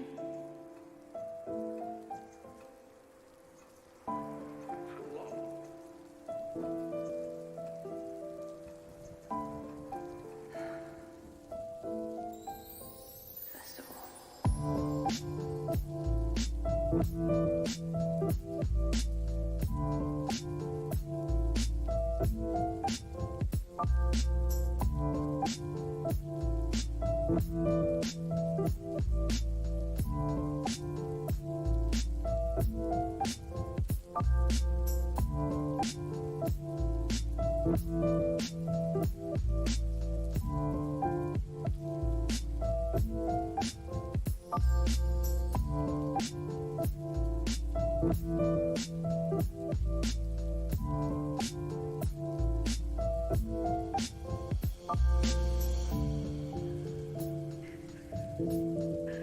Ugly, stupid, gooey. Just what I am.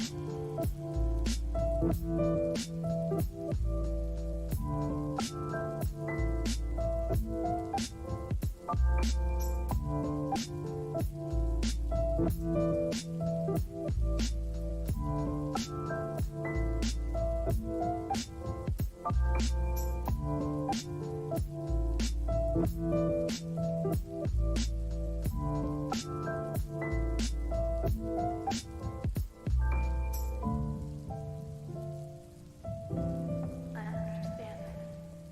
It's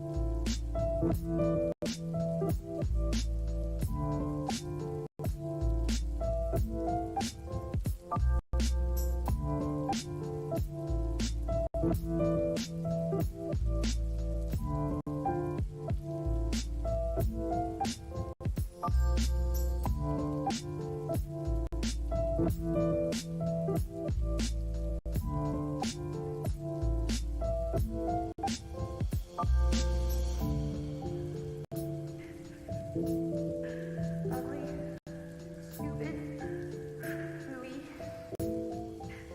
Just what I am.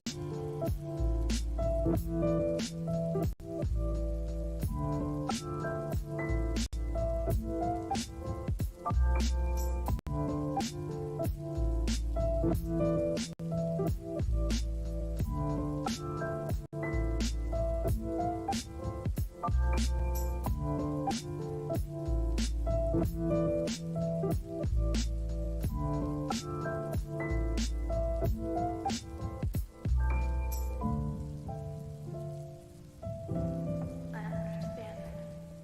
It's quite nice here. Mr. and Mrs. So you are.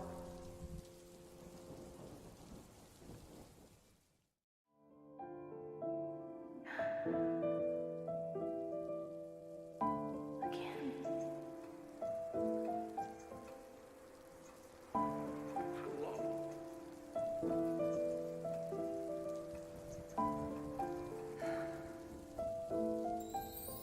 Festival.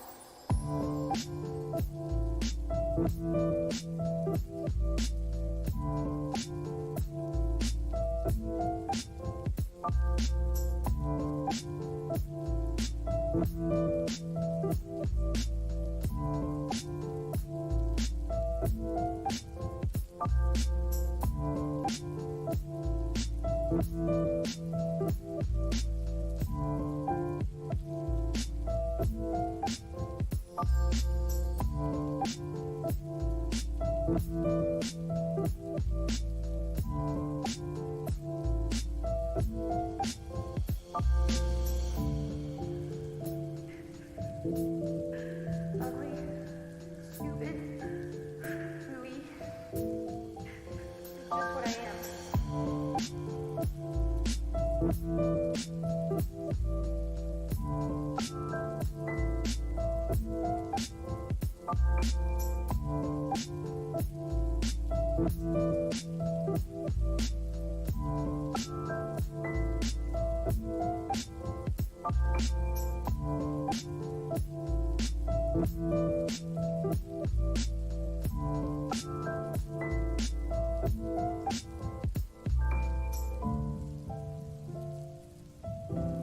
I understand. It's quite nice here. Mr. and Mrs. So you are.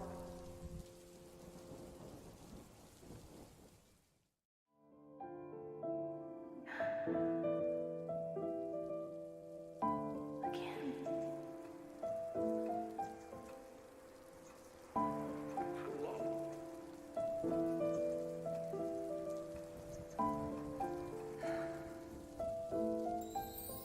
Festival.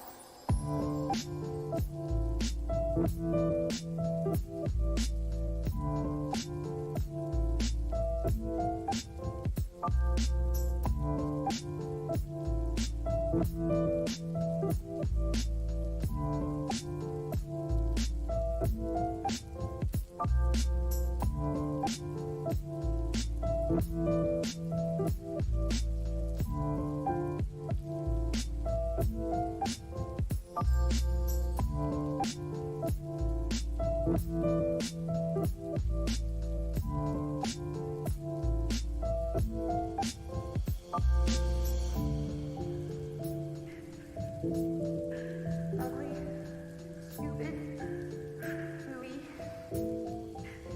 Just what I am.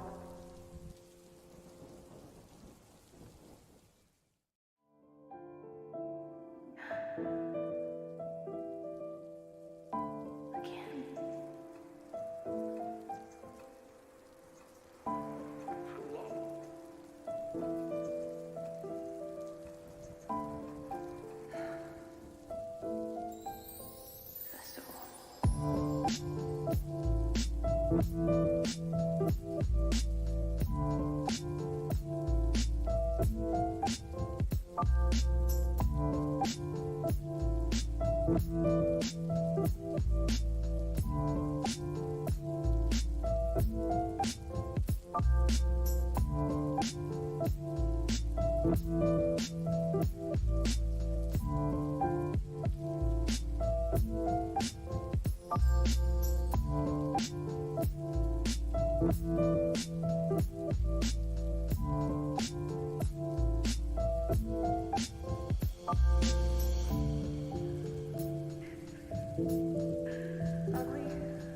stupid, hooey. Just what I am.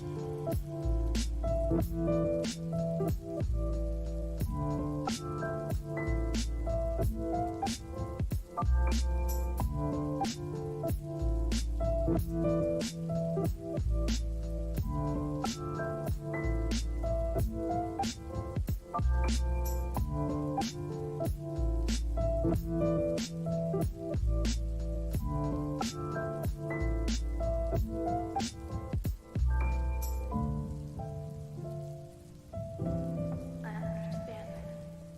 It's quite nice here. This room is so long.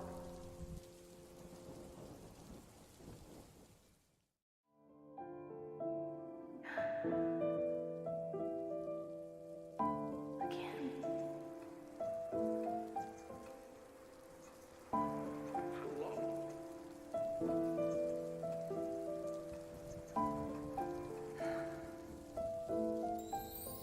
Festival.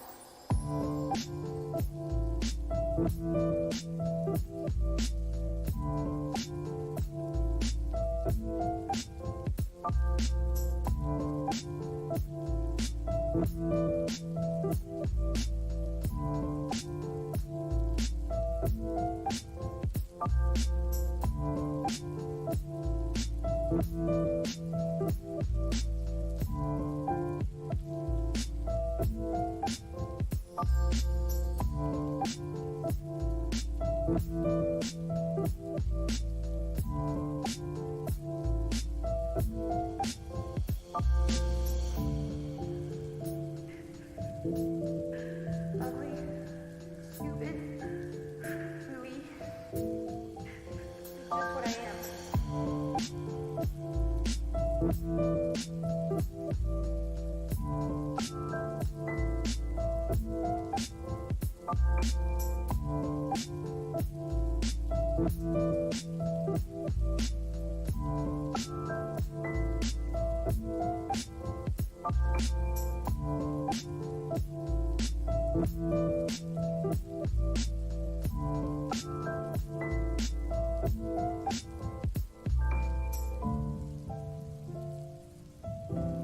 I understand.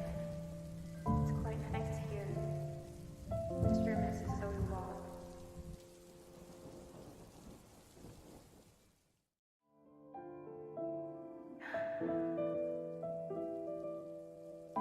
Again.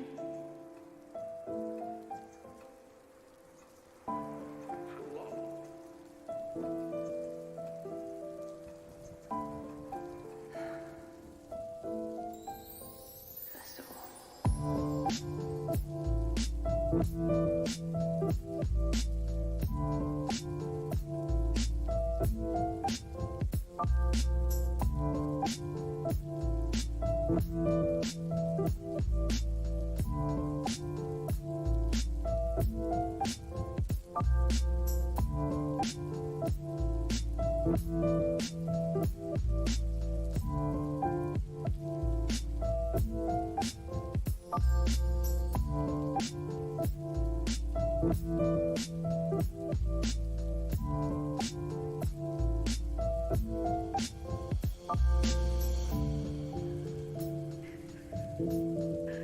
Ugly, stupid, hooey.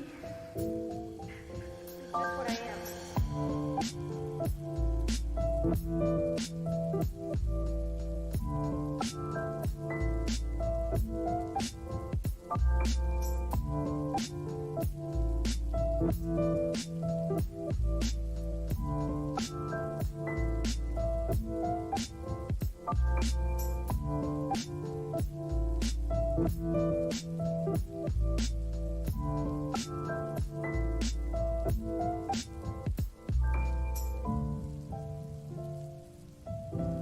I understand. It's